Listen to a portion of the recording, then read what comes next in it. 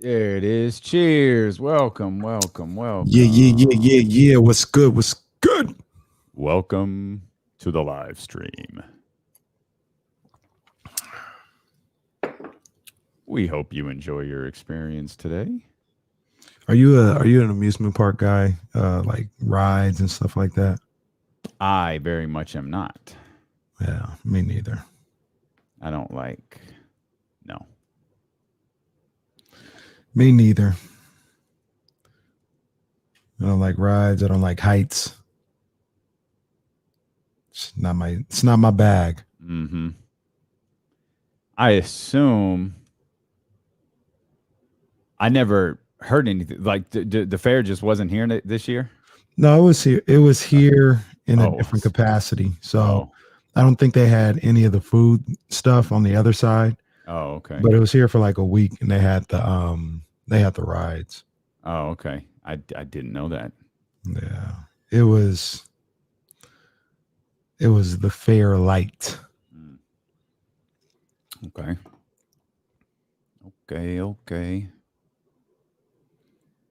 All right. Twitch a little late, but they in here. So everybody, roll call here from David. What's good? Yeah, Poker Pro. Be on the best behavior. Get that Pro, good. Yeah. Like, and not on the Poker Pro curve either. Like, yes, please. On the normal person curve. Hoop Studios, where you been, fam? Welcome back, T Green. Got my Bumble Cream video almost ready to upload. Okay, all right, whatever that means. Clinton Dix is signing with the San Francisco 49ers. I saw he was on a visit yesterday. Okay. Coach. What's up, Coach? Mark Wong in here. Will Z. Warren. Crew in here, baby. Nice little roll call to start the show.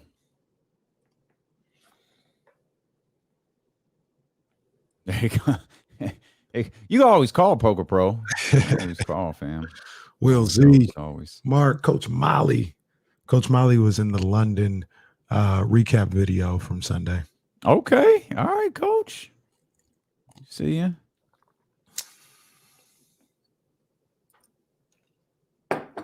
Oh yeah, that's the other thing I was going to talk about. Remind me on the post show. Mm-hmm. I'll address this. Okay. I meant to talk about this the other day, but I'll address this. Okay. So just remind you of something. Yeah. Okay. Remind me of humidity. That I was no. Post show. Mind Kenny.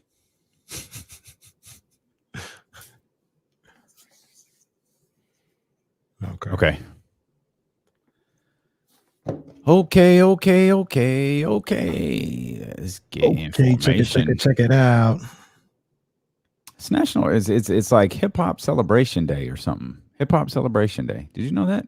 I had no idea. Hip hop apparently was born 48 years ago today. I wonder. I didn't even research what that traces back to. Yeah, who did that? I don't know. I'm trying to figure out who was it, like the house party? Right. I don't know. I don't know. Did we you seen what's it called? The Breakdown or what on Netflix? Yeah, it's not The Breakdown. What is it? Yeah, I saw it.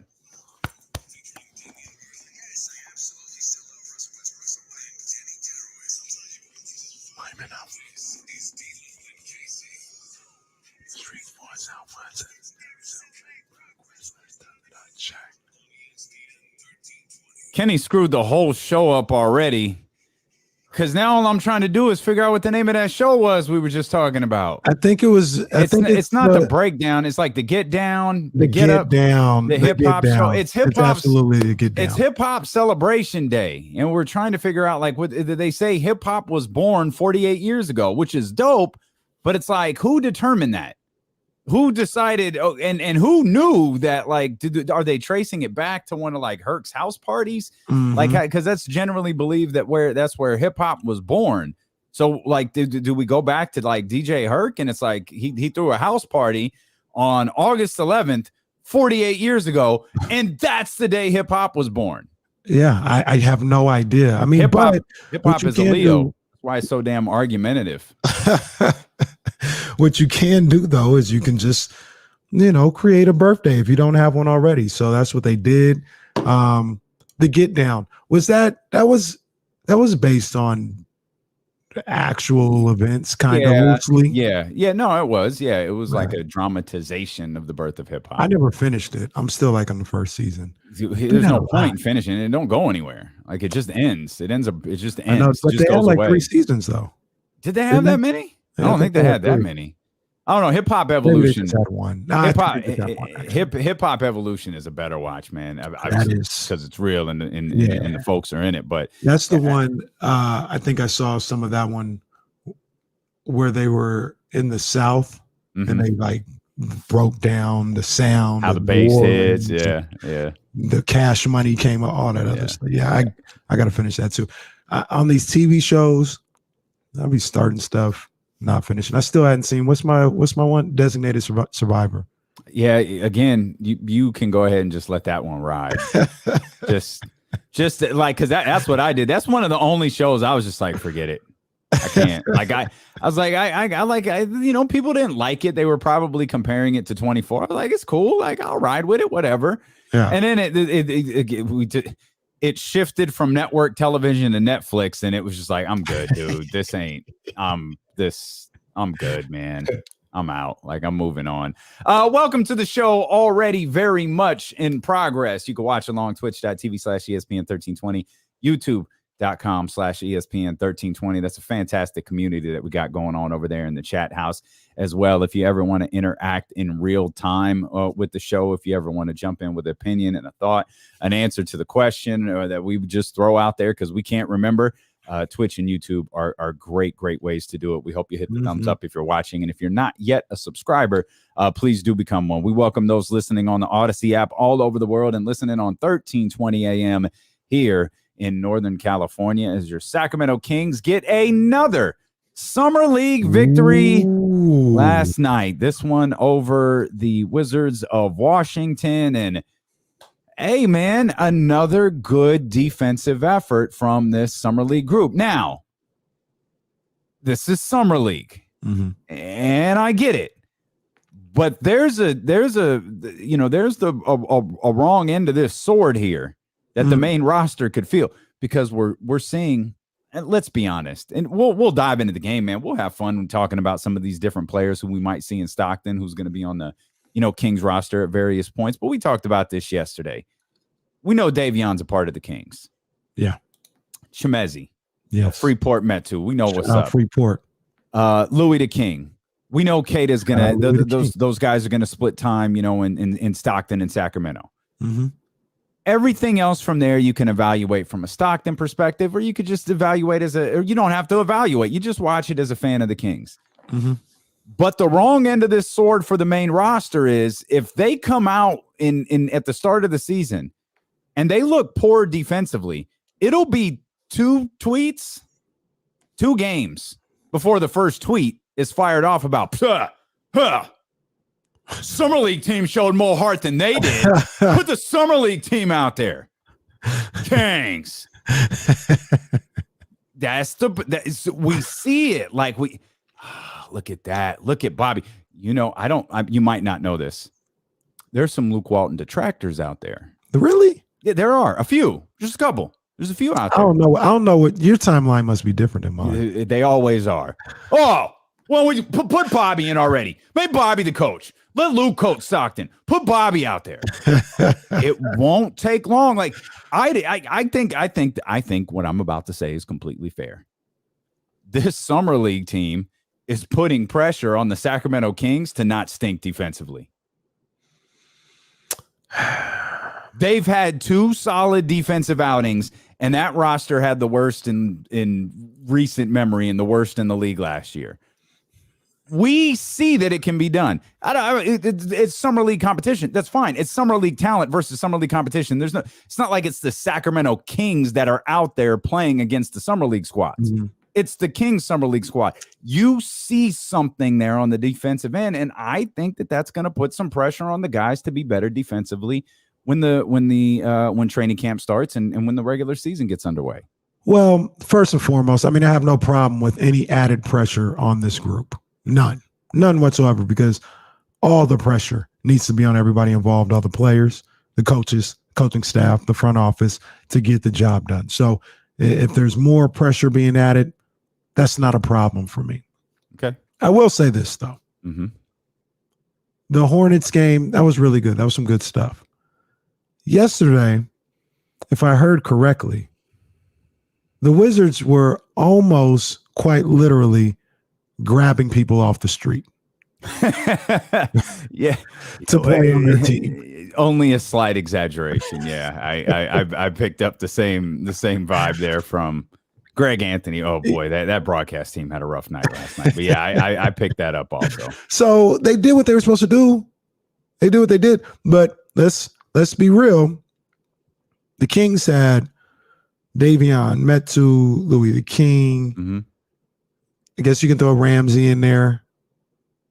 And that's it off the top of my head. They had 4 NBA guys to the Wizards probably 1.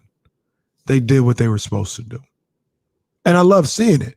And this, we talked about it a little bit yesterday. This could be the start of creating a culture within the whole organization from top to bottom. And I'm cool with that. But putting pressure on, I don't know if it puts pressure on the Sacramento Kings. But look, if it does, they need all the pressure they can get, because it's serious time out here in Sacramento. We need to make the postseason. Okay. I'll amend my comment then. Oh, you don't have to, because if you want to put pressure on them, like I just said, they need pressure. Well, they need to understand the sense of urgency. Maybe there won't be any pressure on them. Maybe they'll sit there. That'll put some butts in the seats. But the fan base is watching this. Mm-hmm. Kings fans are engaged with this summer league, and this summer league is different because, you know, we romanticize that California Classic when that young group of really talented first-year Kings players, in some cases second-year Kings players, you know, hit the California Classic for the first time, carried that over into summer league. There were a lot of guys. Harry Giles is one of the first guys that comes to mind that people were really excited to see. Yep. And that's a different type of engagement than this one. This engagement is more of, okay, what's the next step we're going to take? Because I don't know a Kings fan, and if you're out there, talk to us. I don't know if there's a Kings fan listening to this that doesn't have the expectations of the playoffs. Mm-hmm. Like, we're like, if the Kings fall short, we're all going to be disappointed together. We're all going to be frustrated together. Hell, we're all going to be angry together. But we're watching this from a different perspective, and I think it's from the perspective that you just laid out, that's a great way of putting it. A culture. What is the culture of the Sacramento Kings organization? Summer League team isn't the same as the 82-game roster. Do we know that? We just named you threw Jemias. Jemias been an NBA player. He ain't going to be this year. Mm-hmm. You know what I mean? There's the 4 guys. 2 of them are going to be splitting time with Stockton. That's it. Yep. That's it. And we're looking for the first building blocks. And maybe I'm speaking out of turn here because this is how I'm watching it. I'm looking for the first building blocks of the 82-game season. Mm-hmm. That's why we reacted the way we did to Davion Mitchell yesterday. That's why we reacted the way that we did to that Akon locked up defense against your boy James Bouknight. Yeah. That's why. It's not because, oh, wow, Davion's so good in Summer League. Look what he's doing to Bouknight. It's, Davion. What could he do with De'Aaron? What could he do with Tyrese? What could he do at the Golden One Center? What could he do during the 82-game season? I don't think anyone is watching this Kings Summer League in like a vacuum. We're watching it with a broader perspective because we know what we're looking at here with this Summer League roster. If I was Monty McNair, Luke Walton, Bobby Jackson, I don't know how they do these things, but if they address all the players in the organization at once, it's some kind of a dinner or something like that. I would say, you see how these guys played in Summer League? That's how everybody is supposed to compete in this program. Mm-hmm. And vice versa. If the NBA team starts playing crazy defense and the Stockton team slacks off, we got a problem. Because from De'Aaron Fox all the way to Matt Coleman, this is how you're supposed to play when you have Sacramento Kings across your chest. This is the culture that we're creating. This is what we're trying to establish. And if you can't get with that, this may not be the organization for you. And I think love that. I think that's what this should be. Is when you put Kings across that chest, we're going to get after it. We're going to win every game? Absolutely not. You guys know that. Are we even going to reach our goal? I believe we are. I hope we are.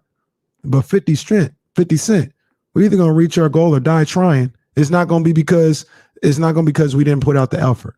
It's not because we didn't put out the competitive nature. That's in a town hall, in a what do they call it? State of the Union for the Sacramento Kings. That's what Monty, Luke, Bobby Jackson, Vivek should all be saying. It actually wasn't 50 Cent that said that. It was Jim Harbaugh. Or John Harbaugh.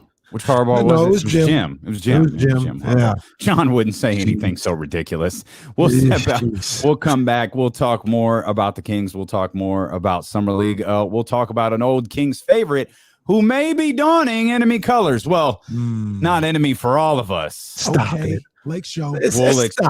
We'll explain as D'Lo and KC return here on Sac. Hey, by the way, we're just getting started. Put your feet up, get comfortable, grab some tea like my partner has, grab some coffee. We're with you here for the next 4 hours on Twitch, YouTube, the Odyssey app, and on Sacramento's #1 sports station, ESPN 1320.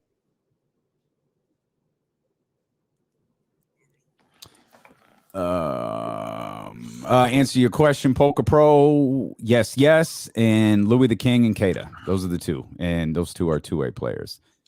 David Jackson, where are you listening? Are you listening on Odyssey? I mean, they should always run a McQueen. You should have those ingrained in your head by now. You should know the tagline. They don't make much, but what they do make is damn. I already know what it is. I ain't seen you. You over there drinking tea?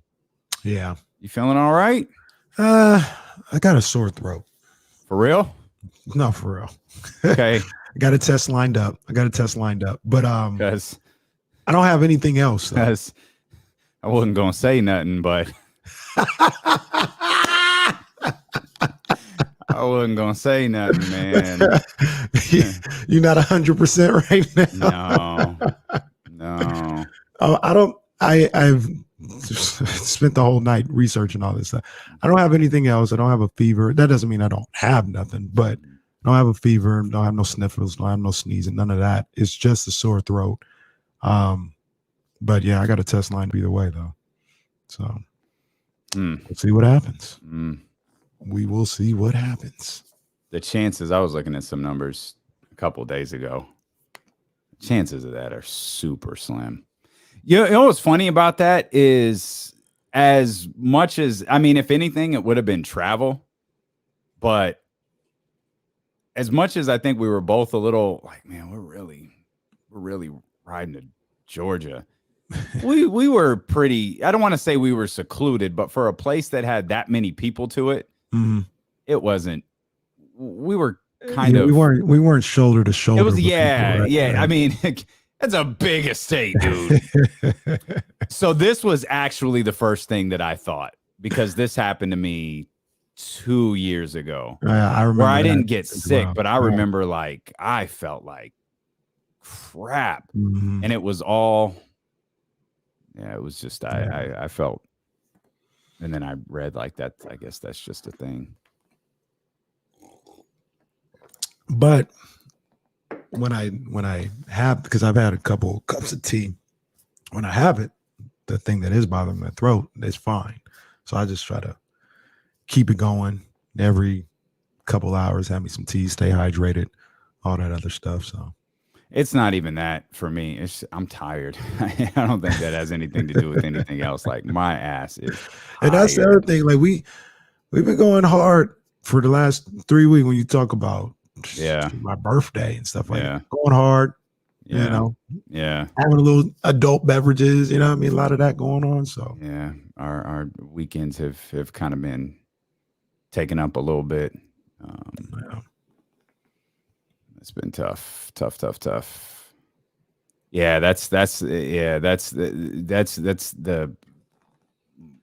air quality on Saturday. Was it Friday? Was just brutal. And what was Brutal. I man, mean, Saturday what was the wasn't great, day? but Friday was awful. Was that the day when, you know, people were taking pictures like the orange sun and all that? Yeah.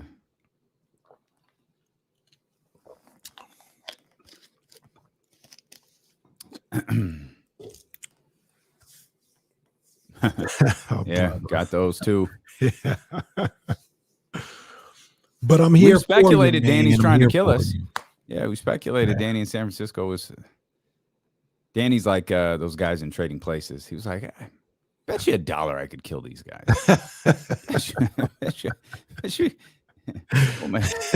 Yeah, that's it was Saturday. That's right, Eric. Yeah, that was rough. Okay. Yeah, Saturday was ugly.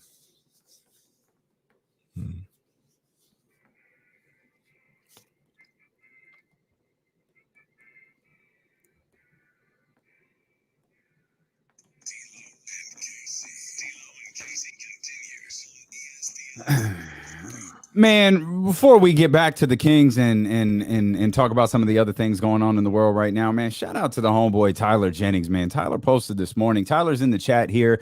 I've known Tyler and his brother Ryan and his family for his dad was my baseball coach. Like Tyler's one of the few people on the planet who could speak to what a horrible baseball player I was. Like I was god awful.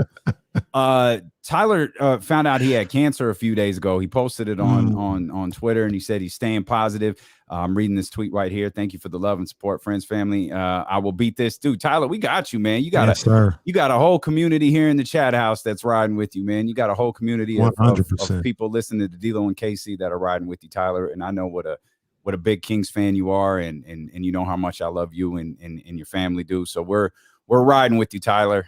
Hey, you don't go through nothing in this world alone, man. We got you. Absolutely not. And I read that tweet earlier, and Tyler said, if I beat this, then the Kings will make the playoffs.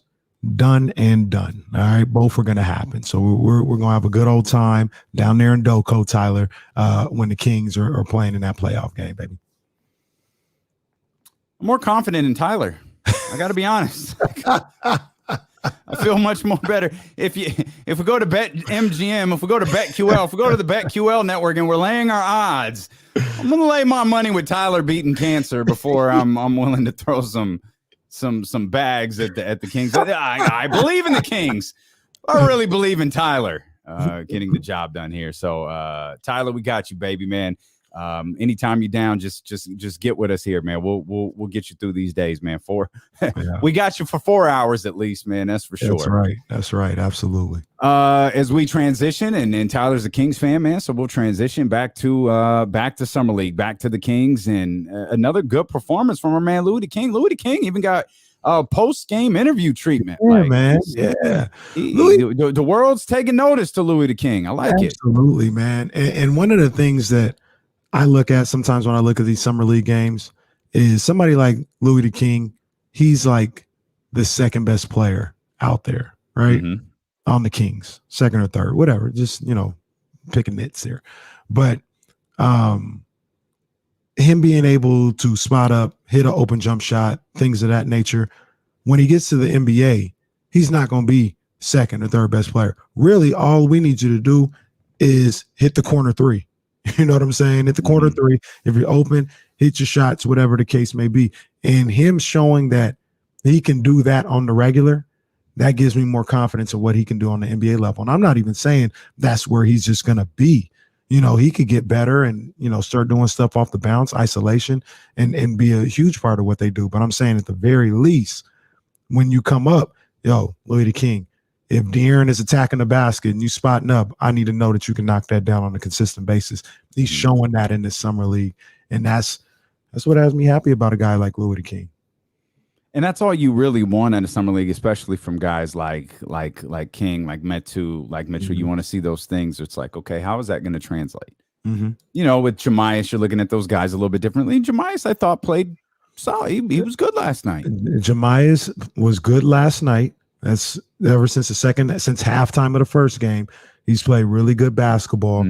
And what it has shown me is I'm back on par with him, back on the course with him of, okay, let him get that year in Stockton. All right. Let him work with Bobby, learn under Bobby for a year and get himself together, because he's showing that. I just wanted to see something. He don't have to average 25, but I wanted to see same thing with him. He's starting to find a home with that corner three. He's going to have to be able to make the perimeter threes, but give him time with that in Stockton to develop his game. I like what I'm seeing from Jemias.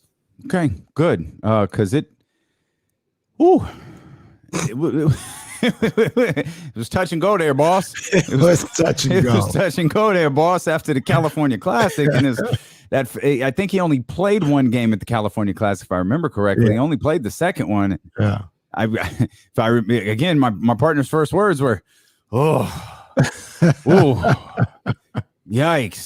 Yeah, man. I do want to say this, though, and this is our job. We talk about it, and I try to be as fair as I possibly can to all these guys out here when I break down the summer league game. But you're kind of literally seeing these guys for one game. You know what I'm saying? 1-2 games, and basing what their entire career could be. Like somebody like a Matt Coleman. It's Matt, right? Not Max. Yeah, Matt? it's funny. It is Matt. I swore it was Max. I thought it might have been at the Max California too. Classic. I thought it was Max, but it's Matt. With somebody like a Matt Coleman. So we talk about, he started off with that great first half in the first game of the California Classic. Had a rough second. Didn't even have a bad second half. Just didn't do as much. Had the shot. Had the missed dunk the other day. And they were like, oh, I don't know. Like, this guy might not be it, or whatever the case may be. We're talking about 2 games.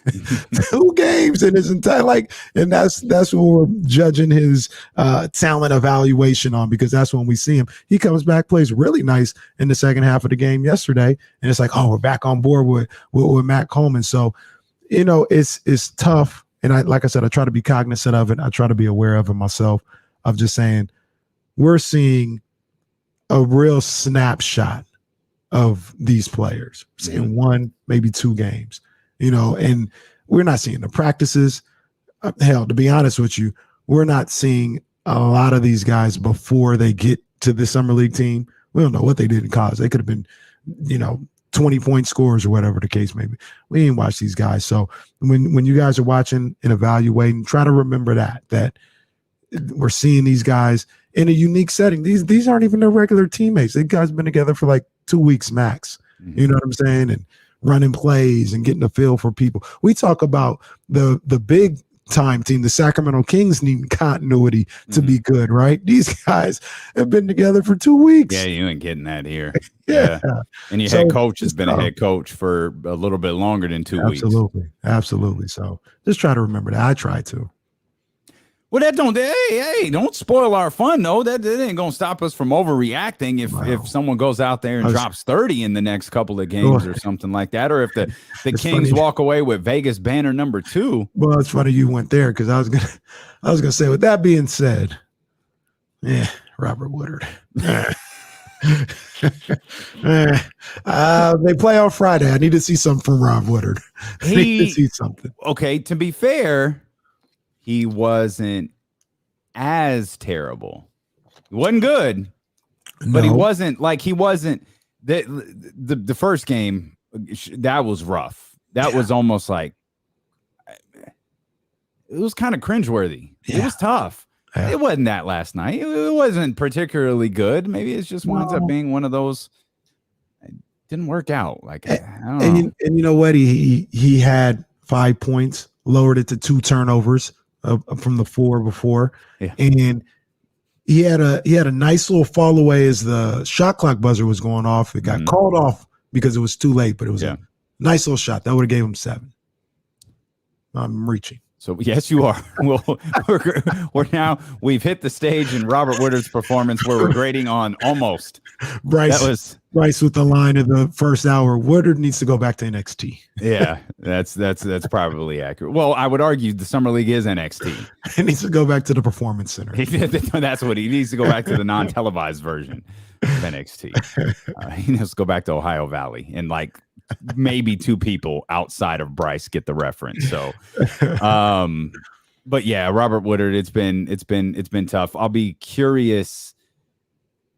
I mean, I wouldn't fault him if he did. Like, is Bobby gonna go out there? Is he gonna try to win this tournament? I don't know if there are cash prizes out there for this tournament, or if they want to get a look at some of these guys that we've only seen. Like, I know Twitter was calling for Alex Antetokounmpo yesterday. Man, I wanted so bad for Alex to make a shot because them out of the Kumpo brothers was about to go off. Yeah, they was there for him, and it was kind of like, oh, maybe we'll get a little.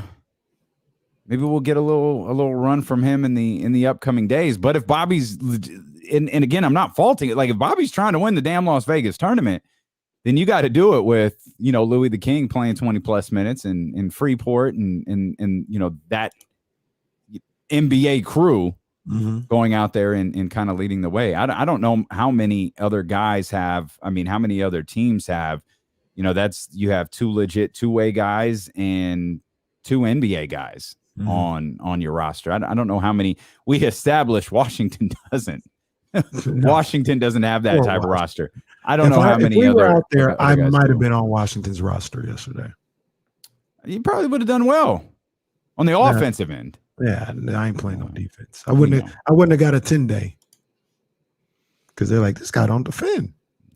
We would have gotten the Woj tweet. Kenny Caraway signs with Washington Wizards shortly after the game. It'd be at halftime. Kenny Caraway will not be back with the Washington Wizards.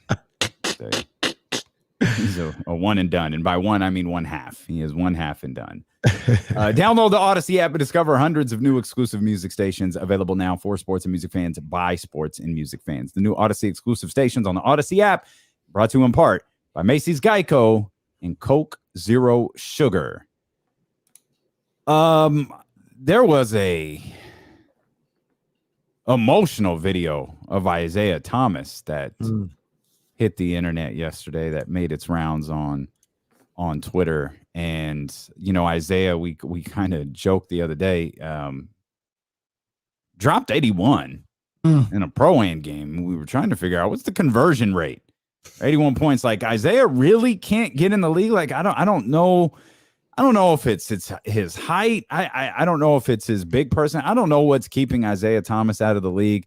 But at 32 years old, I can't figure out. I just don't understand how that dude isn't on the roster. I don't get it either. I mean, even going back to last year with the Kings, I mean, you need what does it hurt to take a flyer on Isaiah Thomas? Yeah. And I think didn't he end up with somebody last year, like Denver or Washington or something like that? I think he had a 10-day, maybe it was Denver, but like that's all. I think that's all it was a 10-day. I don't think he came back. And you know what? Maybe, I don't know, people would deem it disrespectful or they don't want to disrespect him like that. But there's guys at the end of the bench that just aren't going to play. You know what I mean? And they're on the roster. You know what I mean? Like, Isaiah Thomas can't get one of those in one of these franchises out here. It baffles me. Absolutely baffles me. But man, that was very emotional. He was a 10-day with the Pelicans last year. Pelicans. Okay. Was he ever with the Nuggets? Like, why do I feel like he was with the Nuggets at one point? The year before, maybe last year. But that was a crazy video, man. That was tough. I feel for him, man. Like, that's tough. And I'm an emotional dude. I remember, was it Charles? Charles Barkley was critical of him crying when his sister, that very famous playoff game. Yeah. He's like, oh, if I was his teammate, you can't have him out there crying. Like, I'm an emotional dude, so I admire Isaiah, like, letting the world in on his, like, this is me, and I love this game. And I think he posted today, like, don't, this isn't, that video ain't about feeling sorry for me. That's showing you what it is to love something so much and not be able to, have it. And he's going to keep working. He's going to keep grinding. It does. I feel like we're missing something. We're not seeing something. I feel like we collectively are out of the loop with Isaiah Thomas, because it can't be as simple as, oh, he's just too short. Yeah, we've seen what he's able to do. Like, even in that time with the Pelicans, I didn't think he played bad at all. I know. So I don't think we're missing. I don't get it. I don't think we're missing anything, because you would think that with because this isn't the first time people have been like, yo, IT needs to be in the league or whatever. You would think at some point, I don't know, I'm not saying it would be him specifically, but somebody like a George Karl would come out and say something on Twitter as to point to why he's not in there. Like, can't take a chance on a guy that's too small or defense. We hadn't heard none of that. Yeah. Everybody has been on the same path. Like, yo, he needs to at least be on somebody's roster. And I don't know. I don't know what the issue is. I don't know why it would take even something like this for people to be like, oh yeah, he needs to be on somebody's roster. Like, nah, it should have been that way. Yeah, I don't get it. I'm an Isaiah fan. Yeah, I wonder if Isaiah like called it quits. He's just like, all right, this ain't happening for me. And I was legit thinking this last night. Could he sue the Boston Celtics? I feel like he might have a case because of the misdiagnosis. Boston epically screwed this up. And you don't have to like super investigate to realize, you don't have to super investigate to realize that Boston recognizes it screwed things up. Yeah. Look no further than like job turnover. Just look in the right departments and look like who was there, who's not there, who was there, who's not there. I'm not talking about general managers. Just dig deeper into the organization and look around and see who's there and who's not there and who they're affiliated with and who they're not affiliated with. Because I saw him when I saw that video, when we talked about Dennis Schroeder, and I know you and I feel a little bit differently about Dennis Schroeder than some other people do. Like, I don't find what happened to him funny. And I don't even find what happened to him his fault entirely. I know he's the face of it. He has to sign off on it. He has to own it. But he got bad advice from someone, and I hope that Dennis has dealt with that situation. But he lost, $79 million? Damn. Yo, Isaiah might have lost about 200. Like he lost a massive. I mean, and that's on the high end. Hell, cut it in half. Isaiah Thomas lost $100 million. Yeah. And what exactly was? So this is where it gets a little. I don't want to say murky for me, but so they misdiagnosed his hip injury, correct? Correct. And did they say like, you're good, you can keep playing, or they gave him the old you won't get hurt, you can't hurt it any further. It's pain, the famous line you hear, pain tolerance. Yeah. And that was very much not true. Jeez. And he destroyed his hip. Yeah. And that's like, so that's tough, right? Because you got bad advice, and if they want to sue, if he wants to sue, feel like, I don't know, I would look into it if I were him. But then you get to Boston, and people were like, Boston's messed up for letting him go or trading him or something like that. And I look at it like, and I don't ever miss a shot to take a shot at Boston or anything like that. But would you want them to just give away $200 million? Like, no, like no, not at all. But if it's also in the sense of and I doubt, like I don't think this is a route Isaiah would even consider. It's just something I thought about last night.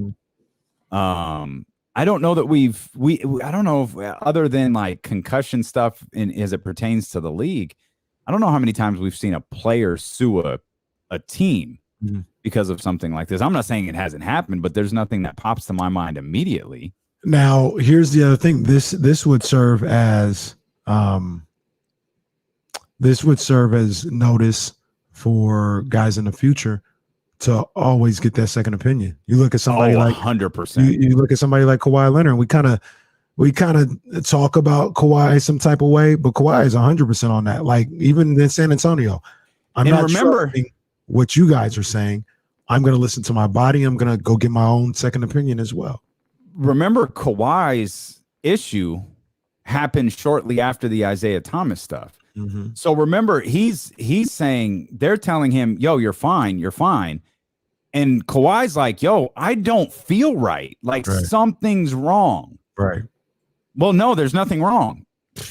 How do you know there's nothing wrong? Like it's I'm the one feeling it, not you. Like there is something wrong. Well, our little paper right here says there's nothing wrong. So you're not going to go play. Okay, so what we're going to do is we're going to have Tony Parker go out there and take shots at you. We're going to have Greg Popovich take shots at you. We're going to have different members of this organization go out there and take shots at you. Talk about, oh, my injury was this, my injury was that. Oh, you got to ask Kawhi. You got to tell him that stuff. That sneaky stuff right there is stuff Pop gets skated. He skates on that stuff.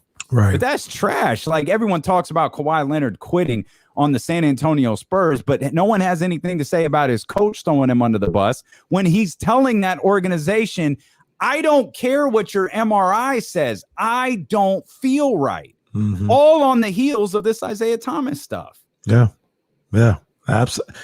And like you said, Pop skates on that kind of stuff. People look at Kawhi as like, well, if you can't get along with Pop, something's wrong with you.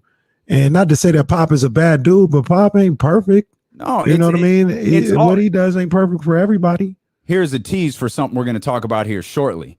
It's always the athlete's fault. It's never anybody else's. Why? Well, because what's my partner say? Heavy is the head that wears the crown, where heavy is the head that holds the bag. So when you make more money, it's your fault. So it's Kawhi's fault, not the organization's fault. Right. Oh, Kawhi was dirty for this. Pop wasn't. Tony Parker wasn't. Why? Because you like Tony Parker because he speaks to the media more than Kawhi does. Manu Ginobili. Oh, Manu Ginobili's respected. He couldn't possibly say anything. We encompass like someone's character traits into everything that they say. You're allowed to be a great person and say something that's trash. Kenny's my dude, man, but you was wrong for that. Right. You're allowed to do that. Right. Pop's done it. Tony Parker did. Like everybody has done it. You're allowed to do it. LeBron hit a home run across his entire. He got one strike though. That decision was a strike. That was an L. He took an L with the decision. That's still crazy. Everything else though. That's still crazy to me that that's considered an L. I don't get it. I really don't get the decision being an L. I don't get. How could you do that to Cleveland? What the hell did he do to embarrass them on national TV? What the hell? Yeah, I think more of it is. I think one. I'll tell you how I felt watching it. I felt like an idiot.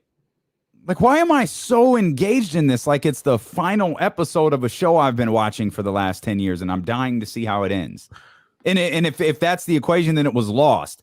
I wasted 6 years watching that stupid ass series for an ending that made no sense. That was the decision. That's why I don't finish shows. The decision was the season finale of Lost, where I watched 6 seasons that were encompassed into like 40 minutes. And I'm sitting there like, yo, I'm cool. Hey, I thought it was a brilliant idea. LeBron James, he's the biggest name in the league. Oh, biggest name in sports. Yeah. Go ahead, announce it on TV. That'd be dope.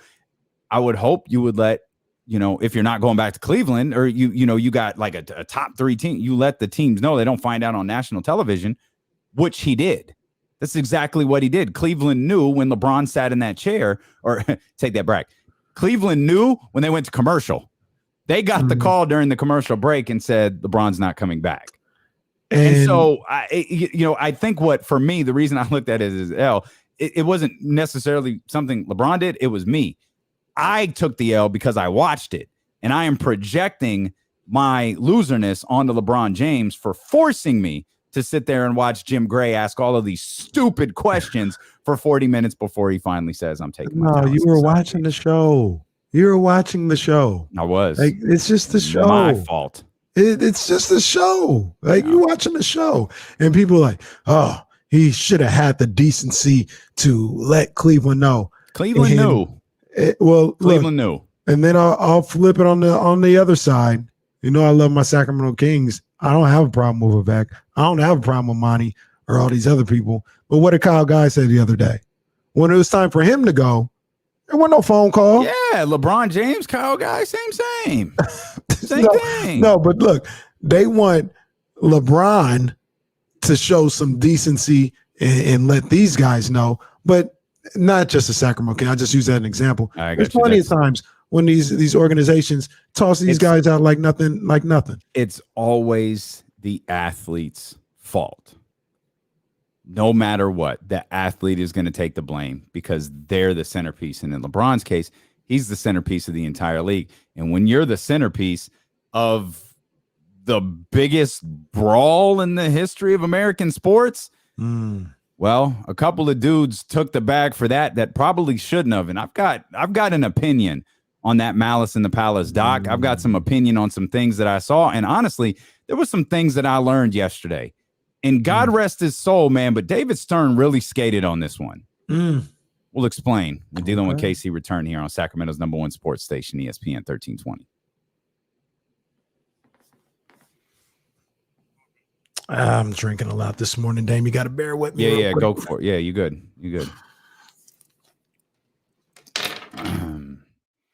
Should be some. Yeah, I mean, Boogie went through it too. Yeah, I feel bad for DeMarcus. I've never been able to get it confirmed. Like I've heard a lot of people say it, but I've never been able to get it confirmed from like someone who I would definitively be like, okay, that's accurate. I think DeMarcus was offered a pretty healthy contract by the New Orleans Pelicans after the Achilles injury. Like I swear it was in the range of $80 million. I don't know that for sure, but like if memory serves me correctly, now that might be a story that was floated out there that's why I say I can't ask, the handful of people I know connected with the league. I've never asked them if that was true, but I had always heard that rumor. And when people have related to me, even people connected into the NBA, it had always been relayed as a rumor. No one said definitively, yeah, DeMarcus was offered, 60, 70, $80 million, whatever it was. 2 years, 40. Okay, I see a couple of people jumping in on that. Mark Stein tweeted that, and I see y'all here. I declare bankruptcy.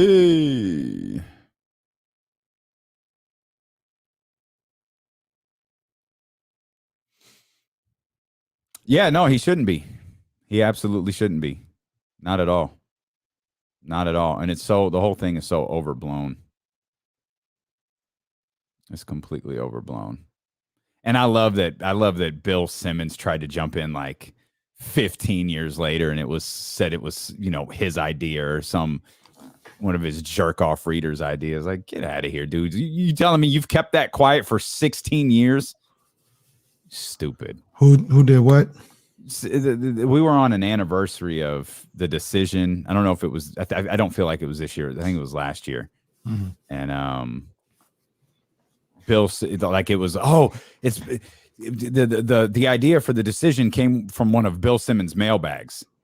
Like a reader suggested it. Fuck out of here. You overly self-important little prick. Knock it off. Such trash. And it's like, you're telling me this has never been unveiled until right now. I know one person who does. I still listen to him. Immediately, he's on the right of my screen. I still listen to him. I like Ryan, though. I do listen when Ryan is on. Ryan's the same as Bill Simmons to me. Which, I mean, I listen to Ryan, but I also sometimes I listen to Ryan and be like, what the hell are you talking about?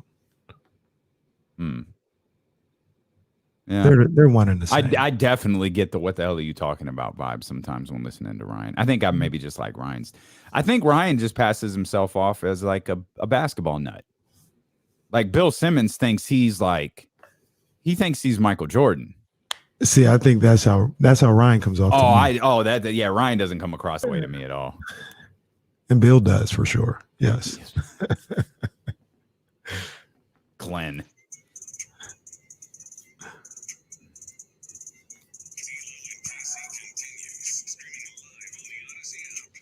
And on YouTube and on Twitch and on 1320 AM, wherever you may be at, we are thrilled that you're here with us as the Kings get their second victory of Summer League last night, and they're off tonight. They're off tomorrow, but James Ham, he's working hard. He's going to join us for the James Ham Show, the James Ham Podcast. Yeah. He'll be with us coming up at 3:20. We'll get his thoughts on Las Vegas, what's going on so far in Las Vegas. We'll get his thoughts on Louis the King, Kata, and some of the players that we've seen perform over the last couple of days and his early impressions of Davion Mitchell. We'll ask him as well to dive into some of these trade rumors that are out there. Alex Smith is joining ESPN, not ESPN 1320, though that would be a better use of his time. He's joining ESPN, the big crew in Bristol, as an NFL analyst for the network.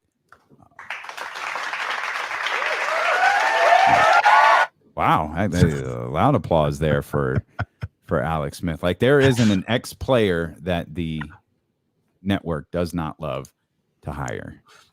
I wonder if Alex Smith will be any good. And what I mean by that is, obviously he knows football, but Alex Smith does not seem that entertaining. You know, I remember an individual I once said that about too. Which was? Tony. You didn't think Tony? No. Don't rewrite history, man. That dude was boring. Like, he tried to, I never thought Tony was boring. No, he never said anything. Like, he tried to crack like cheesy jokes, but like I didn't see it. Didn't see it at first. Like, when the first hire, you saw it the first game. First game was like, oh my God, okay. Yeah, this dude's good. First game, I remember watching, I think it was Tennessee and the Raiders. Yep. And he was just that's what it was. And that was the first. Yeah, that was it. And I remember they would show him at like preseason games. Mm-hmm.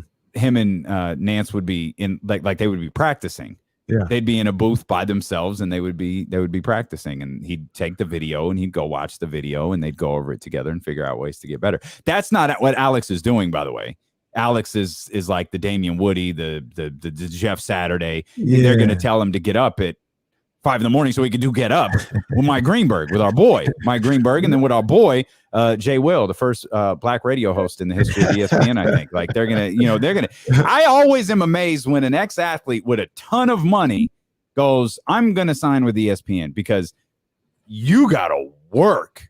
Yeah. When you take one of those ESPN gigs, especially an ESPN NFL gig. That's why Peyton keeps saying no.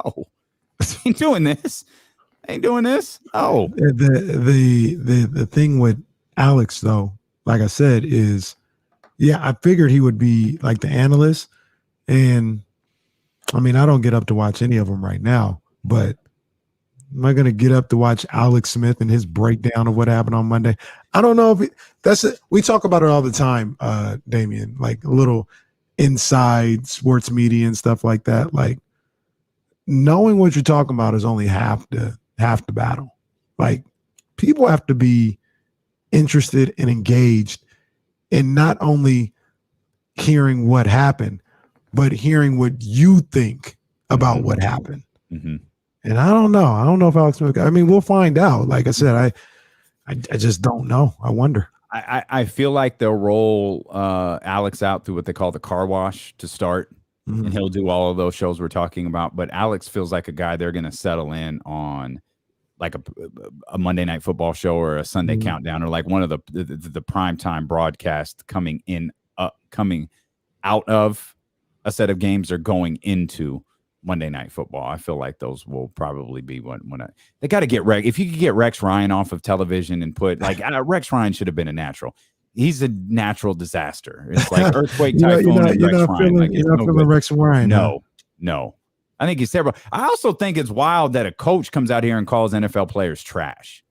Yeah, now that's like some not people okay. might find that endearing, but when he comes out there and talks about, he didn't say this. He said it about someone. He didn't. Baker Mayfield is trash. Like, bruh, like, wait, seriously? Baker Mayfield, like, you think these players are trash? These professional athletes are trash.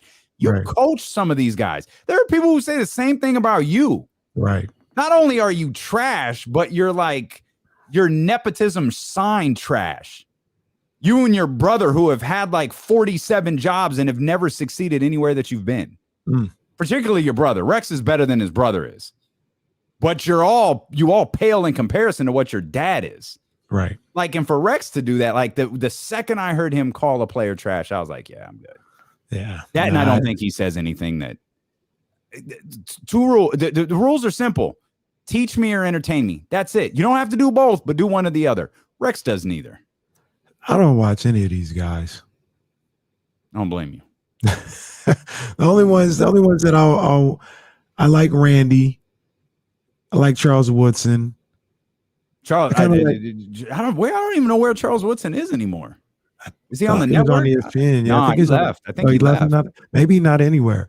But I like Mooch. I think Mooch is pretty good. But he's did I already say Michael Irvin? I like Michael Irvin is entertaining. I watch him. Michael Irvin with the Southern Baptist haircut and the church cloth and his man. When we out there in that cold weather, it sure was cold. Thanks, Mike. Mike, low key the magic of NFL. Bro, for real. Low key. The difference is he doesn't tweet it. He says it. Like he says it out loud. Right. Somebody says Zero Death says y'all like Rodney Harrison. No, not interested. I think that NBC crew is not. It's one of the worst. I'm not interested at all. It's one of the worst. Speaking of real quick before we get in, because I definitely want to hear about the Malice. You see who's going to be getting a little more run this year. This came out like about a week or so ago. Help me out. You see who getting a little run? And that boy Gus Johnson teaming up with Aqib Talib. They getting more run up in here, boy. Hey, they need to do all the Niners games. Let's go. I'm with it. Yeah, no, I like teach me or entertain me. You can't listen to Aqib Talib and not be entertained. Aqib Talib sounds like Nipsey Hussle, RIP, broadcasting the game. He like, and look at this. Look at him right here. Hey, look at him right here. See, I knew his eyes was going that way, and that's why I would have picked that off. That's what he knew when he did that. See, that's not for everybody, though. And if you understand the demographics of professional football, it ain't for professional football's audience. No. The large portion of their fan base, it's not for them. But I'm all for it. Hey, I'm all for it. Like we say, sometimes is an acquired taste of it in and of itself. It's true. Like I say a little bit about the radio. We watch football too. We watch football too. That's breaking news. Yeah, that's breaking news to the NFL. I know they don't think that, but really, we watch football too. Y'all do. That's not what that's research. You look into this. Just check out these ghettos and these urban areas and find out. Yeah, if you haven't heard Aqib Talib yet, you've absolutely have to. You listen to D'Lo and Casey on ESPN 1320 KIFM West Sacramento, KRXQ HD2 Sacramento, and Odyssey Station, and driven by Lashers, Elk Grove Dodge. Speaking of obviously alluding to their kind of tongue-in-cheek, the way the NFL is presented sometimes, it actually is just a small part of the way that like professional sports are delivered sometimes. Mm-hmm. And we had been talking about this before the show. I can't even remember if we had gone live on the stream yet, but we were talking about Malice in the Palace, an untold documentary, Untold is a series on Netflix. And they did like it was maybe 69, 70 minutes. It wasn't very long. I mean, we're used to 10-part documentaries now. It wasn't that, like a little bit on Reggie, Steven Jackson, a little bit on Ron, a little bit on Jermaine O'Neal. It was a little bit, and then we get to the game against Detroit, and it tells the story of the game against Detroit. Wow. And back, what was this, 2004? I think it was. Like I was still at KSFM. Mm-hmm. I was still at 102. So I was still a basketball junkie. I was still a sports fan, but I was watching it differently. I wasn't watching it with the like, how am I gonna present this to an audience for 4 hours a day? I was watching it as a fan. So I wasn't glued to everything that was happening as it was happening. I saw that brawl live. And I watched Sports Center for hours after. But I picked up quite a bit in that documentary that, I mean, there's the obvious, and I know, I tweeted this last night and some people were able to pick up on it and some people weren't, but it was infuriating to watch because of there was a label put on these guys of thug and hip hop, and this is the hip hop sports league. Like, we know what they're saying. Mm-hmm. Like, let's stop it. And anyone who knows the history of the NBA knows this is what David Stern was fighting against. Mm-hmm. He didn't, and I don't know that he's ever said these words exactly, but he couldn't allow the NBA to be labeled the Black League. Mm-hmm. It can't be the Black Sports League. So when you start using terms, you're stopping short of calling it the Black League, but you're referring to these guys as thugs. You and I did. How many people called Jokic's brother a thug? Oh, they thought it was funny. Oh, look at Jokic's brother. Oh, okay. What if it was Russ's brother? Is it still funny? What if it's Russ's crew from Los Angeles? Still funny then? Or no? It's only funny because it's Jokic's brother. Well, what's the difference? You and I know the difference. No one labeled him as a thug, though. Mm-hmm. Okay. The hip hop league. Who's hip hop associated with? Saying the same thing. So I'm watching this, and like, that's obviously infuriating in it of itself. But what really got me was, and I didn't, 2004, this just went under my radar. I remember the day the punishments came out, and I remember thinking, as because that was the talk of, it wasn't just the sports world. That was a mainstream story. Mm-hmm. That fight, that Malice at the Palace. And I knew Ron's gone. It's just like, are they like, is he gone, mm-hmm. or is he gone for the year? And so I remember the day Stern's suspensions came out. Okay, Steven Jackson, the 30 games, 25 games for Jermaine O'Neal. Ron's gone for the year. Okay. Ron had already had a reputation. Like, that was right. A lot went into that suspension. What I don't think I picked up on at the time was that it was 48 hours removed from the fight. And what I definitely didn't know was that he didn't talk to any of them. Mm-hmm. He just sat down and made a ruling that he thought was right.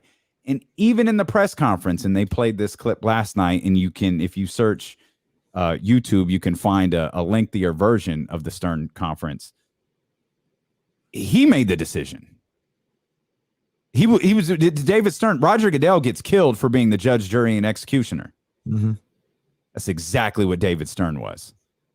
He was every bit the judge, jury, and executioner in 2004 that Roger Goodell has been, since he implemented these new punishments in the NFL, thanks to the Cincinnati Bengals.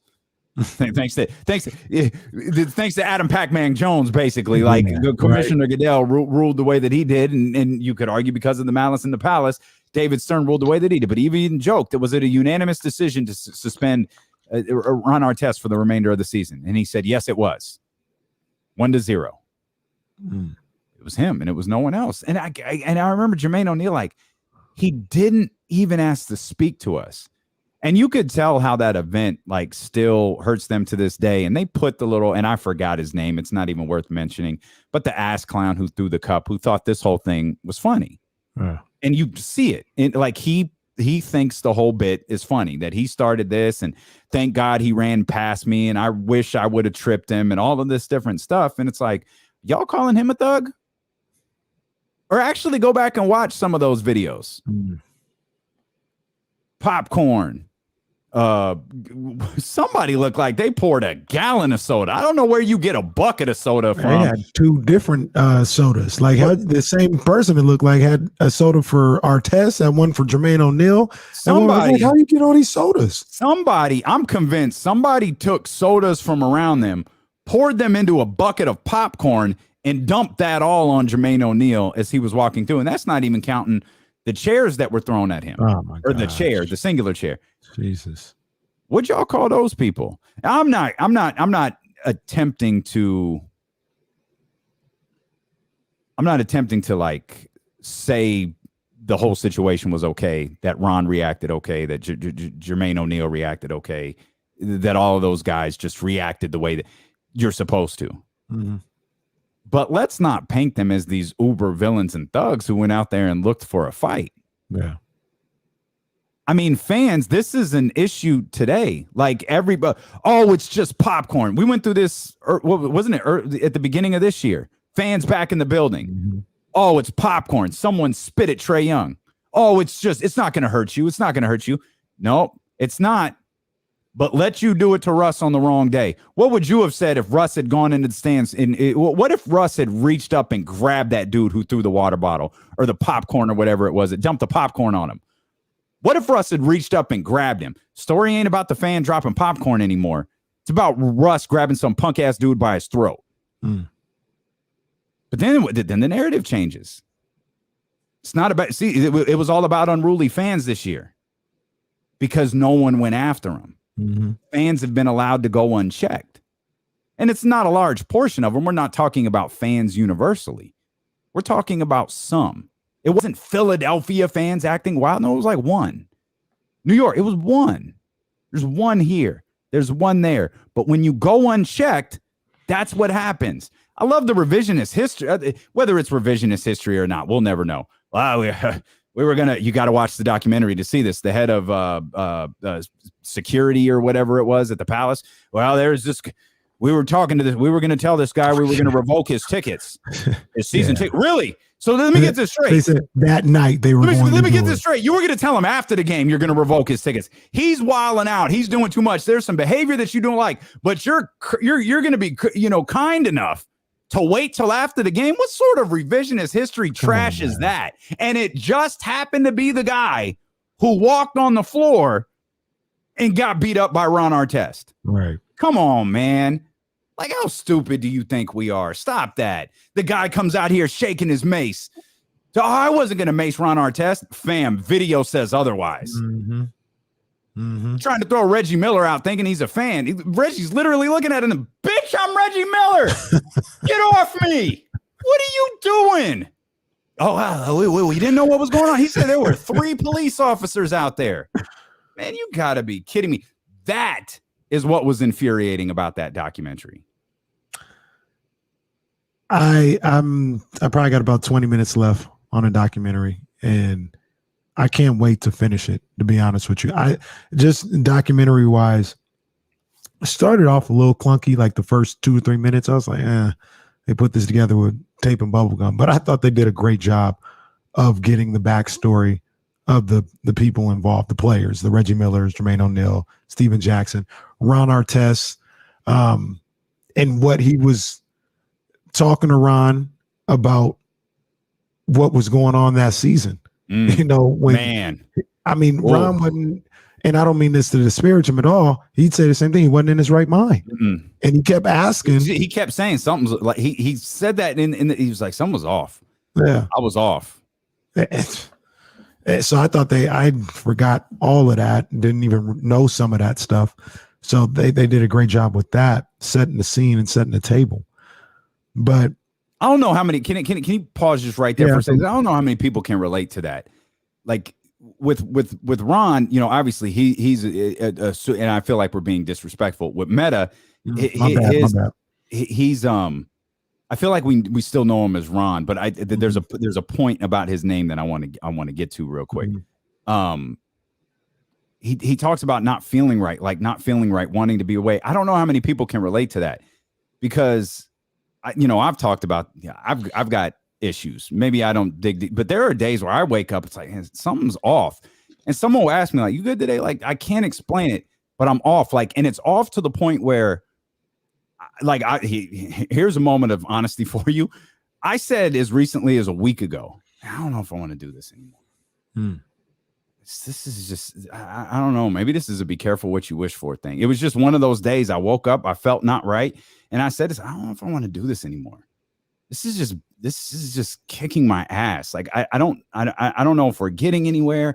I don't know if this is working. Like, it is difficult, even when you have something fun that you love. Ron talks about this. I love basketball, but there are moments where I don't know what I love. Like, I can't put two and two together anymore. Right. It's tough to have those moments of not, as Ron was talking, not being right.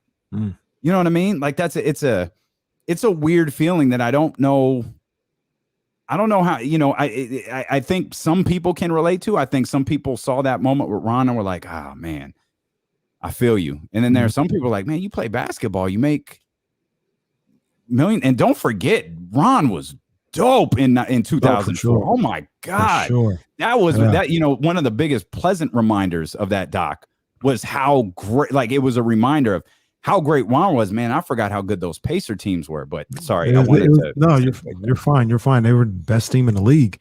And I remember specifically that game. That was a big game. Pistons, defending champions, rematch of the Eastern Conference Finals, and Indiana beat the hell out of them. And I was at Cal State East Bay. We had to go support the volleyball team on a Friday night, watch their game or whatever. I was like leaving to go watch their game. It was probably in third quarter. I was like, damn, Indiana, they slapping them around. Okay, I see Indiana working.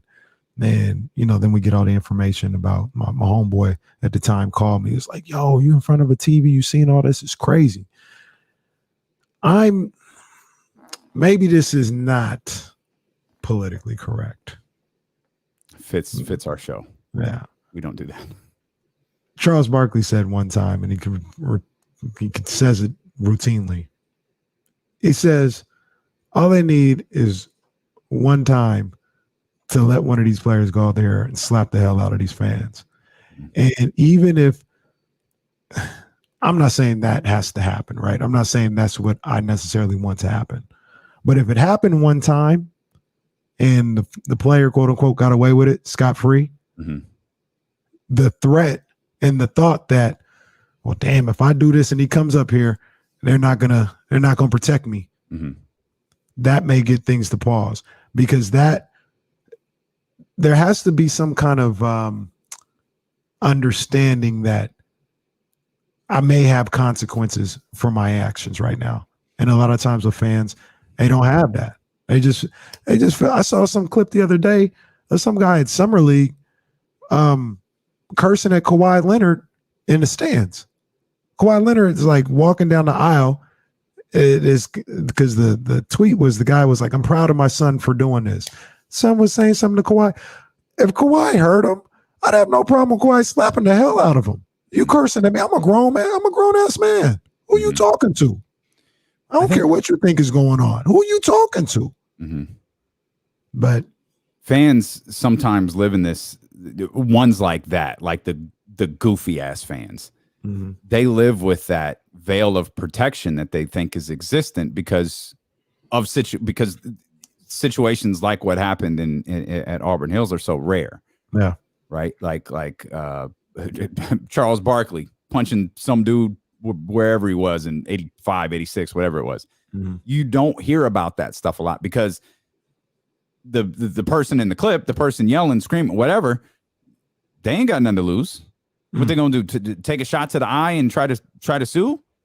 It's the athlete that has everything to lose, and that's what these guys have to weigh in every you know, and everything that every interaction they have with the fan is I'm everywhere I go, everything I do, I'm the one who's got something to lose. Mm-hmm. Hell, people been when you fall in love with somebody, you're reading that. If you were on Twitter reading the PJ Washington story, you the athlete, you're the one with something to lose. Yep, absolutely.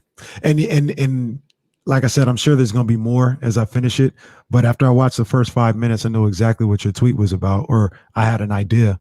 When you see the Bob Costas is on there, when you see some of those guys on there talking about, you know, thugs and all this other stuff. And the crazy thing about it is, you know, they don't do that for this brawl. I don't know if you've seen it or remember. There was a brawl like in '84 between Padres players and Braves fans in Atlanta. Never looked at as thugs for the baseball players. There's one, a hockey one. I think it was like the Boston Bruins or something like that. Literally same thing. Hopped over the plexiglass, went into the stands, and had a melee with the fans. Those things are romanticized.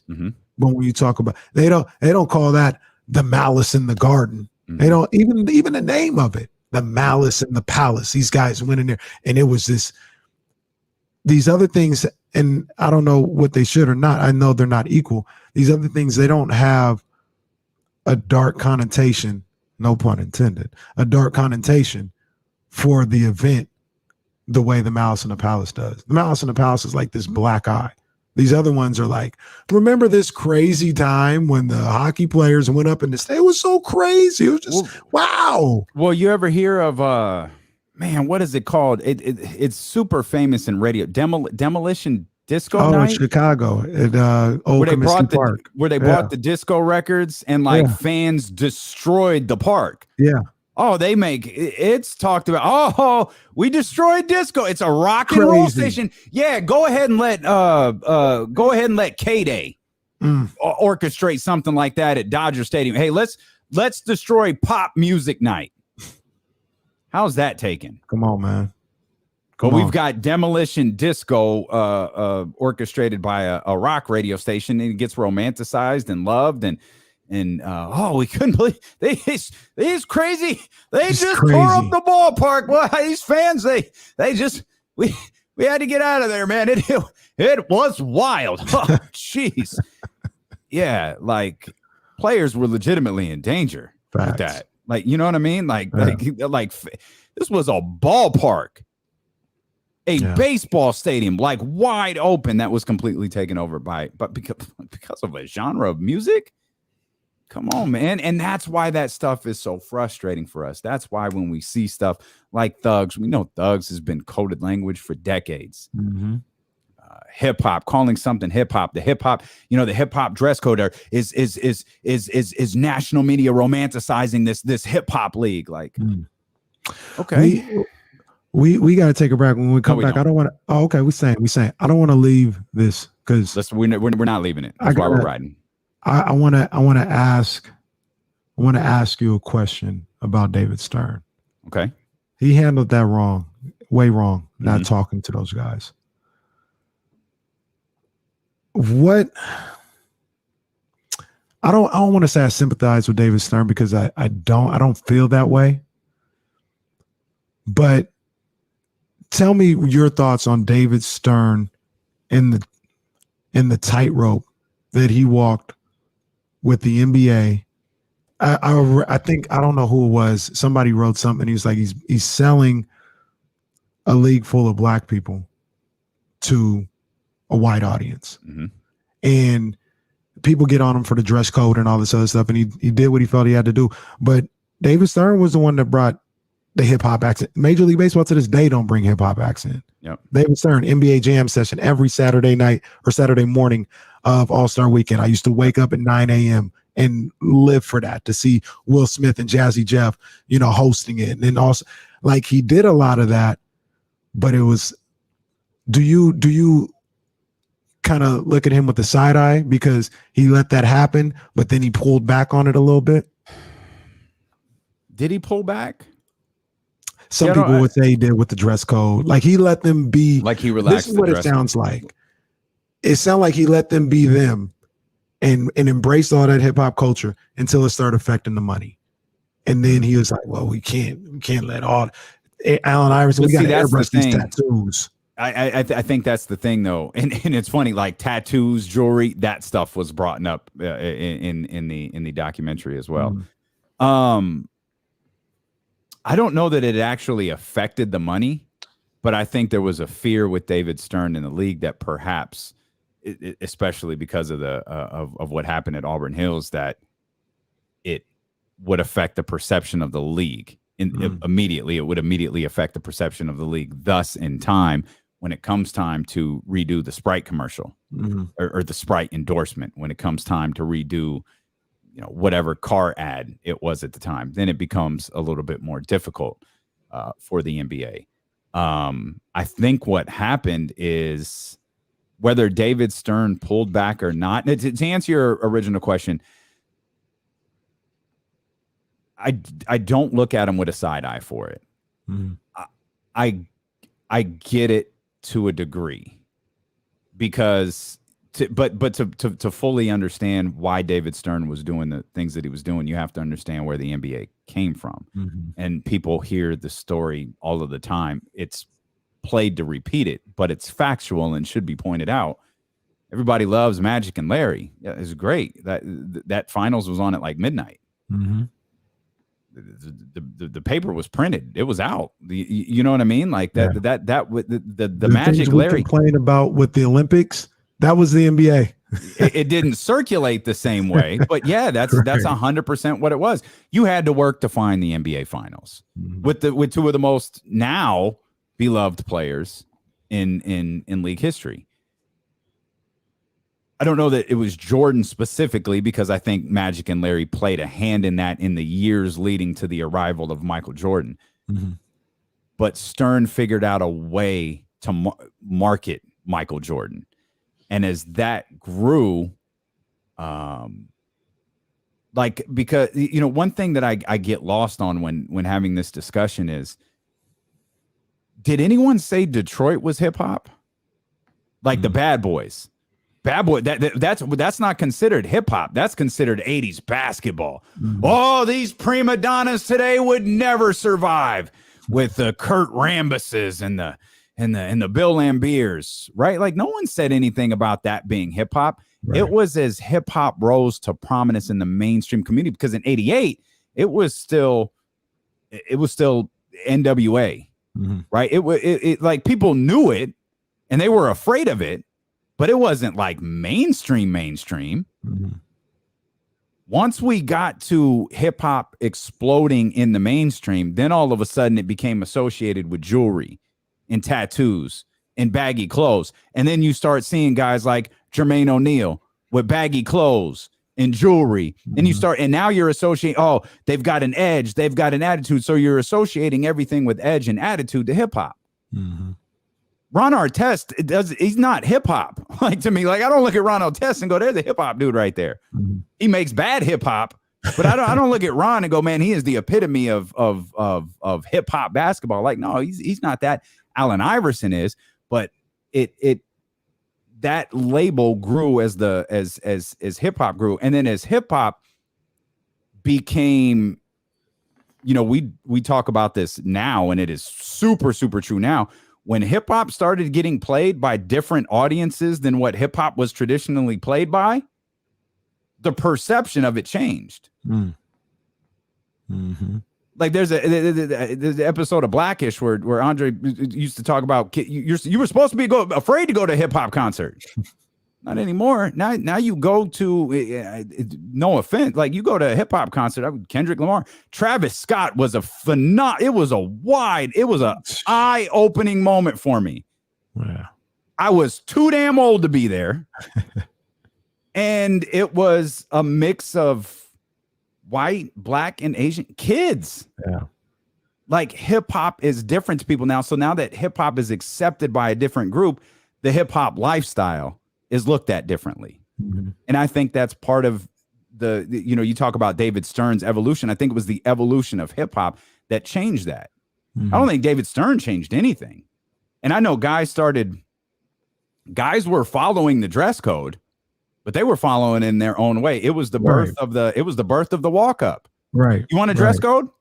Okay, I'll give you a dress code. Yeah. And you'd have Dwayne Wade showing up, and the things that he showed up in. Let's not forget too. It was primarily for the Allen Iversons and the Jermaine O'Neals. Let's not forget that, like, Steve Nash sat on the bench like he just got off the beach and hadn't even changed his swim trunks yet. Like with a white under tee on and some board shorts and Tim Duncan was not looking professional. No, with his flip flops and yeah, like, I mean, he killed he handled multiple issues with that one broad swooping change there. And even then, I'll say this about David Stern and what they did, even with the dress code, because the people give him a lot of stuff for the dress code.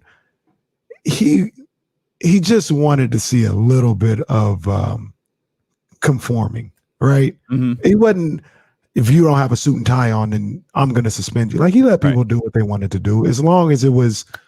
And I would even say this. I would say, as time went along, like, you don't hear about a dress code no more. Mm-mm. And I'm sure it's like in the bylaws, but they let these guys do it. They let Russell Westbrook come how he wants to come, and James Harden and PJ Tucker.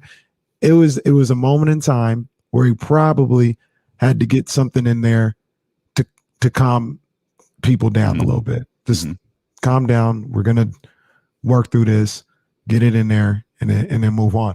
I just think about, and it's. I would. By the way, that was also the birth of step a foot on the floor and you're suspended. Yes. That, which you could argue that was the biggest mistake to come out of this whole thing. Man, that was crazy. Because David left David, me and him are close. He didn't leave room for interpretation. Oh, Amari Stoudemire stepped on the foot, suspended. Playoff game, don't care. Was it that one, or was it the Knicks Heat when PJ Brown flipped Charlie Ward around? The biggest striking one to me is the Amari Stoudemire one. When Robert Horry checked Steve Nash into the scorer's table. Got suspended for game 5. Got suspended for game 5 back in Phoenix, and they lost. But I would be fascinated to figure out, was it calculated by Stern, or was it just, we're going to let these guys happen? Because you look at something like Stern was reactionary. Well, I mean, like his embracing of hip hop culture. Because you look at something like NBA Inside Stuff compared to This Week in Baseball. This Week in Baseball, all this little classical music. Yeah. NBA Inside Stuff would come on with like some, at that time, a hip hop beat, a Will Smith type beat. Right. And he was the only one doing it. NFL wouldn't, the autumn wind is a Raider and all this other stuff. NBA was like, we gonna do Will Smith and Jazzy. They wasn't doing NWA. I ain't saying that, but they was like, yo, Will Smith, come on here. Like, let's do this. And I wonder if it was ever calculated, or he just let the creative people be creative as opposed to keeping them in a box the way the other leagues were. Yeah, that's a good question. I wish I had the answer to. I've got to assume he let them be creative. I don't ever imagine that there was a mandate going out to producers of NBA related content that said don't use hip hop music. I'm sure the only mandate that went out was don't use any music that gets us fined. Don't use any music that we have to pay, $100,000 for the second it hits the air. Yeah. There was another, and I've been trying to catch myself. I feel like we know Ron Artest is Ron Artest, but that it's still to this day isn't his name. His name is Meta, and he goes into he goes into why he changed his name and why that was important to him. And there's a clip that really stood out to me that you haven't gotten to yet, where they're showing a newscast, and it's 4 women, and it feels like it's a local newscast, but I couldn't tell you. It doesn't look like it's coming from CNN or Fox or ESPN. It looks like it's coming from a local broadcast, and they're cackling about Ron changing his name to Meta World Peace. And like, oh, this is so stupid. This is so stupid. This is like when Prince changed his name to a symbol. Remember that? How long did that last? And that can't lie, triggered me. Mm. Because you know the story of Prince changing his name to a symbol? Mm-hmm. Prince changed his name to a symbol because he was in a fight with Warner Brothers for his music. Mm-hmm. And he knew having his name as a symbol would complicate everything for them. He knew they own the rights, despite the fact that Prince was his name. They had the rights to the name as it by itself as Prince. He said, that's fine. I'm going to change my name then. And it's going to be this symbol. And Warner Brothers tried to send out like discs with the symbol on it so you could put it in stories and no one could figure out how to use it. So they just started calling him the artist formerly known as Prince. There was a reason behind it. Ron Artest explains the reason why he changed his name to Meta World Peace and to be a news anchor. Someone who is supposed to be delivering news, talking about how stupid that is and how it doesn't make sense. And then you relate it to something that is so monumental in the music industry without having a clue of what it stood for was so freaking offensive to me. If you want to reference something that you think is dumb, that's fine. Don't reference something that artists use today as a model for owning their own music. When Prince was alive, there were no stricter guidelines for using Prince's music than his. None. Not Michael Jackson, not the Beatles, not the Rolling Stones. You had to go through hell and high water to use Prince's music for anything. And you got express approval from Prince and no one else. And it started with that name change to a symbol. And if you don't know that, don't comment on it. That was a nothing to do with nothing line that really pissed me off. I was like, you're a news anchor. You should know better. You got a responsibility with having that platform. Yeah. You know what I'm saying? And like, I'm not perfect, you know what I mean? But I try to recognize that with my platform, you know what I mean? And say, well, you know, I can't just say things willy-nilly or I'm conscious of, we joke about it all the time. I genuinely try not to be disrespectful to these people. You know what I mean? Because who am I? I'm just out here commenting on what they're doing. You know what I mean? So if I got an opinion, it's not coming from a place of disrespect. It's just how I view the situation. But I got people out there that could care less about being disrespectful, that could care less about showing respect to somebody's craft and their journey. I don't know these guys' journey word for word. Even somebody like a Marvin Bagley, if I get upset with him, I don't know what Marvin Bagley's going through. You know what I mean? I can talk about how I see it from my end, but who am I to be like, you know, he's less than like some of these people try to do. That's not my place. And that's not anybody's. I don't think that's anybody's place out here to try and cast those type of lights on people. Let's take a breather, regroup. We'll come back with more of D'Lo and KC here on Sacramento's #1 sports station, ESPN 1320.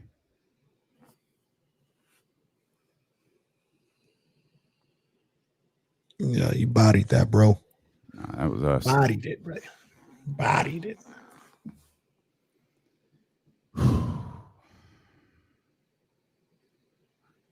You guys said a lot of good stuff in this chat, man. I wish I could get to all of it, man. But I love the engagement, man.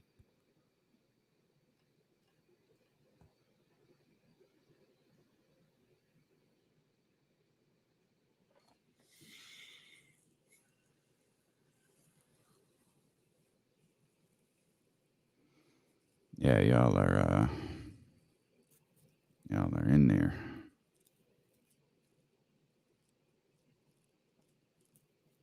I know you're asking Damien, but that was one of the weirdest. That was so bizarre. Yeah, that was weird. That was really, really bizarre how that whole thing played out.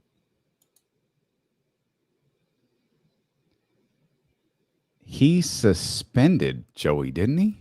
I think he did. Didn't he suspend Joey? Yeah. I think he did.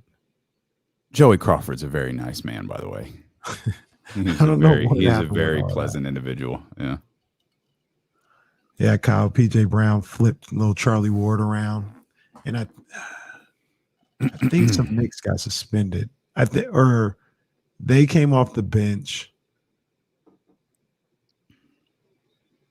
I think they came off. I don't know what exactly happened, but that started the suspension thing. Because I think the next year, that's when Alonzo and Larry Johnson got in a fight. Alonso got suspended for the deciding game 5 at home. Pat Riley was furious. That stuff was wild.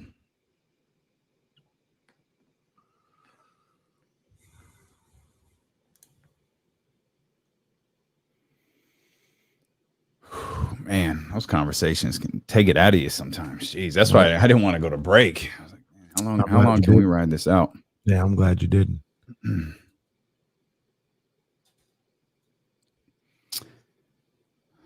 Get back to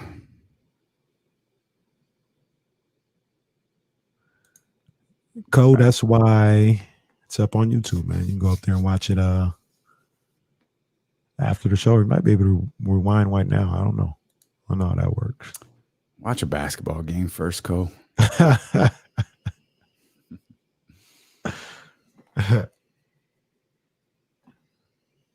Okay, Portugal in the house, man. What's up, man? You see our boy K2, man. Okay, yeah, our boy K2. We got a new Kings fan out here, man.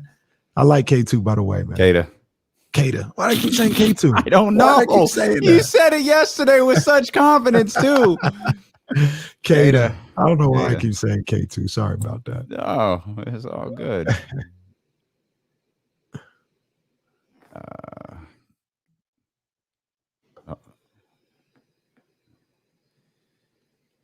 Did you talk to Danny in San Francisco? Yeah, he said he was going to call me, but I didn't hear from him. Okay.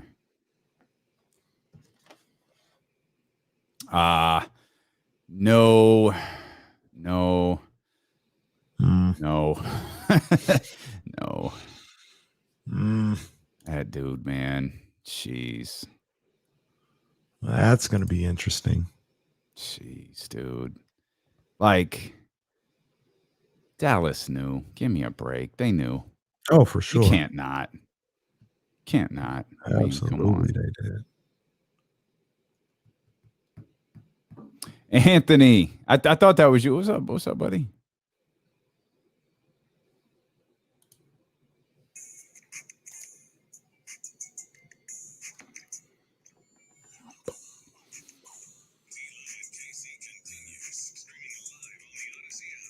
Shout out to the crew in Portugal watching.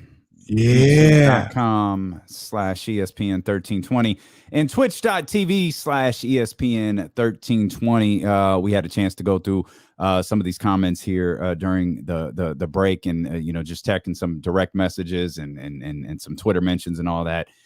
Mental health is always a tough thing to talk about. I've got tremendous admiration for, I think his name is Meta Artest now, just to be clear. I don't think it's Meta World Peace anymore, but I've got tremendous amount of respect for the way he approached that documentary, for the way he approached mental health. Mental health wasn't a conversation in 2004, which is funny. Like, it was a different time back then. Damn, this stuff still beats your ass, but like we weren't comfortable talking about it then. It's just, like, the evolution of stuff is always so fascinating, because it's like, why didn't we talk about mental health back then? Right. But to hear Ron talk about that time, to hear Meta talk about that time in his life it's fascinating, and it's worth again. I don't think it's longer. I think it's barely over an hour long. It's like an hour and 9 minutes. That's it. Yeah. It's worth your time. It's on Netflix, by the way. Yeah, it's a good. They did a good job from what I've seen so far. They got me. As soon as this is done, I'm gonna go finish it up, man. They did a really good job with that thing. And one of the greatest championship lines ever, when the Lakers beat the Celtics in Game 7. Meta has a tremendous time and is getting interviewed and thanks his therapist, which just was money. And he got himself a title. I did love the story. Again, it's not a doc you're gonna laugh at a lot, but there was a story that cracked me up, because I had always heard the story, and I must have heard it from Steven Jackson. I feel like I heard it elsewhere, but where he said now I've heard variations of it. I had originally heard they were on the bus, it was dead ass quiet, and Meta said, "Hey, do you think we're going to get in trouble for this?" And the doc, it's told, They're in the locker room, and it's dead ass quiet. Meta says, "Hey, do you think we're going to get in trouble for this?" And Jermaine O'Neal tries to kill him. it's and Reggie did a good job. Like I forgot how good those Pacers teams were. I forgot how good that team. You know, I mean, we talk about, you know, the bigger picture with all this other stuff, but that ruined the potential championship team. They were good enough to win a championship that year. And it's one of those things where I talk about this with the Kings often. The whole adage in the NBA used to be you had to go through something. You had to go, even Mike had to go through it to get, you know, he had to go through the Pistons and get his heart broken a couple times to be able to get past the Pistons. And once you got past it, then it was cooking. Talk about this with the Kings. In 2002, they had to have their heart broken. They hadn't really had their heart broken yet before 2002. They got their heart broken in 2002. They were going to come back in 2003. They were going to win the championship. Chris Webber goes down. Yeah. Same thing with Indiana. They had their best team in the league, best record in the league, home court advantage, got their heart broken losing to Detroit. They had gotten that. They were about to come back, and I think at the very least go to the NBA Finals that year. And that was something that organization didn't rebound from for a while. Did you see Charles Barkley like a week ago? Maybe it was a little longer, where he said, like, LeBron hasn't struggled to win a title. Like stacking these teams the way he's doing, like, takes away from the titles because he's not going through the struggle. Did you see that? I did see that. I did. I mean, I get what Charles is talking about. I think this is the wrong example because LeBron and he didn't gone through it. You know what I mean? And I get it because I'll put it to you like this. Nobody is, we talk about this often. Nobody's saying Kevin Durant isn't a two-time world champion, but it's not the same. It doesn't give you the same feeling as Giannis, right? Right.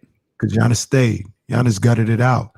And we sitting there crying along with Giannis because Durant's title would have been different in Oklahoma City. Absolutely. You know, and we would have all witnessed it. We would have been crying right along with them. There was no tear shed for KD in Golden State. He won it. He's a champion. You can never take that away from him. But the struggle, the journey is just as important to a guy like myself as the final goal. You know what I mean? Like, I get what Charles was saying. I don't agree, but I do understand.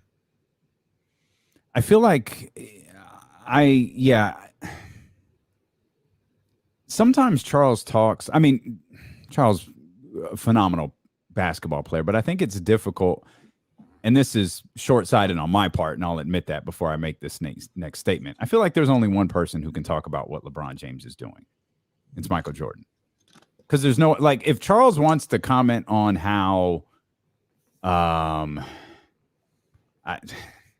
don't know. I'm trying to think of a today Charles Barkley joining Draymond Green joining the Brooklyn Nets. It's comparable. I don't feel like Charles can speak to this. Charles was a superstar. He wasn't the superstar. Even whether, and this isn't exclusive to Charles. This is Barkley. This is Ewing. This is hell. You could put Olajuwon and Drexler. You could put any of those guys who played, who you will argue were the second or third or fourth or fifth best player in the league. You could put any of those guys in the conversation. None of them can relate to LeBron because he wasn't talking about a superstar struggle. He was specifically talking about LeBron. He didn't talk about Kevin Durant. He talked about LeBron. Only guy who can relate to LeBron James is Michael Jordan. Right. And if he wanted to, it would be different, but I believe that he could, is Bill Russell. Bill Russell carried through the league through a very, very different time in the league, but I believe he can relate to LeBron in that situation. And hell, you could argue neither one of them, man. Bill Russell, obviously a very, very different era. Michael Jordan, the same thing. Mm-hmm. Michael Jordan didn't have to worry about his trips to Atlantic City winding up on IG Live. Mm-hmm. He didn't have to worry about, him walking back to his room and that's being snapped by TMZ.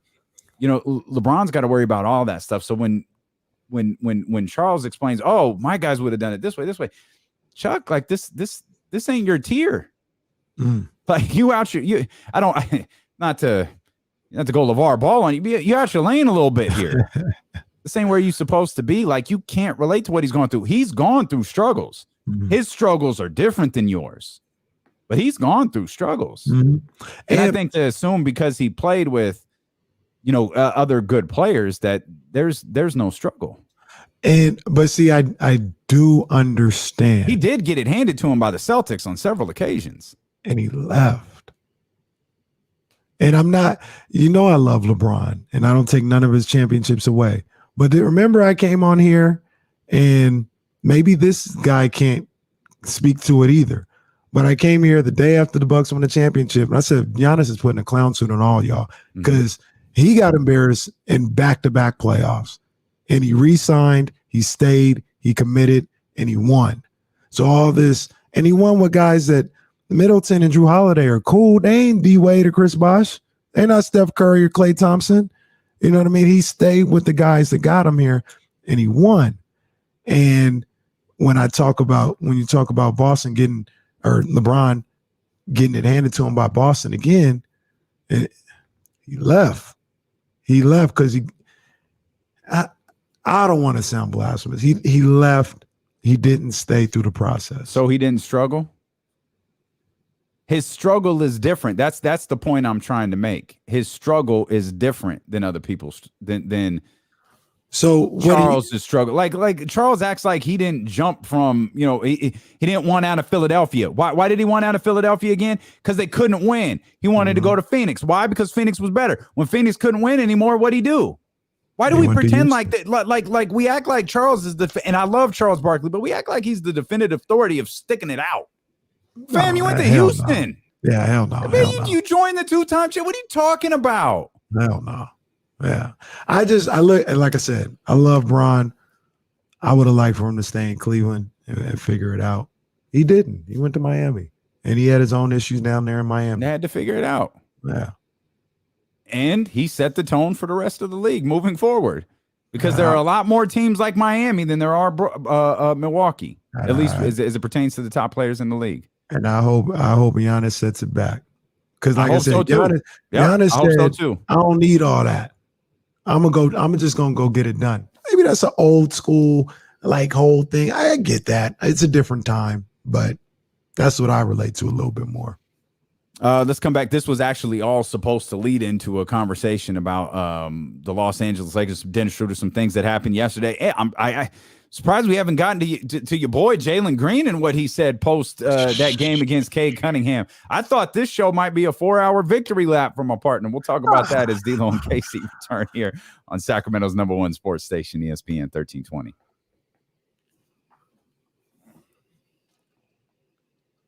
Let me slide, Dave. Got you. Man, they sure did. And that was like the way down swing. Like that was like lowly Shaq.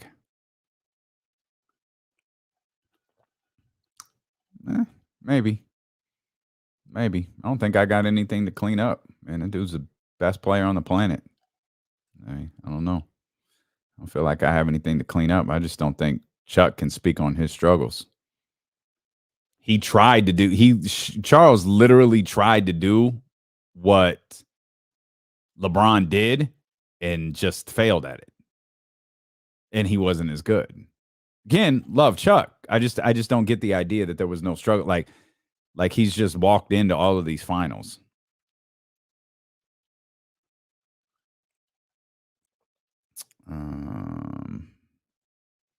Ooh, it sure was. It sure was. They each had their moments last night, man. That was fun. I tried to 2-screen that as much as I could with because it was still on when the Kings were playing. But man, they I don't want to go so far as say they put on a show, but they knew folks were watching. Yeah, he looked.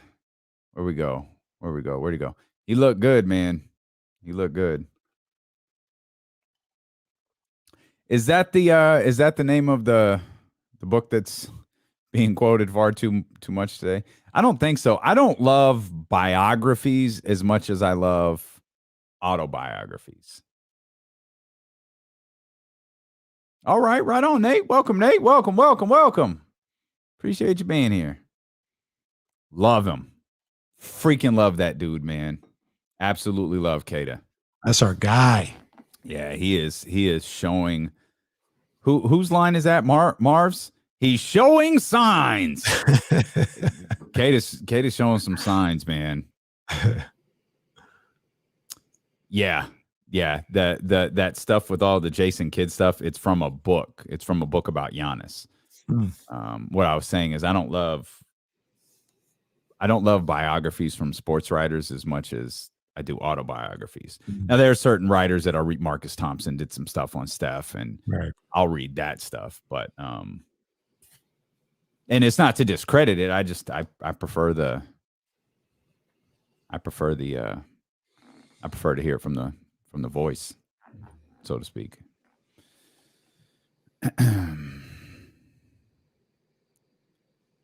Yeah, man, he gets a full. Man, he gets a full season. Yeah. I would just stick him down to Stockton. Yeah, man. Let him do his thing down there, learn, continue to get better. I like that dude, man. Absolutely. Who's this one about, David? Why the name sounds familiar. I just got John Thompson's book a couple days ago. Man, Coach Kenny at Rockland gave it to me. I'm gonna spend some time with that. The week or legend, John Thompson. Yeah. Did you see? Oh, Jack Tatum. Okay. Yeah. Jack Tatum. Did you see Mike Freeman? Go ahead. Because we probably won't get to this on the show. Did you see Zach Wilson is struggling with the Jets, and Robert Saleh said it's going to get worse before it gets better. Oh. Okay. I heard do you know who the Jets backup quarterbacks are? You could look up I think you could look up the Jets backup quarterbacks right now and still not know who they were. Oh, brother.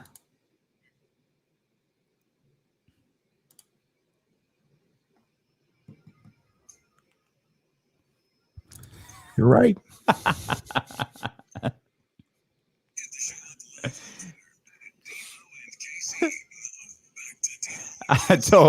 I told Kitty during the break, we were talking about the Zach Wilson's struggles in New York. I said, do you know who the Jets backup quarterbacks are? He's like, nah.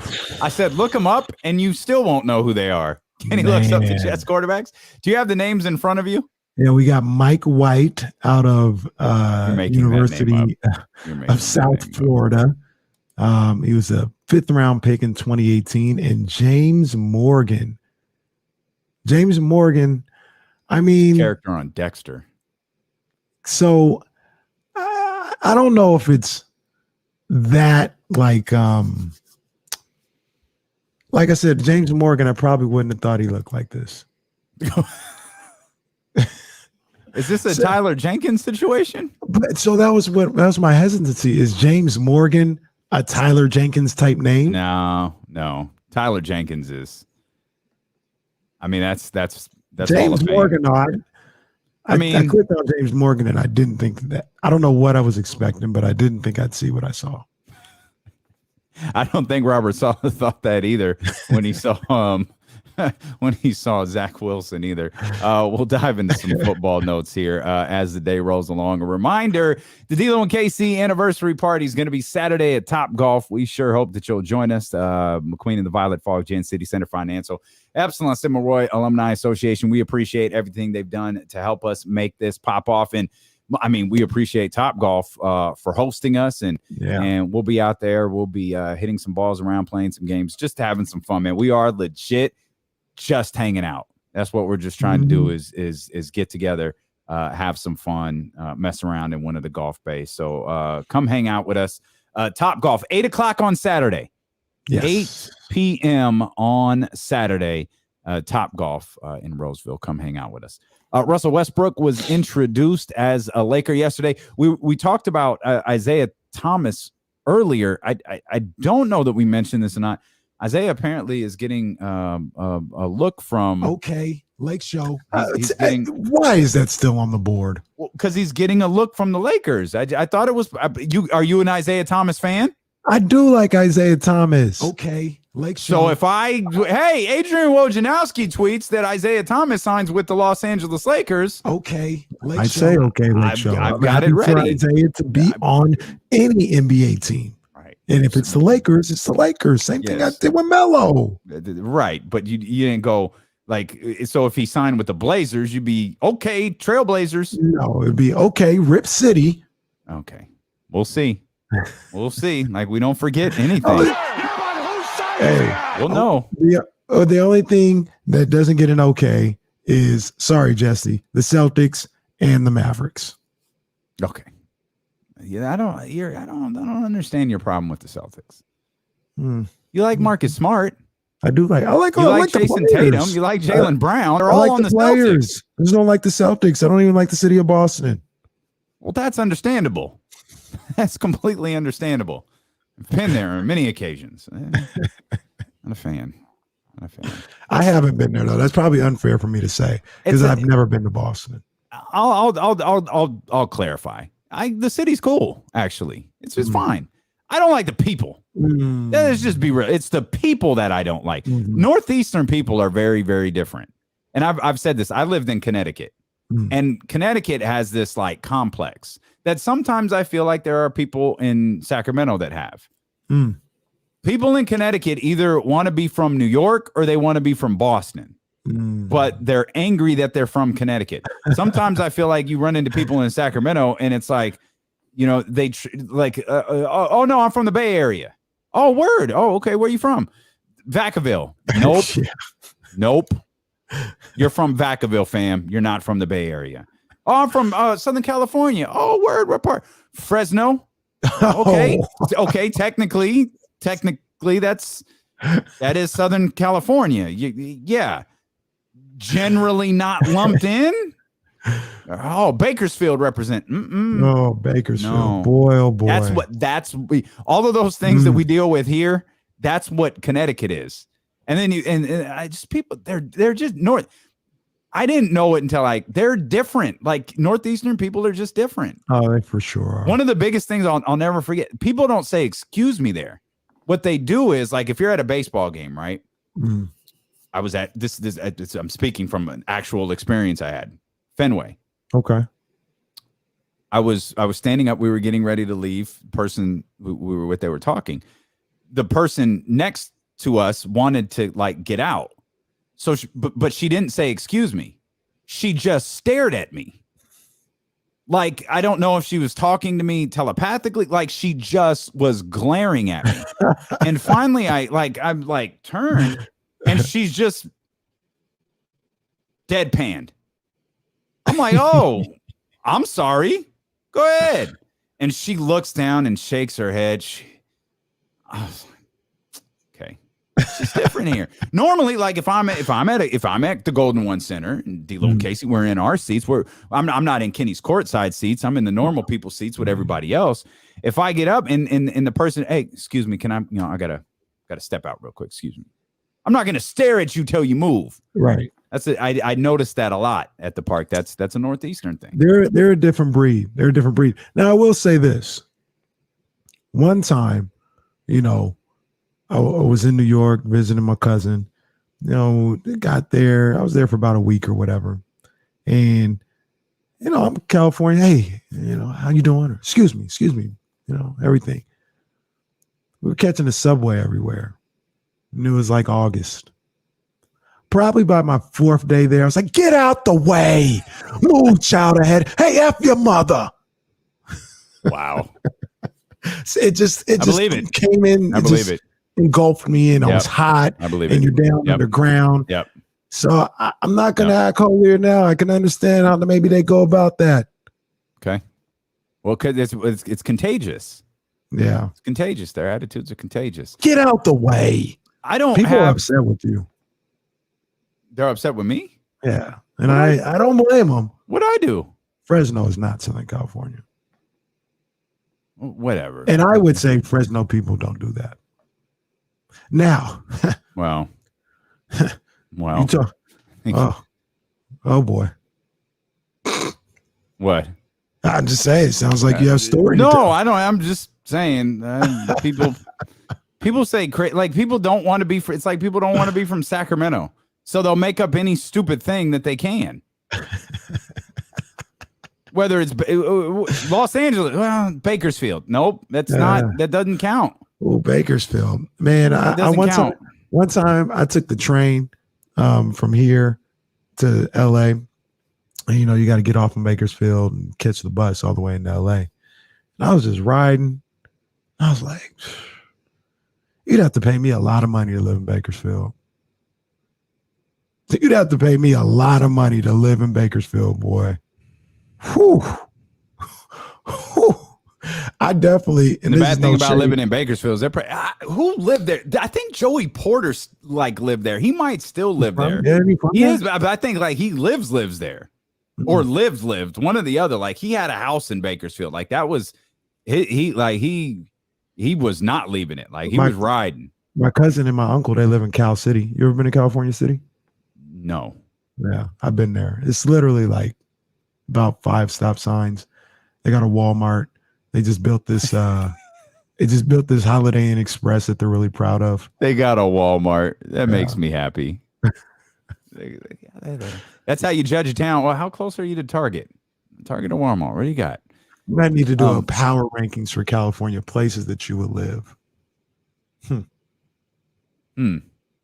Okay. Bakersfield would not be on there. No, they'd be on the bottomless rankings. Yeah, the powerless rankings. Powerless, if I recall, the powerless rankings. Let's say indeed. bottomless. Bottomless has a different connotation, especially on Sundays. You get that bottomless mimosas.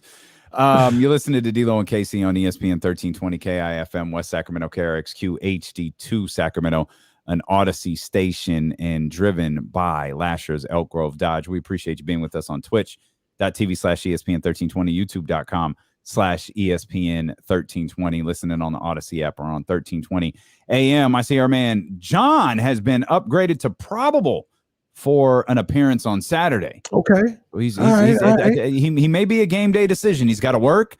John Bull photography is booming. All right, it is booming. It's everywhere right now, man.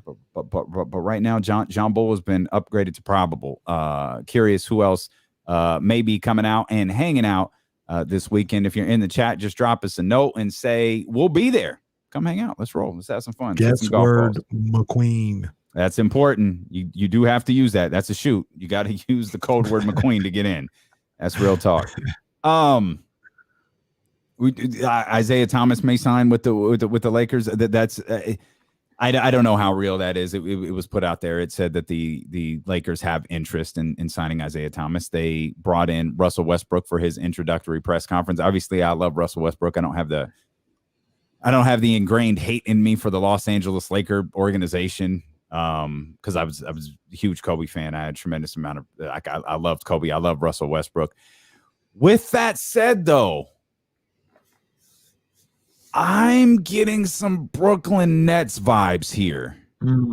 I think headed into next year, and maybe this is just me being stupid, which wouldn't be new. I'm leaning away from both the Lakers and the Nets next year. I don't know who I'm picking, but right now, I don't. As my man would say, I don't have them vibes. I don't have them vibes for the Lakers and the Nets right now. I don't have them for the Lakers. I definitely have them for the Nets, though. Nets are definitely my favorite to win it all. Yeah. Okay. Lakers. I don't know why. I can't. I gotta see that play out. I some of the pieces they have on there looks like it might work, but I still have to see it play out with the Lakers. I don't feel like it's the structural disaster that people have spent the last 2 weeks talking about, or a week and a half talking about. I don't think that it's that, but I get Brooklyn Nets vibes, and maybe it was me trying to will it into not happening last year, but I told you, I don't think Brooklyn's winning. I feel like with Brooklyn and LA, and this is dumb because this is the case for just about every team that at least that's playing in the finals. Like everything has to go right. Mm-hmm. And if you can get things to go right for the 82 game season and even something small throws you off in the postseason, again, I understand that works for every team out there. But if it's one of those pieces involving Anthony Davis, or if one of those things that goes wrong is Kyrie Irving or James Harden, or as we saw this year, Kyrie Irving and James Harden, that's tough. Like I don't know, man. I just can't. I can't wrap my championship arms around either one of them right now. And with that said, I can't tell you who I think is going to win the championship next year. And see, that's the thing that gets me is I don't know if there's teams that are ready and capable to take them off their throne. Sure. Well, they're not on the throne because they're not champions, but take them out of the list of being favorites. I don't know. You know, I'm not huge on Phoenix. I'm not sure if Milwaukee has it to beat New Jersey, Brooklyn in a 7-game series with both teams healthy. Philly, who knows what the hell's going on there? You know what I mean? I don't know if there's anybody there to knock off either one of those teams. Okay. Yeah, I don't know. I don't know who to pick. Would I just pick the Kings? I mean, I feel like with what we've seen with Nemi, with what we've seen from Freeport, it's not outrageous. It's not outrageous. I think we can go Kings here. Okay, Kings. Or I don't know what would the say. Okay, Sacktown. What would it be? Okay, Sacktown, probably Sacktown. Okay, Sacktown. That sounded like the drop, except you said it the right way this time, as opposed to what you said last time. This will be a fun. One thing outside of Russ, AD, and LeBron, you talk about vibes that I'm getting from that Los Angeles Lakers organization is that year Cleveland blew the team up at the trade deadline. I'm wondering if it doesn't hit and hit whoa, Black Rob style.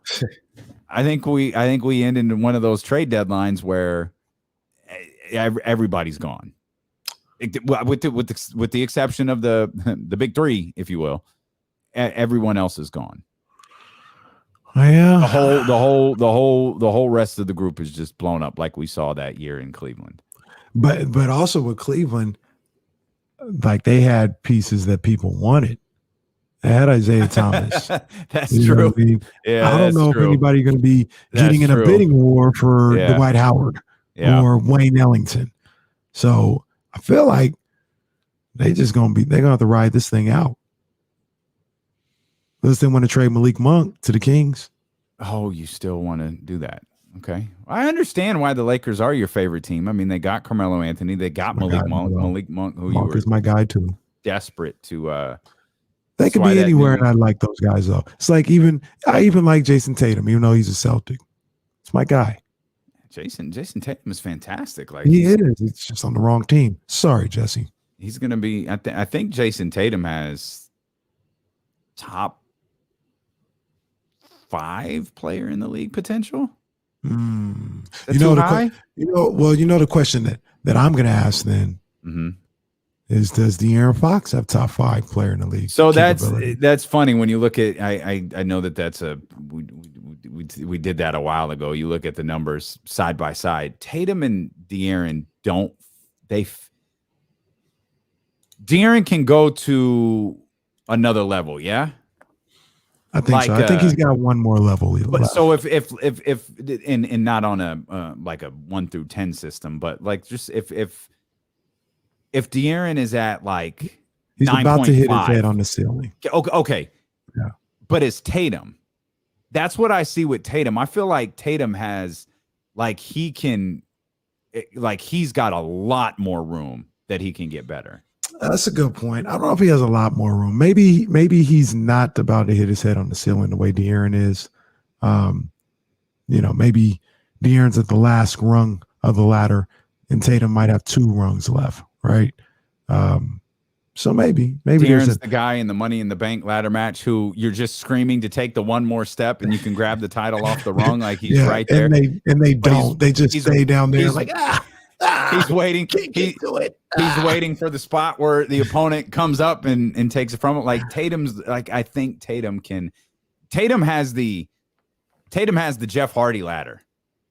He has that crazy ladder that goes like 4 feet higher. Like I think that's the ladder Tatum has. That's the ceiling he has, and that's why I think he has the ability because he can be an elite scorer in the league, like a lead the league in scoring type guy. Yes. Okay, I don't disagree with that. That boy. I mean, Tatum he creates one thing. I mean, he creates his shot better than De'Aaron. Is that fair? Yeah, he's a better jump shooter as well. So that's going to help him. He's a better free throw shooter as well.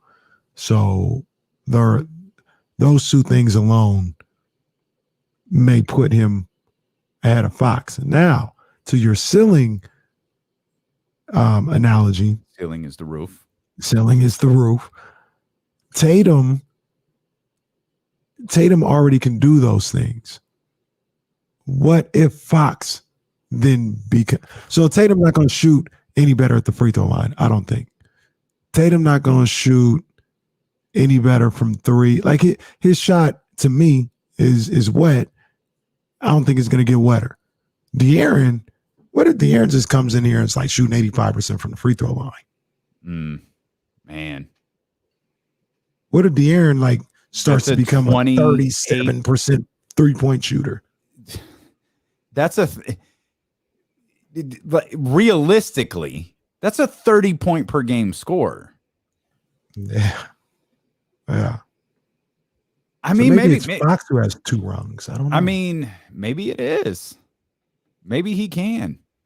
Sometimes I look at Tatum like, man, he's so chill.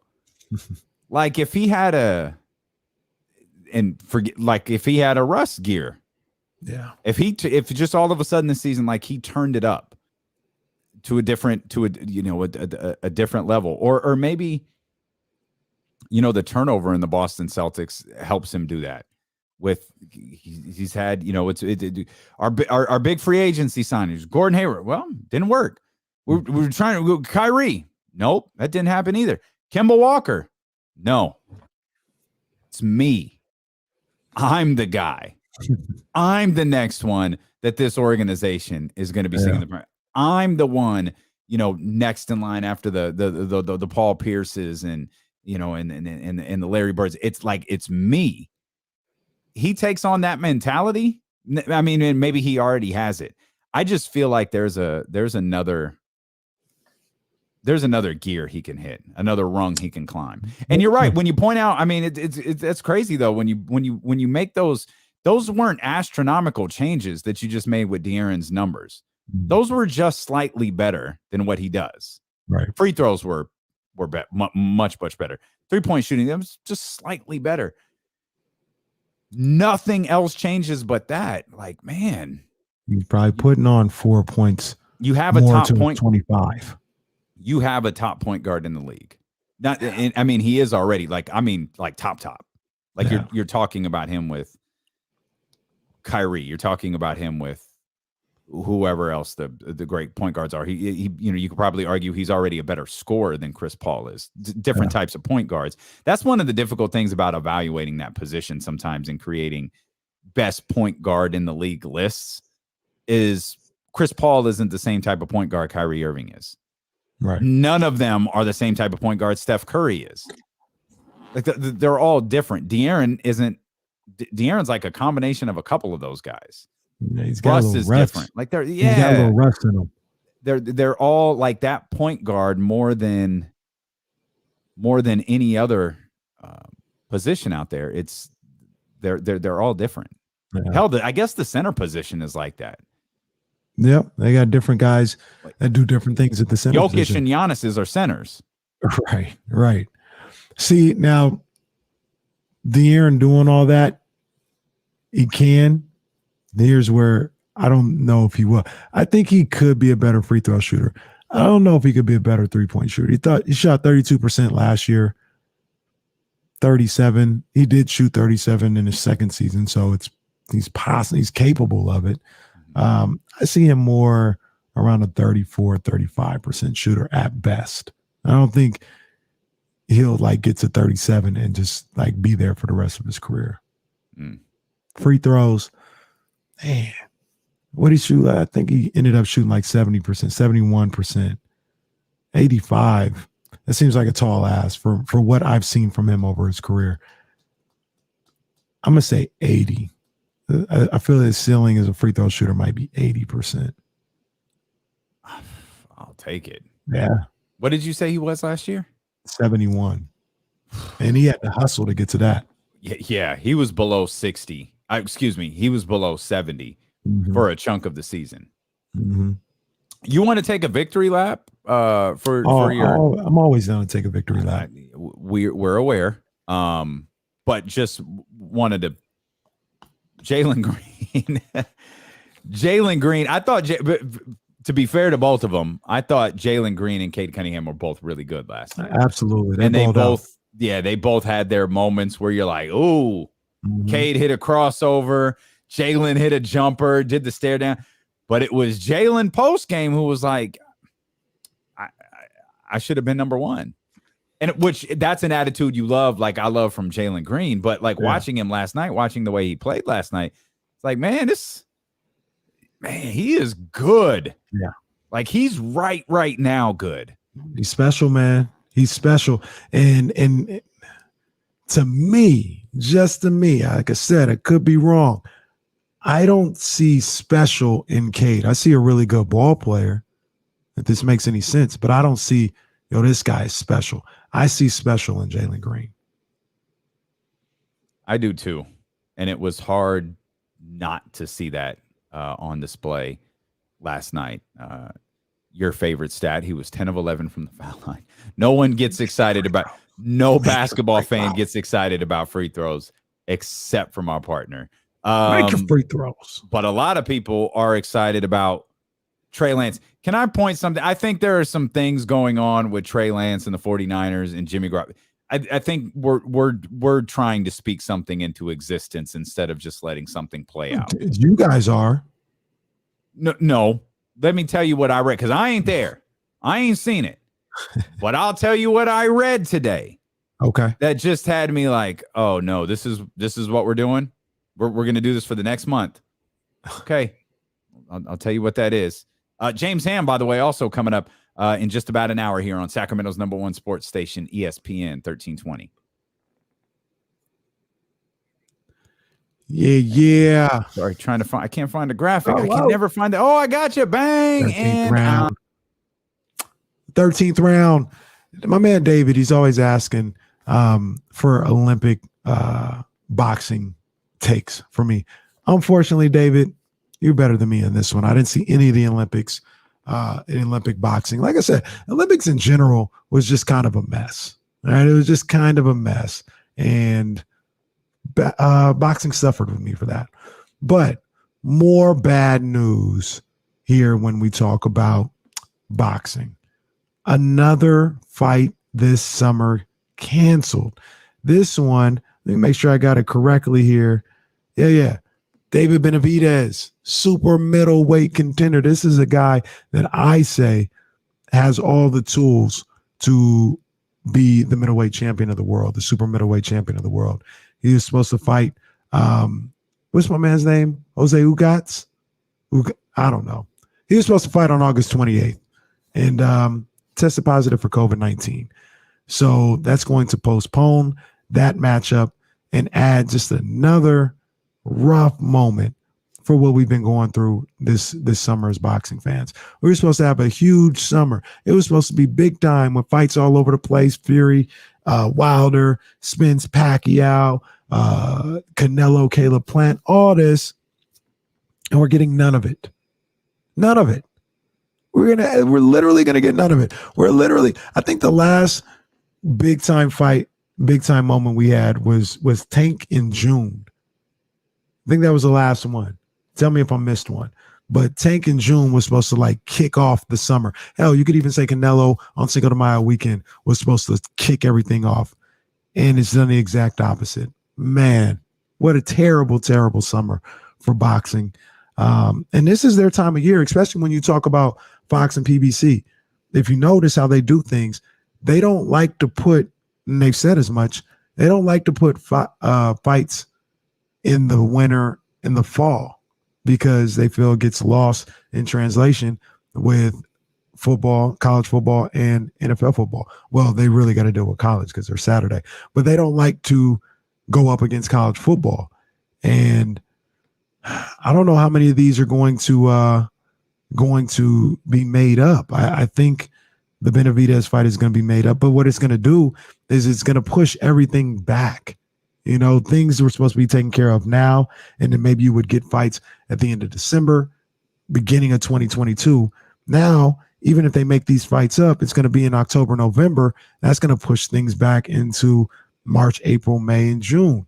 And it's just messing up the whole timeline, man. So Ramsey brings up, the Charlo fight, the Charlo draw. That was probably the last big fight after the Tank fight. So, yeah, man, tough summer of 21 for boxing. We'll be back. We'll be strong. Matter of fact, hopefully this is them right here. Still standing. I'm still strong. Yeah, they're not that strong right now. That's the 13th round.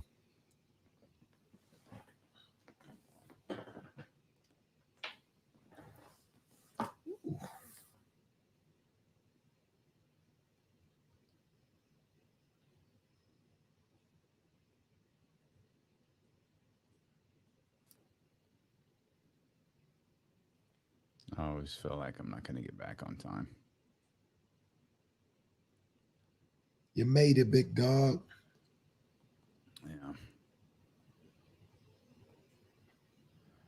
Oh, I got a house show coming up for y'all. Ain't no juicy gossip. It's just a note.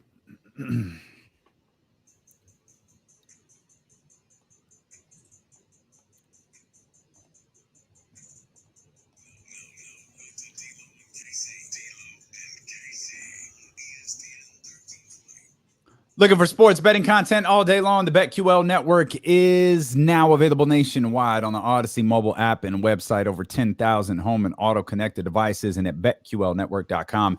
This is wagertainment for every fan. Morning, afternoon, and night. Betting angles throughout the day. Insights from local and national experts. Entertaining content to keep both casual and hardcore bettors engaged. Get sports betting tips from the best in the game. BetQL. Ready? Yep, 3, I'm ready. 2, 1. BetQL Network, streaming now on Odyssey.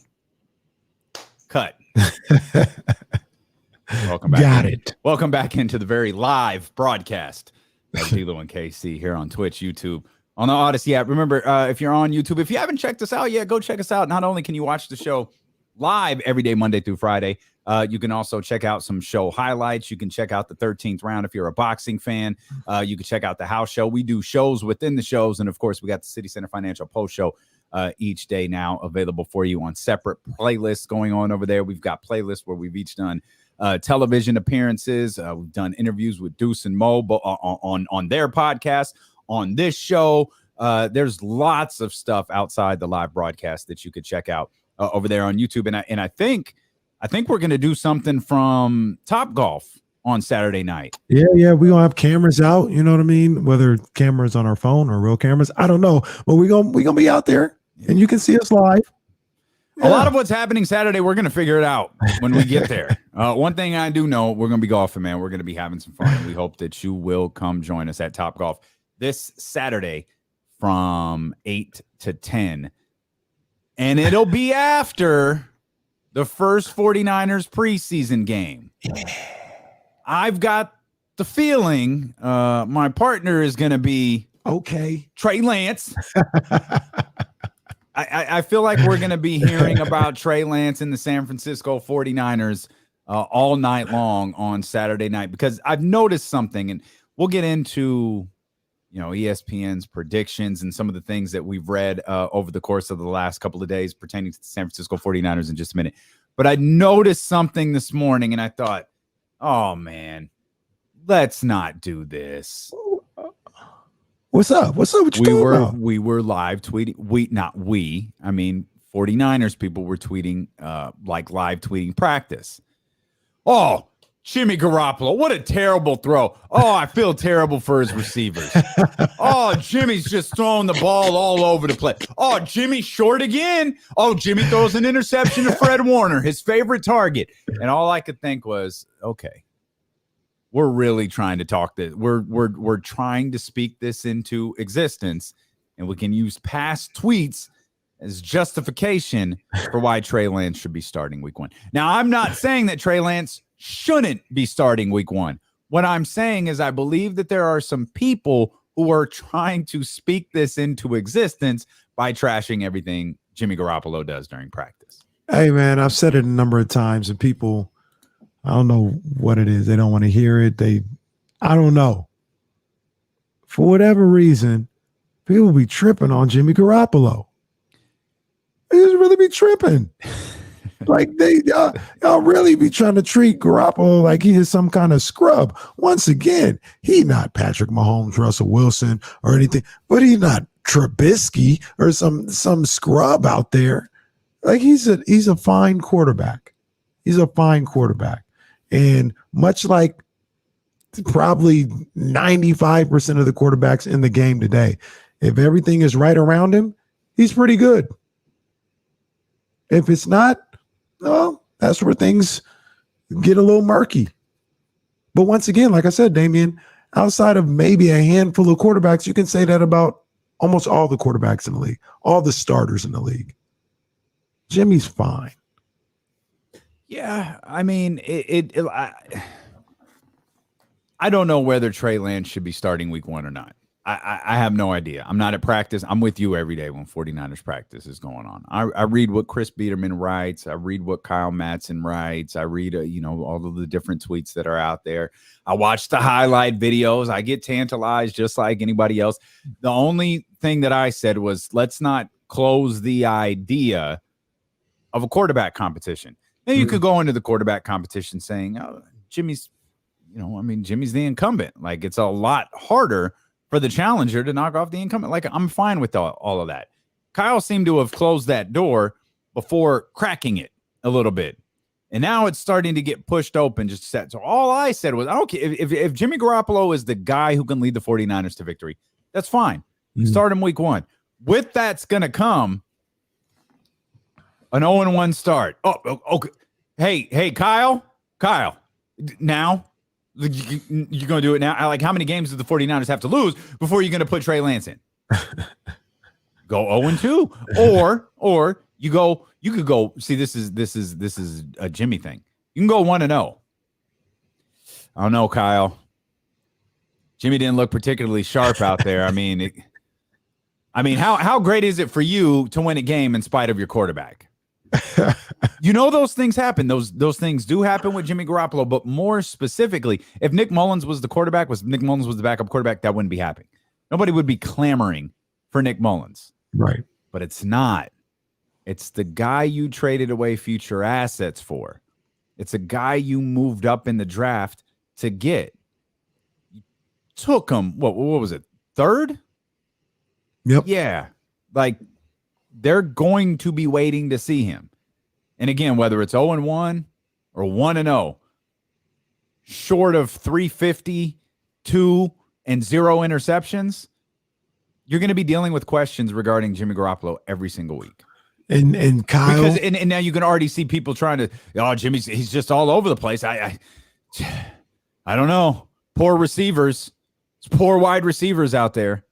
And this is it. Kyle's going to have to be, he's going to have the courage of his convictions to either stay with Jimmy or make a move, but he can't waffle.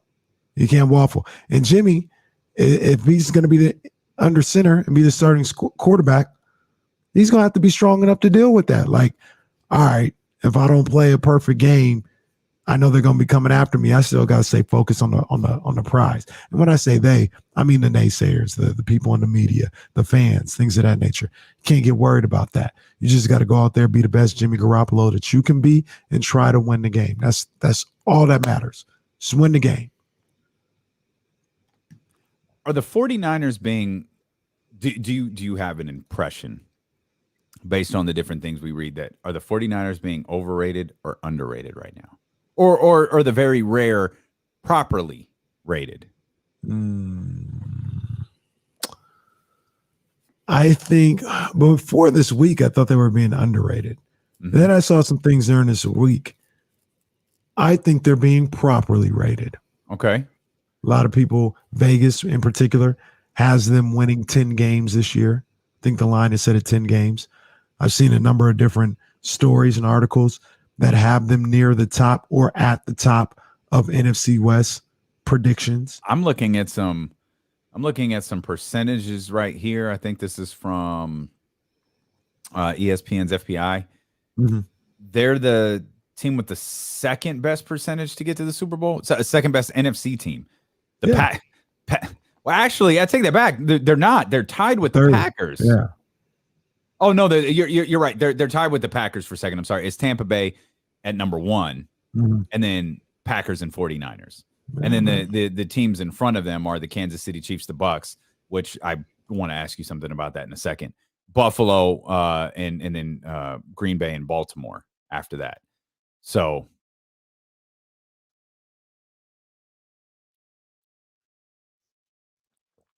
with the 49ers. Now I know people say I'm biased, whatever the case may be, but you guys should know me by now. I keep it a stack. Keep it a stack at all times. I don't understand. What is it, a stack? Like a stack of papers? Ah, yes, because you read the newspaper, so you keep a stack of papers. I keep it real with you at all times. There it is. The Niners are stacked. The Niners got a roster. They really are, and I feel like I ain't in it. I'm a broadcast journalist, man. I'm Bobby the Brain Heenan. I'm not a fan. I'm just covering the team. They're really good. And the only thing that I feel like stops them, and as much as I don't like the guy, dude, 97's a freak. Ooh. And they've got a couple of freaks on their team. And they have a couple of guys at their position who could be all pros. And by definition, that's best in the game. And I don't know how you look at this team. I think you had I don't remember who it was. Did you have a 10-7 marker? Now maybe that's because of the division, because I do believe the division is really tough. Mm-hmm. I don't know, man. This 49ers team feels like, last year, one of our first conversations about football, about the 49ers was about the roster. Then a year ago, yeah, you thought the 49ers had one of the best rosters in the league, and we would challenge writers and television people about that line, and some would say, oh, yeah, it's probably not far off. Maybe not 100% true, but it's probably not far off. Mm-hmm. You start to look around with this one, and the wild part is normally when you talk about best rosters, or traditionally when you talk about best rosters, the quarterback almost is always one. Like the Kansas City Chiefs come to mind. Those sexy positions, the skill positions. Well, you could argue Tyreek. You certainly, you don't even have to argue Patrick Mahomes. Right. Then you start picking apart and finding positions here, positions there. 49ers don't have that. But like you look at George Kittle, okay. Fred Warner, sure. 97, yeah. Like you start looking around, you go, man, this roster really is good. They have some holes, they have some deficiencies. I'm anxious to see what Trey does, the other Trey Sermon, what he does as a running back, because that was the one. I don't know what their plan is with him. I know what I hope for it to be, but I don't. That's a position set that I wasn't particularly enamored with the movements that they made this offseason, though I love the drafting of Trey Sermon. And then you brought this up pretty recently. Is this? I think the secondary still isn't where you'd really, really like it to be. Yeah, the secondary is a bit of a concern for me personally. But these guys, man, these guys, you look at the offense, and the offense looks set, looks ready to go. I mean, Debo, Brandon Ayuk. I'm hearing Brandon Ayuk is looking crazy, looking like a big time wide receiver right now. And then I got to see him on the field, but people are talking about Trent Sherfield. He used to be a wide receiver for the Cardinals. Yeah. They say he's killing in training camp. So we'll see what's going on with that. I feel like, and I'm sorry, I don't know that we mentioned this on the air. Clinton Dix signed with the San Francisco 49ers. Yeah. I feel like we're talking 49ers. We should mention that. That's current news. I don't think we mentioned that earlier. And that goes to the depth that's needed in that secondary and at the safety position. That is a little sketchy. They need depth. They need some guys to step up.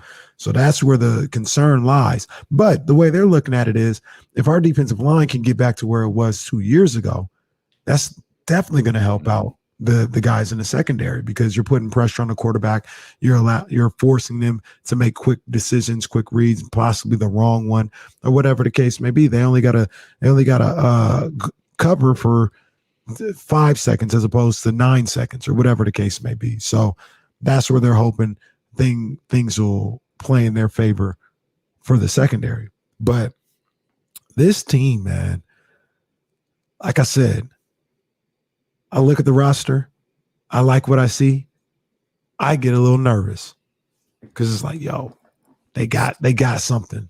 They got good. something. It's They too just good. what's the other shoe going to drop? Is somebody going to get hurt? What's going to happen? Because this is just, these boys are good. So here's the thing, though. It's football, man. Someone's going to get hurt. Yeah.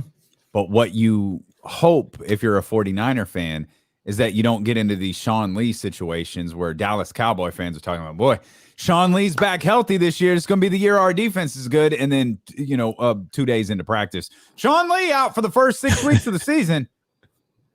What you don't want is Kittle. You don't want 97. Fred Warner, those are the guys that you don't want to get injured, right? Like Right. You don't want a repeat of what we saw last season. That's essentially what you're asking, is just like, let's not do that again. Facts. Injuries are going to happen, man. It's football. 97 probably isn't playing 17 games. Fred Warner might not play 17 games. George Kittle, same thing. Brandon Ayuk, same thing. Like, you could go through and figure out, there's going to be bumps and bruises. There's going to be things that guys are going to be dealing with during a football season. Mm-hmm. Your quarterback, the situation with your quarterback is at least we think is a little bit better. And not something I'm hoping for, but if something were to happen to Jimmy Garoppolo, you're probably feeling better about what you can do than you did last year. Right. You're feeling better about Trey Lance than Nick Mullins. So I feel like if you're a 49er fan, it's just injuries are going to happen. You're going to deal with them. Just don't let them be that injury. Mm-hmm. Don't let them be the ones like the 97 one where he was out for the season. Yeah, he was out for the whole season. Or quite honestly, like lingering ones where it's like you're in it. Oh, okay, he's coming back. Debo would come back, and then he'd hurt his hamstring and all this other stuff. So, and I know you don't want to talk about this. So you're going to talk about it anyway. Well, I mean, let me rephrase that, because that is a very Kenny Caraway move to say, I know you don't want to hear this, and then you go off and say it. You're not counting on this, is how I should have phrased it. D Ford's playing football right now. He is. You talk about a wild card. You trying to force a brother into retirement? Like, hey, I did. we were trying to book D Ford on the show last year just to ask him, hey man, you about ready, aren't you? Would have saved the 49ers a ton of money, all of these different things. But that's got to be a bonus if D Ford is playing football. If D Ford is there, that's something that we're not accounting for. At least I'm not accounting for.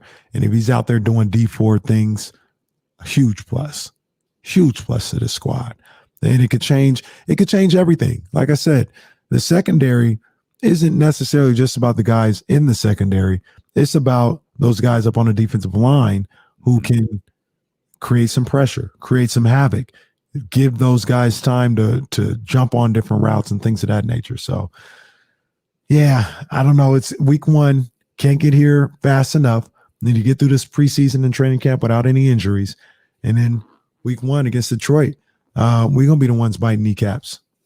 Oh, good. Okay, that's what we're doing. Biting kneecaps. Somebody said this. I don't know who tweeted this. I should have made note of it because it legit made me laugh. I think it was my man Gully Blanchard. I'm not positive, but he's a funny wrestling follow on Twitter. Mm. He said this is Dan Campbell showing up to week 1, and it was Goldberg's entrance where he's blowing the smoke out of his mouth and all of that. That made me laugh because I thought, yeah, I could see that. I could very much see that. I mentioned the percentages for teams to get to a Super Bowl. ESPN's got Kansas City and Tampa Bay again. You in? You buy that? I don't think so. Tampa Bay's not making the Super Bowl. I don't think so either. Tampa Bay might get bounced in the first round of the playoffs. Okay, well, I don't know how you would know that, but yeah, because I'm not believing in none of it. None of it. Well, they did it last year. I don't know that. Are they better? That's the one thing I don't know. They brought everybody back, so that's why they did. Like, that's they're that's returning true. all Yep. 22 starters or whatever. It's all good and well. And they're all a year older. Yeah, Tom Brady gonna stay healthy. That doesn't matter for Tom. Yeah, Tom does stay healthy. Like it doesn't matter for him. It matters for everybody else. They're all a year older. Tom doesn't age, or he ages in reverse. Yeah. I'm not sure what it is. Like you see him at the Hall of Fame getting booed by everybody in Canton. I don't know why the hell anybody in Canton, Ohio, is booing him. They just don't like the Patriots. They don't like Tom. Well, it's fans from all over the country too. But Tom looks younger now than he did when he again. I think he's aging backwards. That's why he stays. That's why he's like, yeah, I'm gonna play till 45. Oh, you don't think I'm not? Okay, y'all don't know I'm aging backwards. Can't wait to get our hands on them boys. Just smack them up one time. I saw another note that I wanted to bring to your attention. It was a headline actually, and it gave as my pause. It gave me pause. Uh-huh. Are the Browns and the Ravens both Super Bowl contenders? I feel like by definition, yeah. Man, where was Cleveland at? I mean, the 49ers are 6%. Cleveland was at 5%. See, they love Cleveland. Love Cleveland. Fine. That's fine. You've got to show me one more time. Just one more time. I'm with you. Absolutely. Not sold. But hey, people are looking at what they're doing. They're adding Odell Beckham Jr. I think that's a good thing. Some people may think that's a bad thing. Yeah. So there's that. But, they say, hey, these guys might be the real deal. Finally can put together multiple seasons of being a respectable playoff team. Or alternative theory. They're the Minnesota Timberwolves. Just asking. I'm not suggesting that they are. I do think Cleveland's talented. And it's unfair. Like, I get it. Cleveland's talented. There's a stigma attached to Cleveland where I'm not, my best friend is he's a Browns fan. Like he talks about, the Browns. I've taken a show discussion to him. And so far, I've nailed one of the predictions. We've got 3 quarterbacks due for money. Now we've got 2. The first was very, very obvious. Yeah. Buffalo has 0 questions about Josh Allen, and they were going to pay him. I do think Baltimore has questions about Lamar Jackson. And I don't know that Cleveland, because how quarterback contracts work. Okay, who was the one before me? All right, load it up because I want that. I want what Josh Allen got. Yeah. I want what the quarterback before him. I want to be in that tier. I'm not sold that Baker Mayfield is in that tier. And you don't sign even Ryan Tannehill. You don't sign. There's no mid-level exception. You know what I mean? You don't sign those in football as a quarterback. You're either your franchise's quarterback or you're not. There is absolutely no in between at all. Yeah. Yeah, I'm not sold on Baker. I'm not. He had a good season last year. I was very tough on him during the season, especially earlier before they got hot. He played really well. He played really well. To be fair, he had a really good rookie season too. So his second year stunk. Yeah. He did have a good season last year, but his season got better. Like it's not like he scorched earth for 16 games. Right. He got going. And I see Cheryl in Baltimore is checking in right in time for this conversation. Baltimore, I'll never write off because I feel like they're always in the game. Why isn't the Lamar deal done? I don't know. Lamar should be a no-brainer, but I think that they have questions about him. I think But it's always Harbaugh said it's going to get done, but it's not. It's always a situation where if you're Baltimore and you don't want to commit to Lamar Jackson, then what are you doing? Where are you going to go? Right. Like you got a guy that at the very least could potentially be a franchise guy if you don't think that he absolutely is right now. You're going to throw that away for, I don't know, Mac Jones? Well, now that's the Patriots quarterback of the future. You're going to throw Cam Newton away to make Mac Jones the quarterback. Yeah, I don't know. Hey, real quick. Yeah. You see who's going back to school? Actually going to school? Yeah. You can give that story. That's a cool story. Yeah. 35-year-old J.R. Smith. Yes, that J.R. Smith is enrolling at North Carolina A&T University to pursue a degree in liberal studies and is also waiting on the NCAA and to sort out his eligibility so he can join the Aggies golf team. I haven't done it. I got the push notification for that. You got that tweet in front of you? Yes, sir. Can you click on it and tell me how many tweets we get into the replies or quote tweets, whichever you choose, before someone makes a joke about telling time? I'm going under 5. Well, we're on the replies. We're past 5. Okay. All right. Let's see the quote tweets, though. Let's see the quote tweets. Someone's going to make a joke about telling time. But good for J.R. Smith. That's a great story. I have to go on my phone to look at the quote tweets. That's fine. But yeah, J.R. Smith, 2-time NBA champion. True story. And great gifts. I mean, he's a league leader in great gifts. That's for sure. Not always on the best end of them, but he's a league leader in great gifts. We'll come back. We're going to talk more about the Sacramento Kings. And again, speaking from a neutral perspective, fam, what your Giants are doing right now is just getting a bit silly. Come on now. They gave me a heart attack last night, but, they did what they did. James Ham set to join us as well as D'Lo and Casey continue on Sacramento's #1 sports station, ESPN 1320.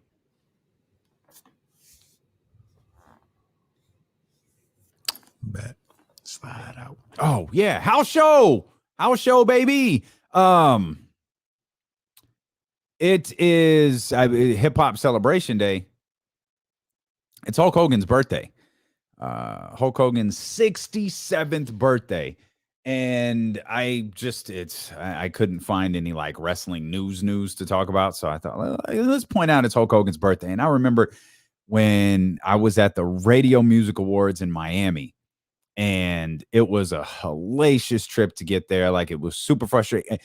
This was at the very, very beginning of like Brooke Hogan being a singer. Brooke could actually sing. Like, she sang in person.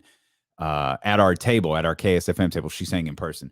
But I remember Hulk Hogan. We were at a rooftop party at the stand. I think it was the Standard in Miami, and Hulk Hogan walks in, and I got so excited. This is a true story. I can't imagine what time it was. Again, this was in Miami. I got so excited. I called my mom. Like, Mom. She's like, "Are you okay?" I was like, "You won't believe this." And I'm like whispering for reasons known to nobody. "You won't believe it. Like, Hulk Hogan is here." I was like, "Where are you?" I was like, "I'm in Miami for the awards show." Like, Hulk Hogan is here. And she's like, "Oh, that's great. Go talk to him. Go say hi." And so I've had a Haven't eaten. I worked the entire day. We were recording interviews the entire day that were going to last us like the entire week. I hadn't eaten, but I had drinking. So I was feeling, I had that liquid courage. So I was like, I'm gonna go up to Hulk Hogan. And I keep looking over like you can't see it. And this is now a desktop, so I can't really turn the computer over there. But I was like, hey, I've loved you my whole life. Can, we take a picture? Of course, he takes the picture. He does the big flex, the whole thing. And then he comes in and we do the interview the next day, and he does the interview with Brooke. I still have that one. I think I wound up interviewing Hulk Hogan 4 or 5 times. 3 of them were in person. So 4 or 5 times I interviewed Hulk Hogan. 3 of them were in person. And I just like, it's one of the reasons I think I have such a hard time. And it was before the family, completely blew up. It was at the start of Hogan Knows Best, but it was before the family blew up.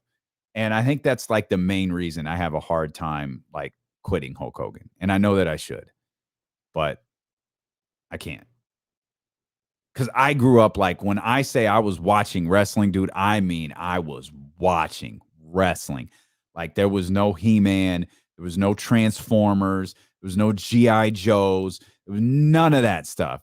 It was WWF 24/7. I would record it and then watch it again. I used to take my boombox and record it onto a tape so I could listen to it later. Like, that's how much I loved it. So I grew up like, my mom was out the house. She knew I could watch wrestling and I would be just fine. That's just a part of my childhood, man. I can't let go as much as I should. I was telling him it's Hogan's birthday today. That's right. It is Hogan's birthday. And then Lee. How old did he turn? 67. Oh man. I saw Baron Corbin last night. Finally, asked Drew McIntyre for $100,000. I actually saw that. That was funny. I don't know what to do with this Jason Kidd stuff, guys. I think we'll just let that one. We've known. We all knew.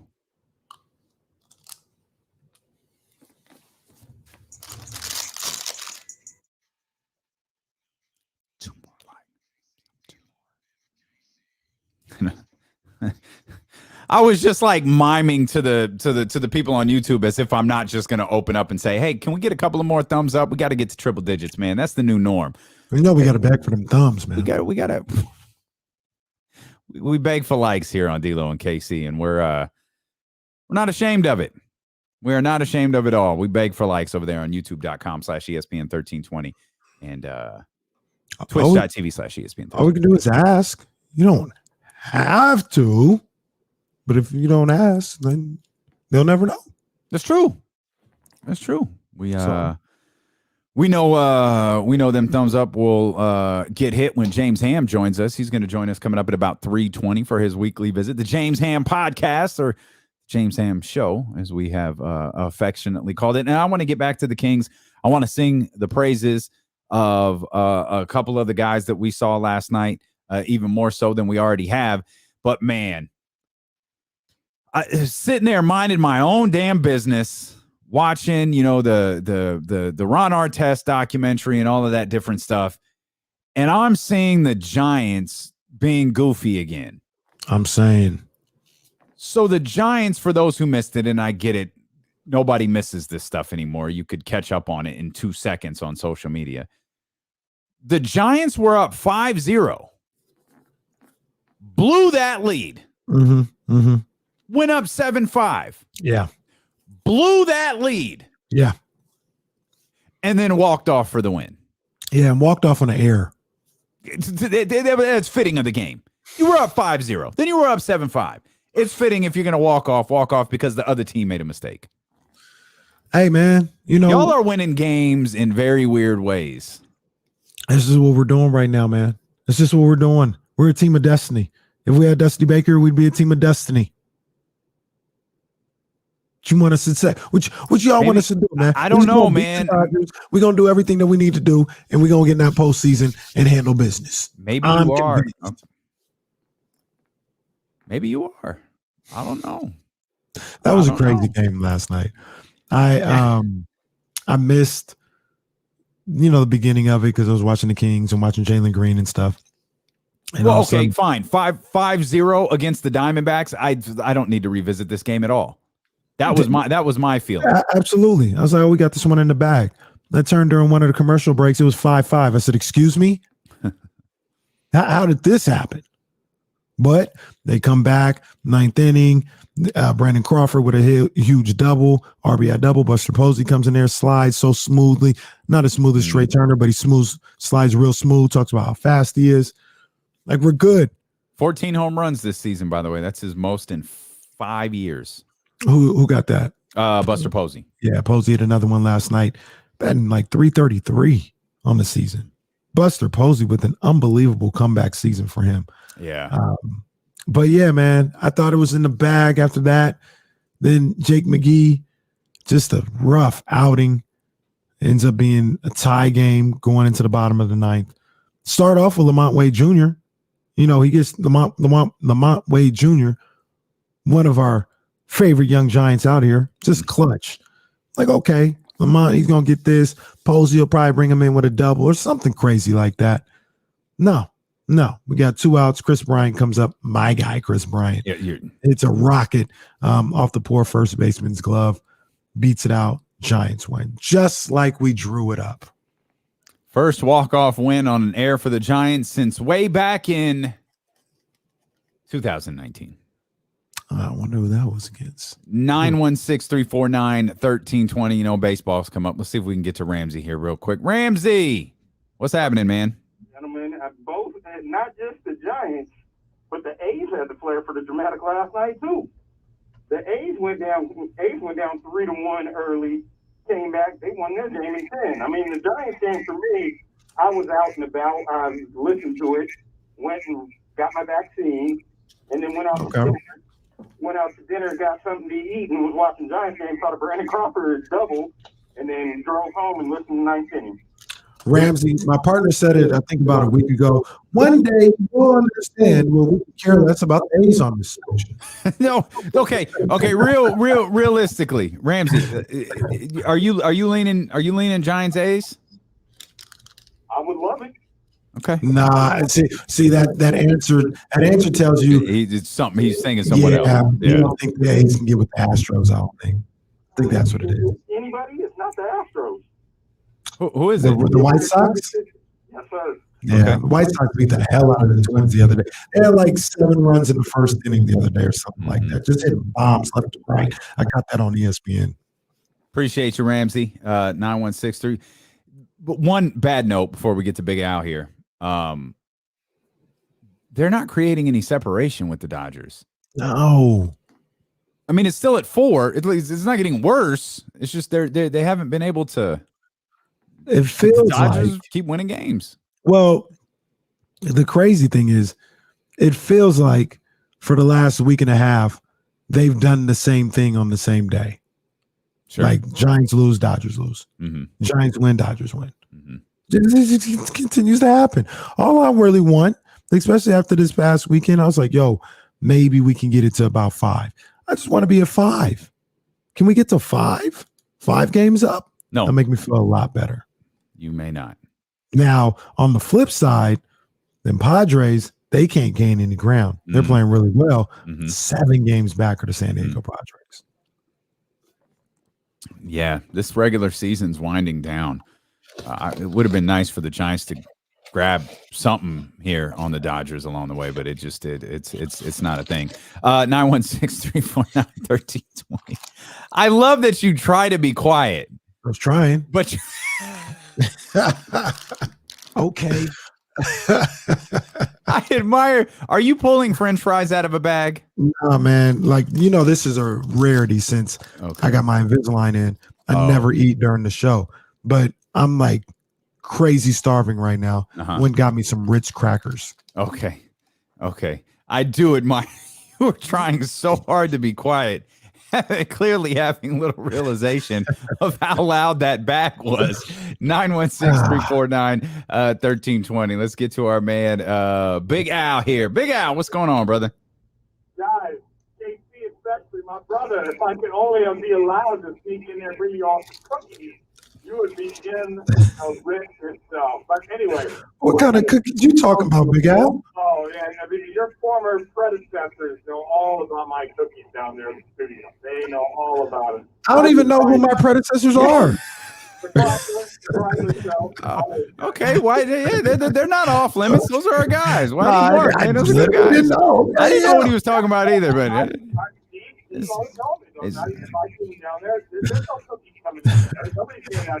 Well, we won't be there to get them. you can. Big Al, Big Al, you are more than welcome to drop off cookies at the station. I'm just telling you, we're not there. We've never stepped foot in the ESPN 1320 studio. Not because we can't, not because of the virus, not because of anything like that. It's because, and I think they're okay with me saying this, it sucks. It's horrible. Look at these beautiful backdrops that we've got with these Luke Belair bottles and the Bumbu and the McQueen and the Violet Fog Chin, and we got the TV behind us with the logo and the Rick Ross autograph picture. There we'd have a gray wall and dust. I thought that was all COVID related. No, well, it started out that way, but now we've taken care of ourselves. But we're good. We're good here. Get your employment, save your money, you sit there.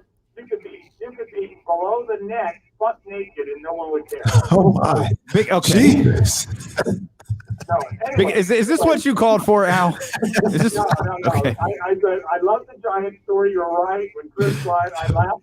There's 2 out too. It's artistic. But no, I call about our man, Jeff. I mean, you know, Dennis Schroeder going to the Celtics. Yeah. That was hilarious. Good for the Celtics. I hope he works out there for them. I do too. That's Yeah. fine. Good for him to get something under his belt here. Well, between your under the belt reference and Big Al's butt naked from the weight. Now you're just being a sophomore class. Yeah, I know. My apologies. You know that cracks me up. Big Al took us in all sorts. I should have asked him, is it chocolate chip or chocolate chunk? Like, what are we talking about here? Because we just ain't eating any old regular cookie. And sorry to Jesse. Jesse is in the box with the gray walls and the dust. Jesse's busting his ass there every day. Hang in there, Jesse. While we're trying to orchestrate this thing from the house. It might not be great, but this is my box. All right. That's right. You're right. You're right. Are there still pictures of like Golick and Wingo behind you?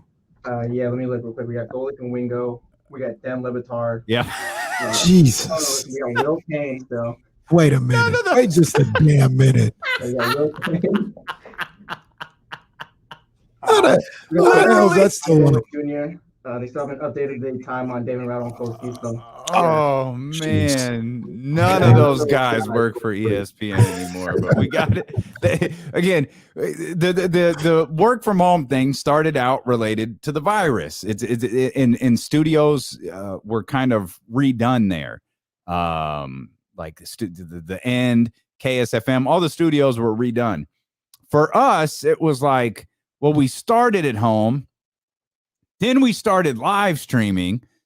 Let's just ride with it. Let's keep it. Let's see what happens. And when it's time, we'll show up in the new studio. So they're building new studios, and when it's time, we'll show up there, and the backdrops will be pretty. It'll be TVs everywhere and champagne bottles and all that. But the new studio gonna be popping. I can't wait, man. Yeah, I can't wait because I think I can wait for that drive. But other than that, it's gonna be popping. I mean, I'm knocking on wood because I think this is the second straight day my little broadcasting unit hasn't booted me off. So we're not even mentioning it. If we don't mention it, it won't happen. Edit that out of the live broadcast. You are listening to D-Lo and KC on ESPN 1320 KIFM West Sacramento, KRXQ HD2 Sacramento and Odyssey Station, and driven by Lashers, Elk Grove Dodge. He's Kenny Caraway. I'm Demi Barling. We're live on twitch.tv/ESPN 1320, youtube.com/ESPN 1320. We are live on the Odyssey app, which you can download on your phone or your tablet. You can listen to us anywhere in the world. If you're driving around, we fall out of signal range, no problem. Listen to us through the Odyssey app. And of course, we welcome everybody listening on 1320 AM. Coming up in 20 minutes, the James Ham Show. Kings Insider, NBC Sports, James Ham will be with us here for his weekly visit. We'll talk about what stood out for him in Las Vegas. We'll talk about Louis the King, Nemi Keita. Man, those are my guys. It's summer league, it's whatever, but man, there's some guys on this team that I like, and there's some guys on this team that I like for the Sacramento Kings, for the main roster. Obviously, Louis the King is one. Chimezie Metu is one. We're all excited about Davion Mitchell. And Neemias Queta, like you saw or heard, or both, Monty McNair talking about, this is a 7-foot dude who blocks a bunch of shots. He blocks under shots. I don't know how he fell under the radar, and I'm not sorry that he did. But watching him go like, this is a second-round pick who, again, you just look at him and this is a big body who can move. And I don't think it's out of pocket to say it doesn't really look like he's in like shape. like he's an athlete. But I mean, give him a year in a professional, strength and training routine, man, he could really take some form here. I look at our man Keita, and I see somebody where he's still kind of learning the game, like he's comfortable with his body, but he's still trying to, like, the game is moving fast. Basically, even the summer league game is moving fast. And if you can take him to Stockton and get used to the professional game and the way that moves, I think it's going to slow down for him. And look, I don't want to go crazy with him. I don't want to go crazy, but I just look at him. I like what he brings to the table. Like I said, the size, he understands the game. He understands his role. I'm trying not to go Kendrick Perkins, but I'm saying I like the man's game. I really do. Well, that's okay. You're allowed to like the man's game. Like, come on now. That's what we're watching Summer League for. We're watching to get a feel for what these guys might be like when the 82-game season rolls around. I mean, Louis the King, we saw in a Kings uniform last year as the season began to wind down. We saw Chimezie Metu play quite a bit last year. We know what those guys can offer the main roster. We're just hoping that they take the old proverbial step. No professional athlete takes more steps than professional basketball players. It's a constant phrase that we use, but we're looking for them to elevate their game to the next level. What is the next level for Chimezie Metu? What would his role be on this team? What is the next level for Louis the King? What would his role be on the team?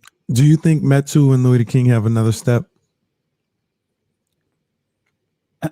Yeah, I mean, sure. I wonder. I wonder. Like, are they going to be about what they are right now, which is good enough to be in the NBA and be on the squad, right? But can Greg Anthony, and I know you talked about the broadcast a little bit, and he wasn't Greg saying, Anthony. People forget Marvin Bagley was taken before Luka and Trae Young. Oh, for real? People forget that, huh, Greg? Okay. Yeah, I forgot all about that. What people are you talking to? But people forget. I was going to say, he mentioned, and once again, not saying that he would be exactly like this guy, but he mentioned Metu reminding him of a Christian Wood. Yeah. Yeah. And do you see, like, okay, Metu gets a little more seasoning and gets a year under his belt like he did? That's it. Can he be Christian Wood? But that's it. That's what you know, your question was, do these guys have another step that they could take to? Could they elevate their game a little bit more? And I think part of, especially, you know, with guys who are in the roster positioning of Chimezie Metu and Louis the King, those are guys who they need reps. You know what I mean? Like, they're not going to be able to elevate their game under last year's circumstances. they need to be whether it's practicing, they need to be on the floor to get consistent reps. So if they're able to get that this year, and all indications are they will be, if they're able to spend time in Sacramento Kings practices at the Golden One Center and maybe a game here or there for whatever reason, yeah, I absolutely think they can elevate. I'm not going to go. Part of the reason Christian Wood had the time. Mhm. He had the time on the floor, and we saw him take advantage of that and elevate his game. So I think any player. No, that's not true. I think a lot of players in those guys' position who have shown like a little bit of promise, I think most of them can elevate their game with more time. The problem is when you're in that roster position, sometimes you don't get the time because teams can't afford to give it to you. Yeah, I look at the two of them, those two guys that we mentioned, and I like Louis the King. That's my guy. Man, I really like Metu. I think Metu's game is really fluid for being somebody his size. I think he goes about 6'9" or so. He's got a little mid-range game. He kind of reminds me a little bit, not exactly. Remember Andre Blatch? He used to play for the Wizards. Like vaguely, vaguely. He kind of reminds me a little bit of Andre Blatch.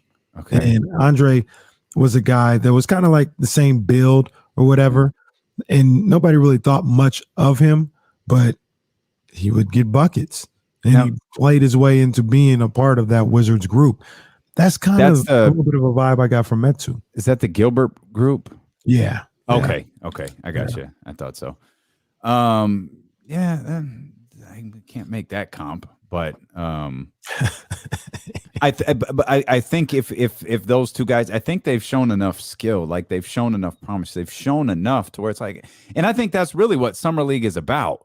Like, what could we do with this guy? How much should we invest in this individual as a player? We're obviously speaking highly of guys like Chimezie Metu and Louis the King and Amias Queta and all that. And with Queta, you've got a ton of time because you just drafted him. Well, we're on kind of the other side of the coin with Jamias Ramsey, and that's the difficult part with second round picks or undrafted free agent signings is you've got like a year. And Ramsey and Woodard are really at a disadvantage because of the type of year that they had. Like, they couldn't even show promise in Stockton. They basically just came up. They would get in sporadic practices.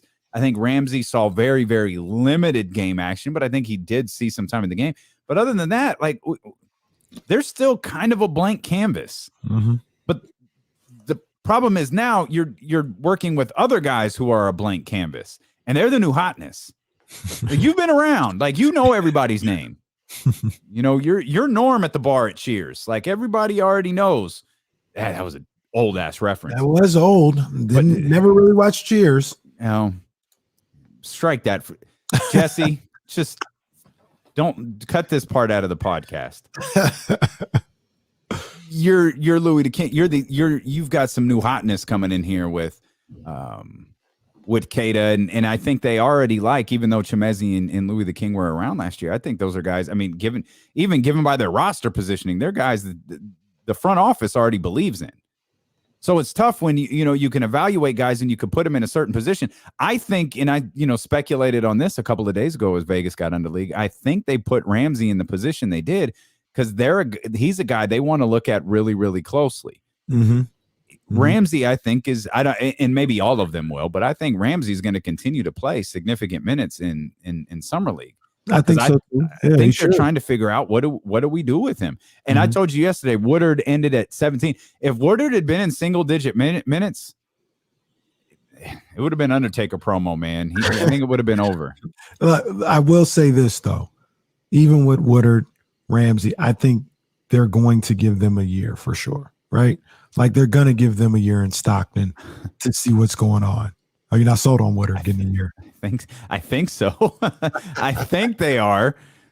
I think so. And Woodard, again, I think Woodard's contract is guaranteed. So maybe that above all else is like, yeah, they're keeping him around.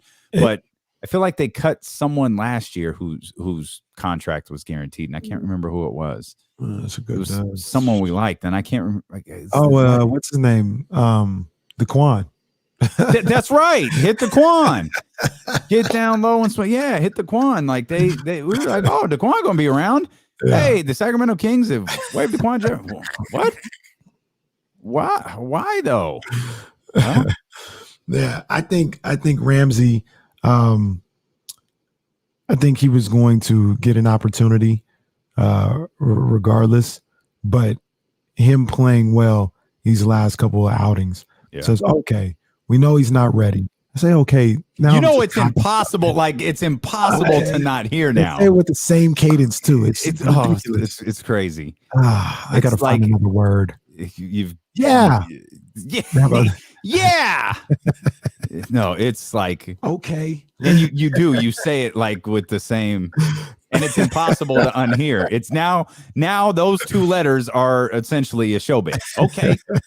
Okay. We got our first shirt and dealing with KC. Oh, I see your shirt. John made one on that shirt is trash. No, that's hot. I'm about to order one. I'm about to have Donnie put that up on the Dope Ones website.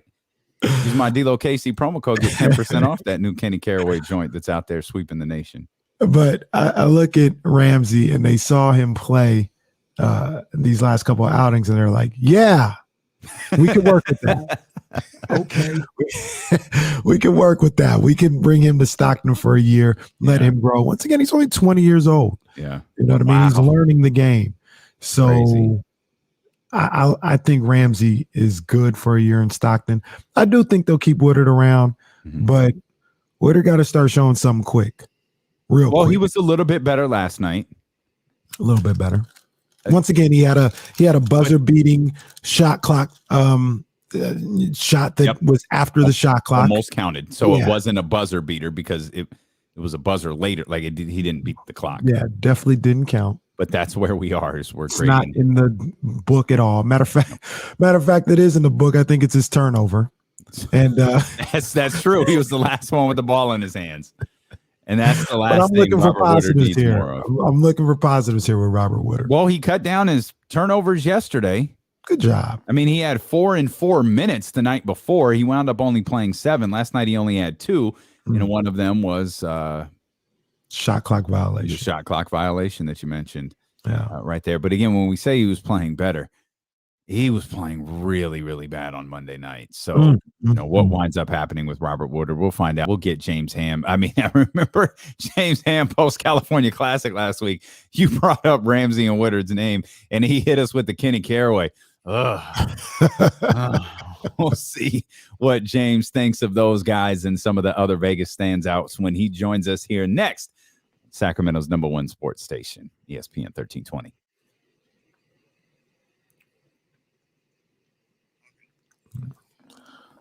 Y'all bear with me, man.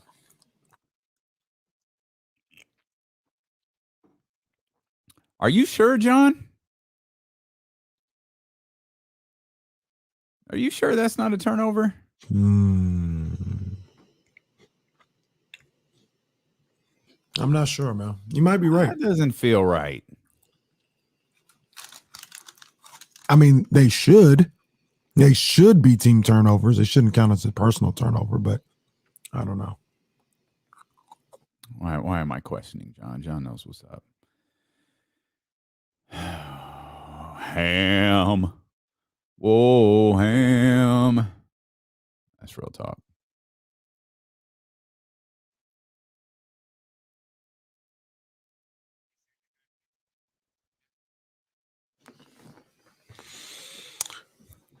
If I'm messing around, I could eat the whole pack. I actually find myself trying not to eat the whole pack because it definitely can happen that way. I'm potting you up here and putting our man James on the board. James, what's up, buddy? What's happening, gentlemen? How are you? I'm good. Good, man. Yeah. Good. A little ragged looking, but you know. What do you mean? You look great. A little Mountain Dew tea on, man. You look great. What's going on? What's the book behind you? The 30. Okay. Doesn't look like it says 3430. No, this is 3230. So Riccardo Pertisi is an Italian journalist that came here to cover Marco Bellinelli, and then when Bellinelli signed with the Kings, he relocated from, I can't remember where he was. I think he was in Minnesota, to Sacramento. And so anyway, he's a friend of mine, and he went around to all 30 stadiums, and he wrote a book. It's all in Italian, about every arena in the NBA. But he's also been to like 59 different college stadiums and like 26 NFL stadiums. And he's been to like, I think it's 56 or 57 countries, covering the Italian national soccer team for years. So like super seasoned Italian journalist who works for Sky, and he has his own website now. In Italy, he covers the NBA at night, during the wee hours of the evening. We actually hung out with him in Siena, and then his family's place out on the coast when we went to Italy a couple of years ago. Nice. That's awesome. Yeah. So we actually found this in an Italian bookstore, and he signed it for me, and I brought it back. And this is Letters to 87, the incredible book by Matt Mayako. Yeah. That was really. I have this thing, like the guy who wrote been to all the stadiums and arena. That's like a dream of mine. I have this thing whenever I go into any city. Obviously, I'd like to go to a game, but maybe the season isn't going on, whatever. But I gotta see the arena or the stadium. I gotta go. So like we go to we went to Atlanta, and I drove downtown to go see the Mercedes-Benz Dome. Like I gotta see this thing. I gotta see what it's looking like. So. Have you been to Chicago and taken the Wrigley tour? I've never been to Chicago. Oh, that's incredible, man. It's like $30. And I mean, you're in the press box. They let you walk on the field. You get to walk in the dugout, like during the off season. Like that's like such an incredible tour. So yeah, I need to go to more baseball stadiums. That's for sure. I've been to quite a few basketball, but yeah. You've been to all basketball? No, because they've never traveled me full time. So, but I mean, I've been to Madison Square Garden. I've been to in Brooklyn. Hang on 1 second, Ham. One second, sorry.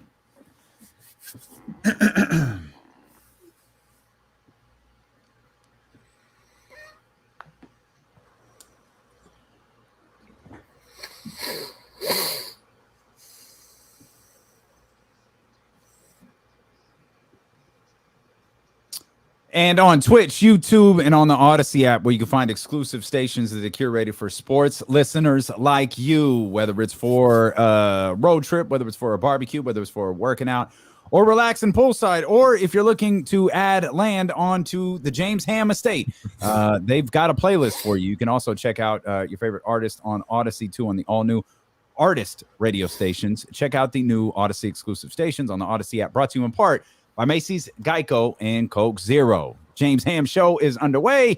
So we bring in James Ham here with us live from the Ham Estate. KC? No, we got James Ham in the building here on a Wednesday. You know what it is, man, the Ham Podcast.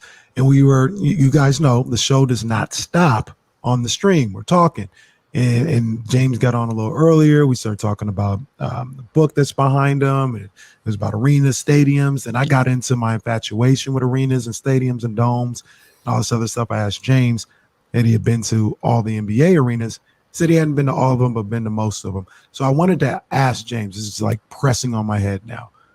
I may be biased. I can't imagine an arena in the NBA being better than the Golden One Center. That doesn't mean that there aren't other great ones, but one better than the Golden One Center, I can't imagine. Am I accurate on that assessment? Yeah, I think you're 100% accurate. I mean, as far as like the feel of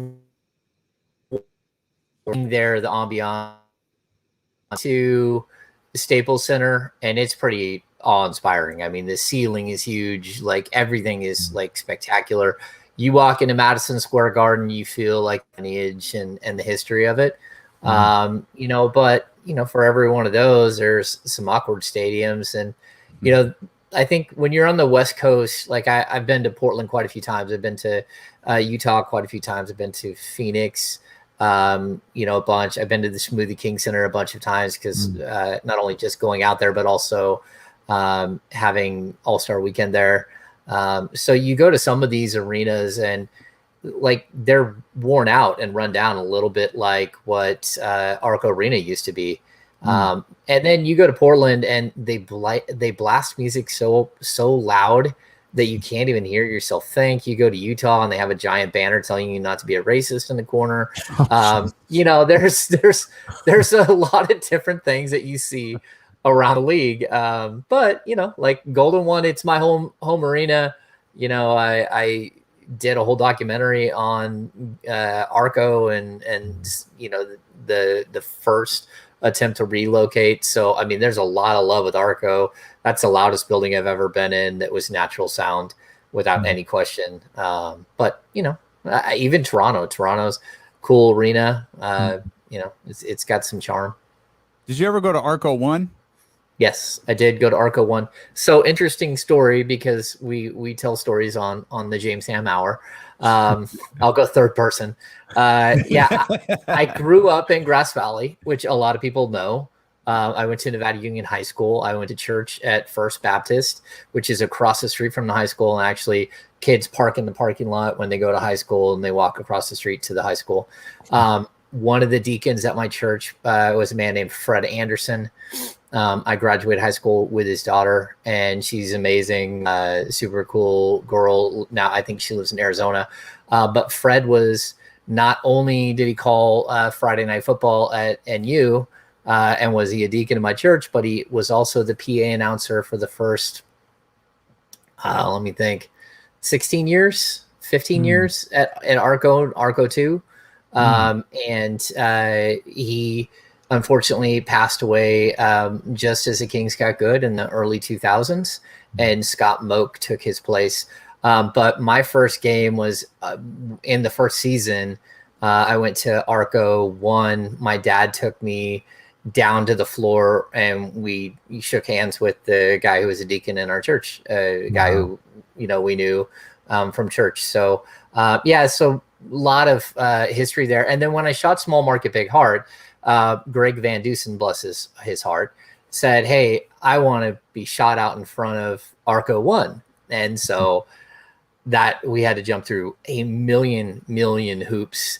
So once we got the shot set up, first of all, it was like 105 degrees outside. We'd set up a tent to try to, but the natural light was incredible. It overheated and burned up our camera at one point. But then once we got the shot, we had an attorney walk through the entirety of the film to make sure we didn't violate any copyright law.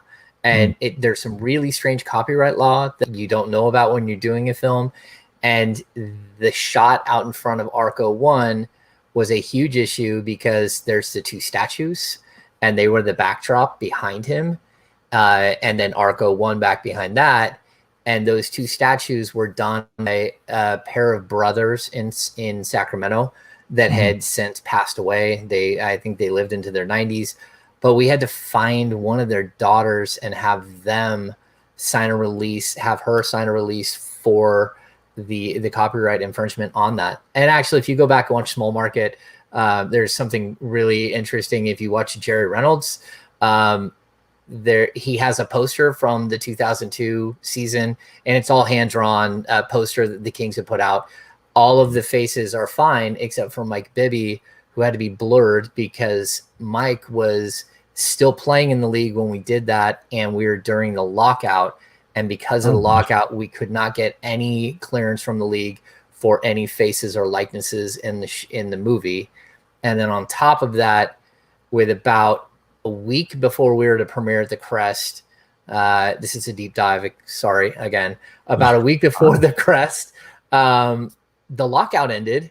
The NBA called and said, "Hey, the Kings have been sitting on it was like 160 gigs of video that you guys had requested, and we're just going to give it to you." And so our director, my buddy Tobin Halsey, he went through and added in B-roll that wasn't there literally with a week before we put it on we had our release, and just threw everything he could in. I think it ends up being like 9 minutes, but 9 minutes of B-roll is so much because you're talking about like 1 and 2 second clips. But yeah, So that's kind of an interesting story to segue into back, from the arena question. But yeah, it's kind of like it was an interesting journey. Shout out to Blake Ellington, who was amazing on that project as well. And there are a lot of people who helped us along the way, but me, Blake, and Tobin were sort of the driving force behind it. James, that all sounds miserable. Like everything you just said sounds awful. 6 months of absolute hell, and we made a film for less than $10,000. Again, shout out to Matt Graham from Jiffy Lube. We made a film in less than 6 months with I think it was like $9,200. Wow. So that was a sprint. It was and it was during the lockout, and so the lockout ended, and then we like started firing right back up and got to games, and that because that lockout went into like January, February, I think it was. Yeah, that was a good doc too, man. I was sitting here thinking as well, and we'll get to the 2021 Sacramento Kings in just in a second. Yeah, I don't think I know how to get to Arco 1. Like if I was like, yo, I'm about to drive over there right now, I don't think I'd know how to get there. It's still up, and it's like a real people are working in there, right? Like as often you've driven by it. You've driven by it probably 500 times. So if you get off on Norwood and you take a right off the freeway, Northgate, and you take a right off the freeway, it used to be the only way into Arco 2 was to get off there, and then you take the first left. Yep. And as you're going down, I think that's not Del Paso. It's Arena now. It is arena, but it's only arena by the arena. I don't think it's. Yeah, that's right. It doesn't start. Yeah. So you take a left right there. And if you're cruising down towards the arena, towards Truxell, it's on the right-hand side. And I think it's the Office of Consumer Affairs, and it's owned by the Buzz Oates Group. So, we were able to go through, the Buzz Oates Group, which, of course, Buzz has passed away, and his son Phil is an absolutely amazing man. But he wasn't even involved in that unless someone reached out to him and said, hey, can they do this? And he said yes. But it was, it is hiding right there, and you can drive by it and you wouldn't even see it. And that was one of the first pop-up like concrete buildings ever done. So they basically laid out forms on the ground, they poured the concrete, and then they flipped them up. They flipped up the walls using giant cranes, and it was built in so little time. It was crazy. So yeah, it's a cool story. Like I've been in Greg Lukenbill's basement, like shooting that. And, I think we had 23 interviews. The Greg Lukenbill is the only interview that I did not actually do myself. That was Blake Ellington, because they had a really good connection, but yeah, really an interesting adventure that took a lot of our time, a lot of our energy. And I mean, we never made a penny off of it. Shout out to the Tavares brothers, who were part of that and were very helpful with research and videography and stuff like that. So yeah, it's an interesting journey for sure. That's awesome, man. I'm just trying to remember. I don't think I've ever been to a basketball game at Arco 1, but I went to a dozen or two wrestling events. WWF used to roll through like every other month, back in the, late 80s or whatever. Like I distinctively remember wrestling events though, but I think my first basketball game was at Arco 2. And James, you'll appreciate this. Damien knows this, but apparently like WWF and wrestling love coming to Sacramento. Like they loved Arco 1 and 2. They were like, it was just like perfect for lighting and what they were trying to do with the cameras. Like they were like, and it was very loud. Places to go in the country. Yeah, and the circus also loves Arco 2. Like, because I don't know if you know of the circus tunnel. There's a tunnel. Okay, so when they built Arco 2, there was supposed to be a baseball stadium right outside the back. And I don't know if you've ever gone out there, but you can actually, the whole lower bowl was poured. The concrete was poured, and they ran out of money. So basically, Al Davis was working on a deal to move. Not just he wanted to move the Raiders to Sacramento.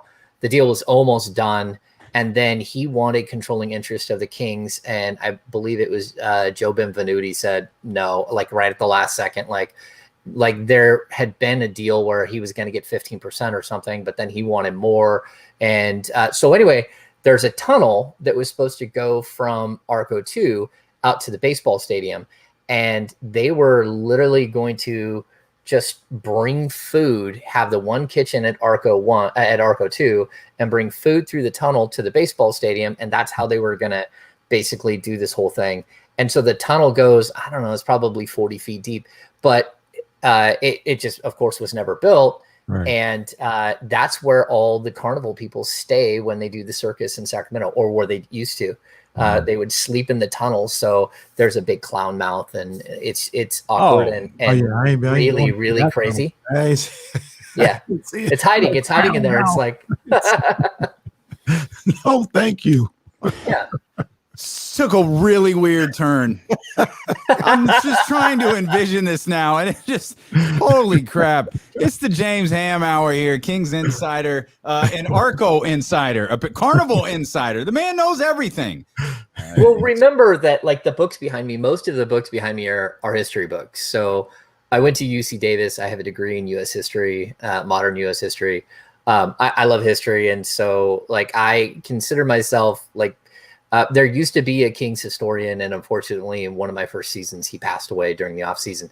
But, like, outside of Jerry Reynolds, like, and I've had so many conversations with Jerry, like, I've worked, like, for a long time to, like, fill as much information into my head about just the history of the Kings, how it was done, how everything, you know, how they moved here, everything else. So eventually, maybe I'll write books, but it's such a niche market that, like, a lot of publishers are like, so I don't know. We'll that see. niche But, market would be all about it, though. Yeah, you sell out here easy.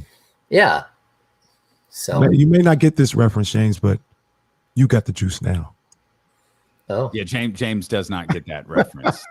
Remember, James didn't know who T-Pain was, so let's. Oh, I didn't know who Rick Ross was. We had that discussion. We did. You know who Louis the King is, though? That's what we affectionately call Louis King. We call him Louis King.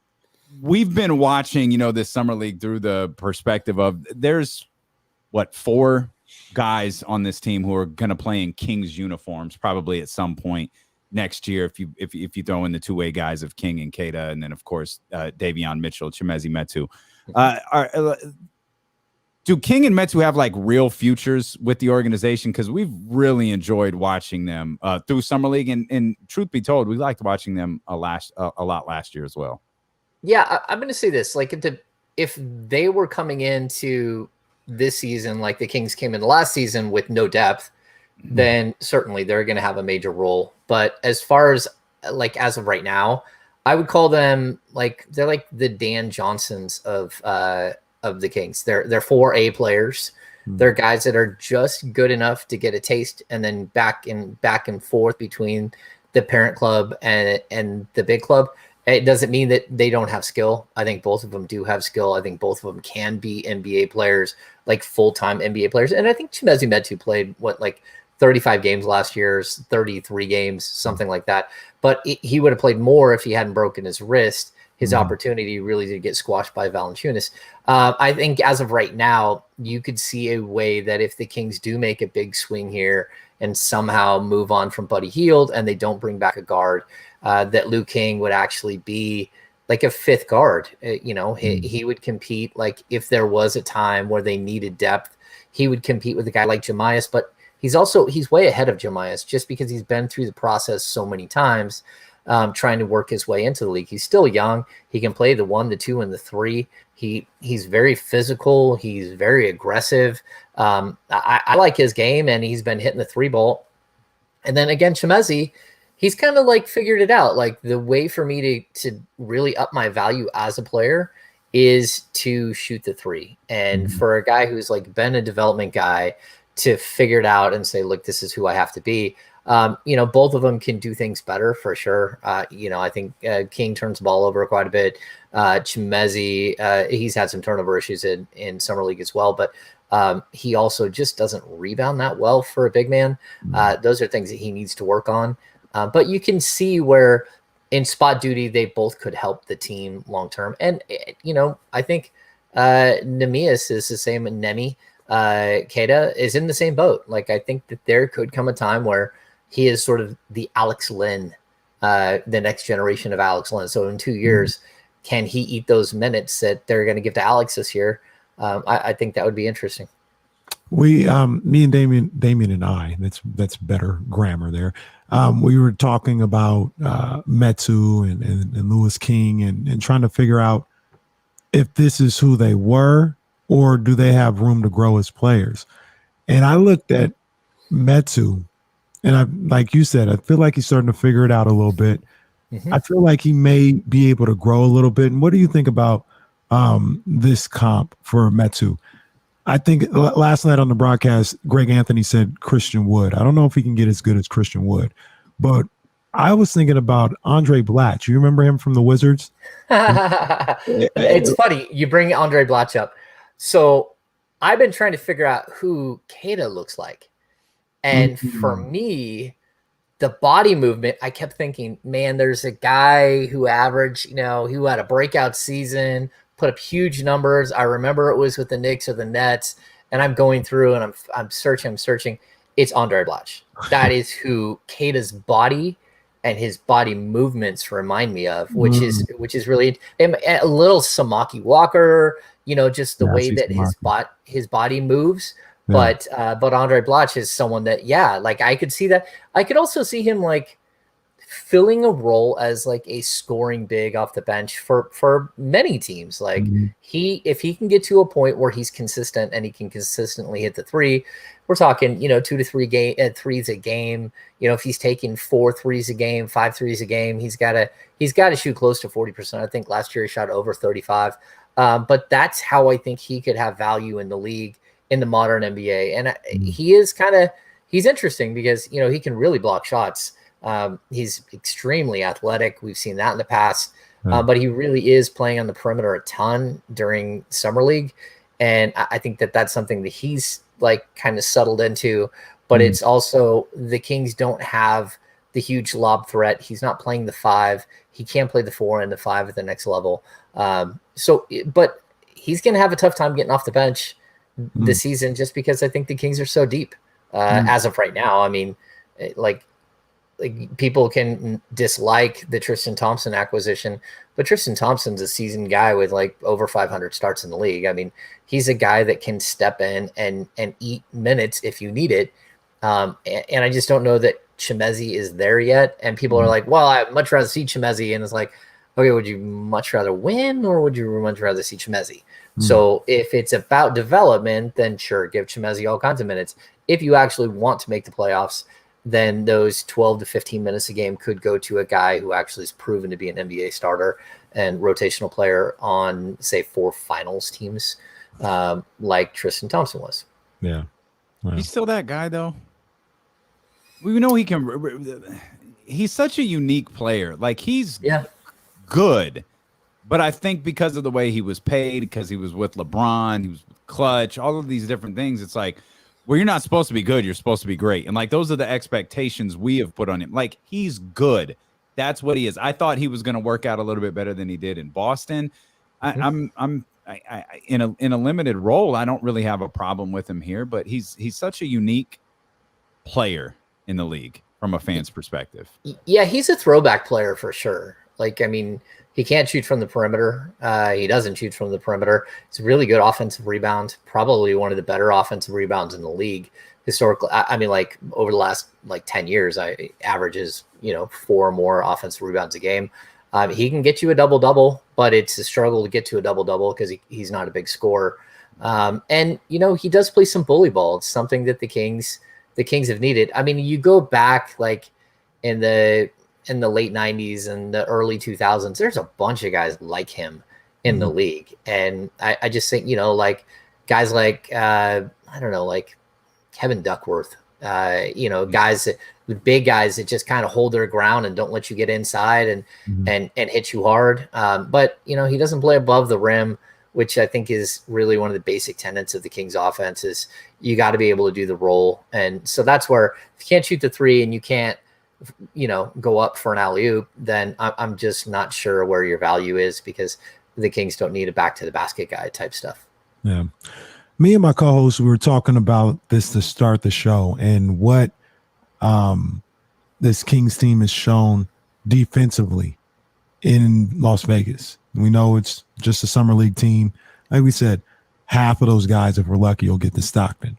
But Bobby Jackson, what he's been teaching, what he's been having these guys show out there on the court on the defensive end, we feel like it might put a little bit of pressure on the big team to say, hey, and you know how Sacramento is, we're not asking you to be crazy. We just want you to be grimy like these guys were here in Las Vegas, get in the defensive stands, be aggressive on the defensive end.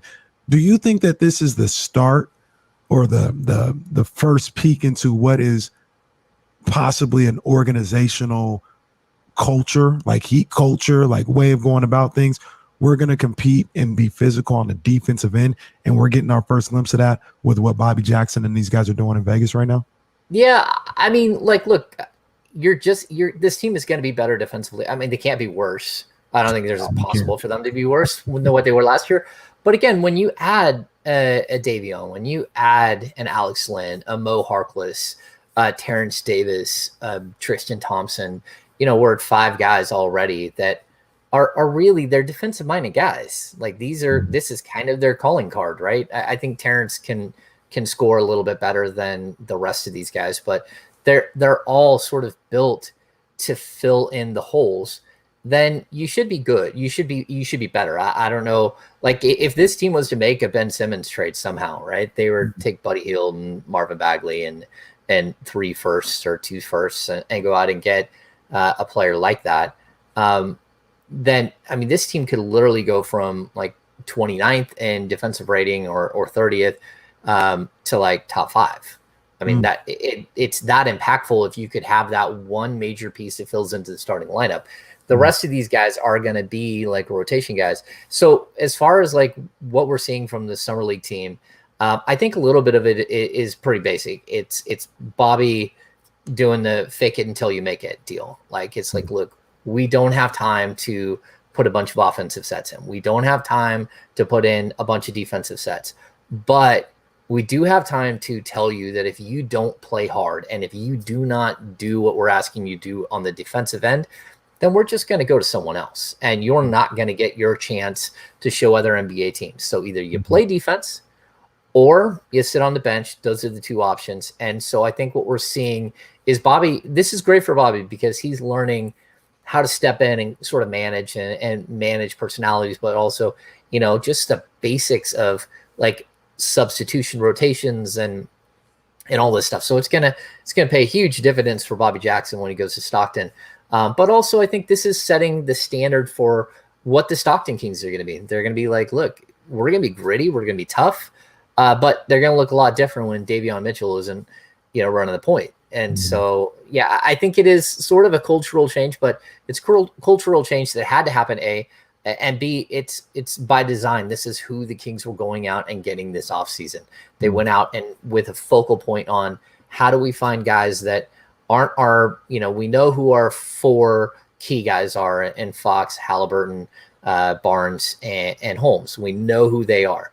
Now let me put pieces around them that are just better at defense and longer, more athletic, bigger, stronger, have a personality that will punch you in the face, whatever it might be. Let me check off a bunch of boxes. And just in that alone, the team should be better.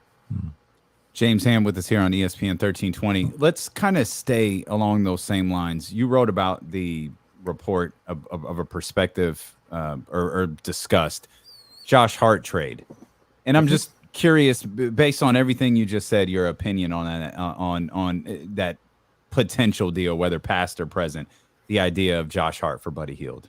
Yeah, I mean, at a certain point, that deal probably made sense, but I'm not sure that it does. Like, we're going to see a lot of this, like, oh, this was discussed, that was discussed. Like, look, there was a huge amount of discussions going on between, like, the Kings and the Memphis Grizzlies, between the Pelicans. I mean, like, those 3 teams were already discussing things. But when I look at that deal now, I look at the Pelicans as a tremendous loser in this offseason. Like, they did not have a good offseason at all. And what that means for that team, like, I don't know. Like they had a brutal, they cleared a bunch of cap space to go get a frontline point guard. And then they struck out and they ended up with, I can't remember the kid from Charlotte, Graham, right? Oh, So Graham, yeah. So if that's like your big move, but you also lost Alonzo, you also lost Bledsoe, you also lost Steven Adams. You picked up Valanciunas, which I really like, except for I don't like for that team because now you got two giants again. What I'm not going to do is I'm not going to let them off the hook in the offseason. Because to me, if you trade Buddy Hield to them, even if you're saving $10 million a year or $12 million a year, and you're getting him for $8 million a year or something, and you're saving all this money, you're giving one of your major competitors the one piece that might make them a better team. And they have to have 3-point shooting. They don't have it. I don't know how they're going to fix that problem, but it's so late in the offseason. It's like, how do you do it? I mean, again, like Lauri Markkanen is available and they could probably get Lauri in there. But again, how does that, like, where do you play him? You already have all these gigantic people that, you can't, that don't fit already. So like, how is he going to eat minutes? And you hear this, like Zion's going to play point guard stuff. So all right, well, whatever. Like that's fine. You can keep drinking that and you can win 25 games. That's fine. Right. But like I think that when I look at Hart, like he's a really good rebounder. He's a good defensive player. He's an okay shooter. He's played for Walton, so there's some familiarities, but he's an undersized 3. He's a 6'5" dude. I mean, shockingly averaged 8 rebounds a game last season, but he's an undersized 3. It just doesn't make that much sense to me, especially if you're giving up an elite asset as far as the 3-point shooting in Buddy Hield, and you're giving it to the team that needs that you're going to compete for a playoff spot. James is starting to run his organizations and be a GM in the league like I would. Remember, James, I told Damian, I said, if I was a GM in the league, I would never trade for any of the Oklahoma City picks. I would make them pick all the people. I'm not bailing them out for having 90 picks in 5 years by taking some off their hands. It's the vengeful form of general managing as well. No, you make those picks. Yeah, you figure it out. You deal with that. Same thing with the Warriors. I wouldn't take any of their people off of their roster that would help their luxury tax. No, you pay that bill. You figure it out. See, that's what I'm saying. James, yeah, that's why I like my boy James. Yeah, on the same plane. But, yeah. Yeah, I'll say this too. Like I played fantasy football. This will be I'm going to date myself here, at my 32nd year playing fantasy football, which people are like, what? But yeah, and I've been in a league for like we've had a league for like 28 years, keeper league. Like I played forever. I've known like 2 people for 28 years. Like I've much less played in a league for 28 years. Yeah. So anyway, one of my basic tenets, because my son has stepped in and played with me, and we share a team now. We have a good time with it. We've got championship rings hiding over here. Okay. But one of the things that I taught him early on is it's not always like what you have that's worth value to trade.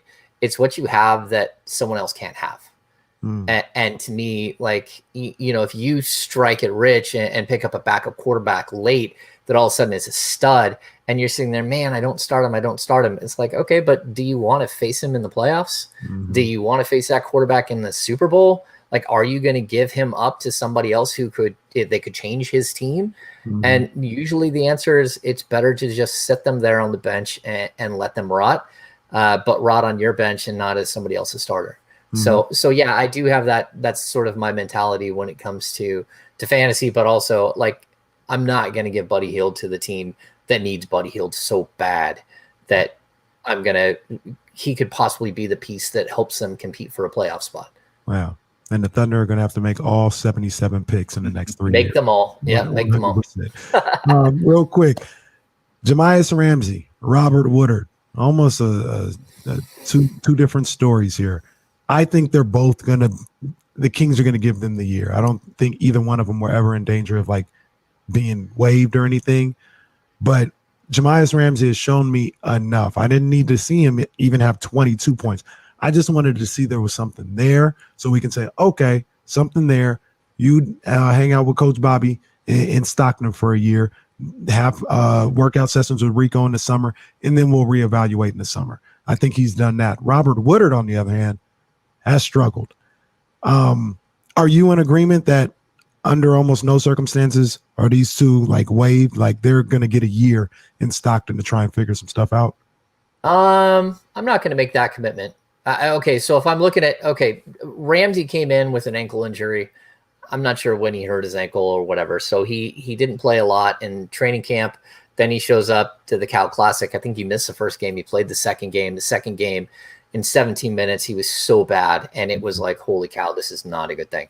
Mm-hmm. The first game, about halfway through the first game, I thought to myself, oh, he might not be an NBA player. Mm-hmm. And then like he settled in, the light bulb went on, and you're like, oh, there he is. Look at that. All right. So now you're like, okay, he's going to be in Stockton a lot of this year, especially the Kings don't have any need for him on the bench at all.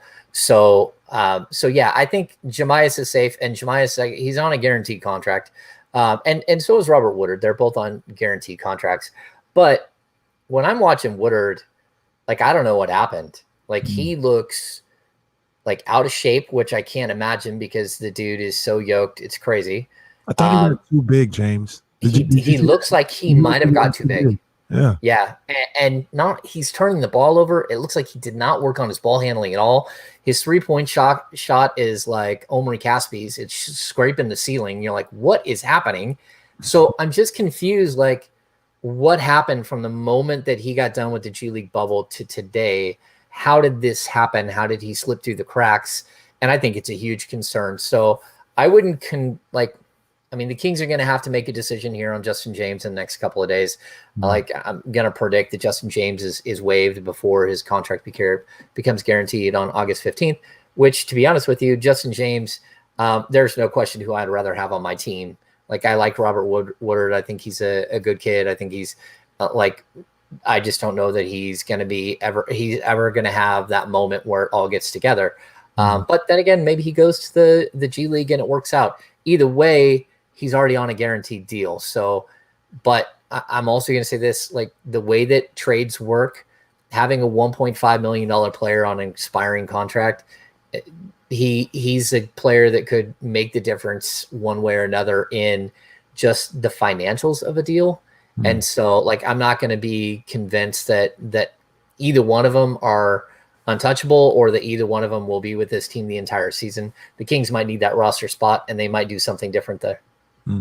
Gotcha. It's always great stuff, James. I can't stop thinking about the clown tunnel. Yeah, that's to be honest with everybody. Like, I'm gonna have nightmares because of no for me. James Arco. I don't know why I didn't know that was a thing. And like, I'm looking in the chat, it looks like Jill Adge. It looked like there are people who have been in it. Oh my god. Yeah, I've been in the tunnel. Yeah, I went in there, took video and pictures for Small Market. Yeah, and it's not that far from the old media room. If you just kept walking, because you know how it circles around. There was a time where they had to move us out of the media room because they were building out that whole area, and they put us around the corner, and it really wasn't that far from it. And they, during certain times of the year, stacked with chairs and everything else. I mean, but it's awkward. Why the hell would they paint a clown on the wall? Like around the mouth of it, it looks like a big mouth. Gosh. Yeah, wow. I'm sure you can Google it and find it. Covering the Kings that day if they put me in that. Oh man, Arco Arena Clown Tunnel. And that's Arco too. Talk amongst yourself, everybody. Yeah. Okay. All right. Oh, you got a picture of it? Well, it's for reals. It's.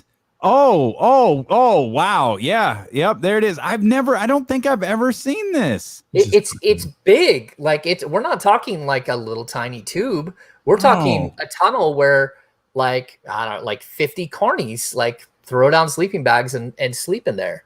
Like, it's not little. It's much bigger than you think. It actually would be a really cool, like, wine cellar. Like, you go to some of the wineries where they build the rock cave. Yeah, it'd be cool. There's a Reddit thread that says the source of King struggles is a haunted clown tunnel in the depths of the Train Arena. Yeah, I wouldn't doubt it. James, you're the best, man. This was awesome. Thanks for hanging out with us as you always do. Appreciate you, James. Hey, we'll see you guys next week. All right. All right. That's our man, James Ham, Kings Insider for NBC. Yo, this thing Sports. looks crazy. This is spectacular. I'm stuck now. Now I'm in a I was gonna say I'm in a rabbit hole. Now I'm in a clown tunnel of I don't understand how I didn't know this. I spent plenty of time at Arco Arena. How did I not know this was a thing? I knew the story about the stadium and the tunnel and all this other stuff. I didn't know the tunnel still existed. Like I didn't know they still kept it up. I don't know, man. But painted it. But the show's legitimately over. Clown So we'll end with Jimmy Hayes' gift right there. We appreciate you guys so much for hanging out with us, spending the day with us. Hit the thumbs up on YouTube if you're there. Hit the subscribe button if you haven't yet. And make sure that you are back here with us tomorrow at noon on Sacramento's #1 sports station, ESPN 1320. Holla. Oh, man. Oh, that was fantastic. That was absolutely fantastic. I'm not even terrified of clowns like that, but I don't like them. I know that much. I don't like clowns. I'm gonna bring James is still here. I'm just gonna bring you back since you're still here. We're looking at these clown pictures now, and we're just lost in it. It freaks you out, right? Like it's something. I don't. It's I'm dank. Just, oh, yeah. Spectacular. Yeah, it's odd. Like we had footage of it completely, like walking in there. Is the feed still going? Yes. Yes, the feed is still going. Yeah. Okay. Yeah. Yeah, I'll make sure I don't say anything. The feed is still going here on D-O-N-K-C. And of course, Jill Adge absolutely was there, as she just sent me firsthand pics. There's a sign outside that says Clown Tunnel. Yep. Incredible. Clown Tunnel. Yeah. I can't fathom how I didn't know this. Clown Cave. It's kind of right next to where the employees, like if you've ever, employees have a locker area there at Arco 2, or they did. I don't know what it looks like now. I do have seats from Arco 2 upstairs, but like at stadium seats there, I have them in my game room upstairs by my pool table. So James, with that, my bad. Would that tunnel start on the visiting side of Arco? You got your two tunnels. It's about half court. Half court. So like if you walked in the old media entrance, well, you know, where the security is and all that, and you walk straight, you bump right into the locker room, you take a left, it goes right to the King's end. If you take a left where the newer media room was, the double doors, you go through those, you walk right past the old media room and the new media room that they built when Vivek bought the team. And then Vivek had a lounge that was hiding there which used to be our old media workroom. Then there was another set of double doors, right, that were usually closed. If you went through, and that's where like the shield was on the wall and like the big swords that what's his name? It'll come to me. Drew McIntyre. They had a guy Craig Amazine, who's a very nice guy who helped us get a bunch of He's awesome. Craig is a good dude, but he got all enamored with Game of Thrones when it first came out. And so we had an opening night where he literally had those shields and those swords forged and spent a boatload of Maloof money having like real swords and shields made. And then we had an opening night where like they filled the arena with like a fog machine, and then a bunch of weird people with like hoods over their like big giant cloaks came out with these like stakes with purple lights on top, and they kept stomping, like smacking the poles down on the ground as they like marched around. It was like totally bizarre, and it was like an homage to Game of Thrones when it was first coming out. And it was Didn't he win an Emmy for that? It's possible. feel- I mean, because that's pre NBC Comcast, right? So, like, while we had a deal where those were on Comcast on Comcast TV, like before NBC took over, but the Kings ran the broadcast longer than anyone else. Like the Kings held onto their own, like inside the arena. Who actually produced the show that would go to the TV station wasn't NBC. So now it's like we have a crew, we have a director. It's all, I mean, they're subcontractors and stuff like that. They need a Sacramento studio, by the way, James. Yeah, it's put on by us, right? So, but in the old days, it was it's actually, do you know Jeff Bloom? Is that his name? Yeah, I think that's his name. Who, like, he's incredible. He would leave Kings games and then go to Sunday Night Football, and he would direct Sunday Night Football for NBC. Like, we're talking like an incredible director and a very, very nice guy. Anyway, so yeah, Amazon probably did win an Emmy, like a bunch of Emmys, because again, the Kings held on to their rights for so long, and their broadcast was their own. So when we did the mega deal and switched everything over, we took over the television side as well. And I mean, our director Rodas is amazing. He does A's, he does he goes down and does Dodgers, he does some Pac-12 stuff. But like, that's a big giant truck that moves around from one stadium to the next, and then they pop it out and there's a whole truck show inside.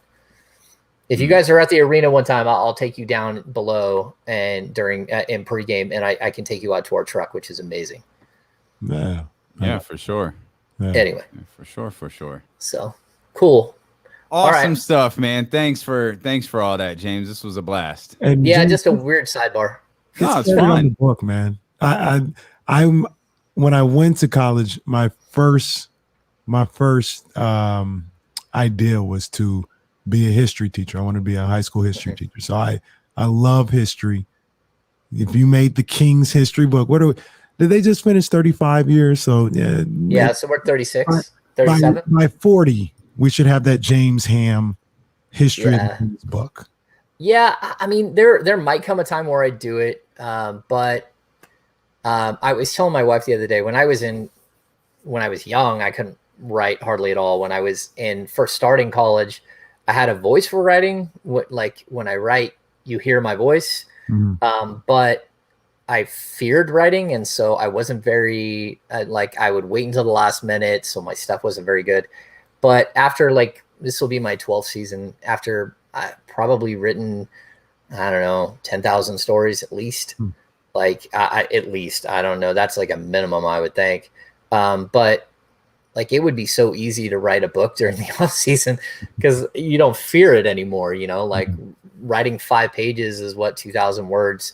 You know, I can stream of conscience 2,000 words in 45 minutes if I'm writing on something that I know very well, and you know, I know a lot of this information like extremely well. So it would be an adventure, but at the same time, like, maybe I'll wait until my youngest is out of school, and maybe it'll be the 45th or the 50th year of Kings. But it'll coincide with their 3rd championship. Yeah, there we go. Well, I mean, and like you talked about that, like we're still on here, but the girl who just wrote the Antetokounmpo book, which is like, we're seeing excerpts go nuts. Talk about just perfect timing. Yeah, right. Like, you had that book in perfect timing, and you roll it out, and all of a sudden, boom, it blows up. She's gonna sell so many copies. Good for her. But you know, the Jason Kidd stuff is nuts. That's crazy stuff.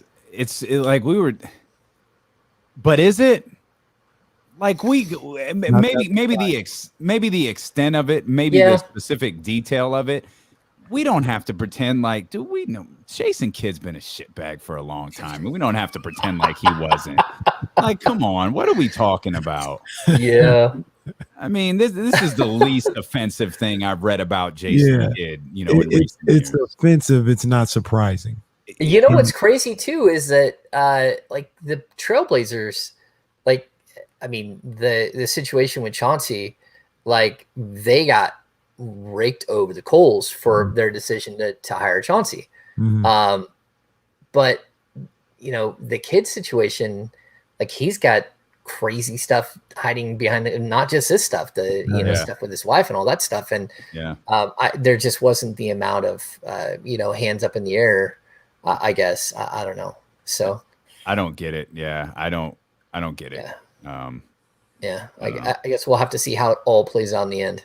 Yeah. So awesome. All right, guys. Well, have a good one, my friend. Have a good week, and we'll have you guys up here one time. Yes, sir. Definitely. Absolutely. Thanks, James. Somebody, Bryce said we're gonna have a live show from Clown Tunnel. No, we're not. No, we're not. We will not do. We will do no such thing. Cave. No. Yeah, no. You can't even get a snapshot out of the Clown Cave. Before we wrap up the City Center Financial Post Show, I'm supposed to remind you of something, but I don't know what it is. I remember because somebody mentioned early before we went on the radio live about how I said, my famous words is how I love the humidity of the East Coast more than the dry heat of California. I figured out what I meant by that. Okay. This is what I meant. Okay. You go to the East Coast and it's humid. Like, look, we were just there, whatever the case may be. Yeah, Jazz. We're not a clown family over here, except for our son for some reason. He has this toy clown right now. I don't know what the hell's going on with that. Doink. Dink. If it's doink, it's okay. If it's dink, it's okay. Past that, I don't know. It was David who asked. David asked a question. So obviously we was in Atlanta, right? It was pouring sweat. It was hot as hell, right? It's crazy. But Damien, what happened later on in that day while we were at the party? The clouds came and it was still warm. Yeah, but it blocked out the sun. It blocked out the sun. Yeah. There's 0% chance that happens on the West Coast. On the East Coast, you can have it's hella humid, but you can have a day that's like 88, sun don't ever come out. I'm cool with that. Okay. They're different summers. Yeah. Out here, I mean, you just be blazing. Ain't no clouds coming around out here. I will say this, the sweat is designed to cool you off. I don't know how effective it was, at the promised land, but I will say, like, trying to envision standing out in 106-degree heat, like it's 100 outside right now. My dogs don't want to go for a walk until they're out for the walk. Like, so I'll take them out, let them realize they don't want to go out, stop and turn around. Those 6-7 minutes are miserable.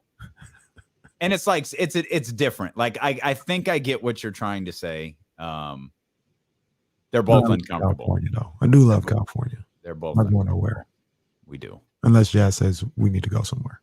Yeah. Well, that's what you do. You do what the boss says. And we're done for the day.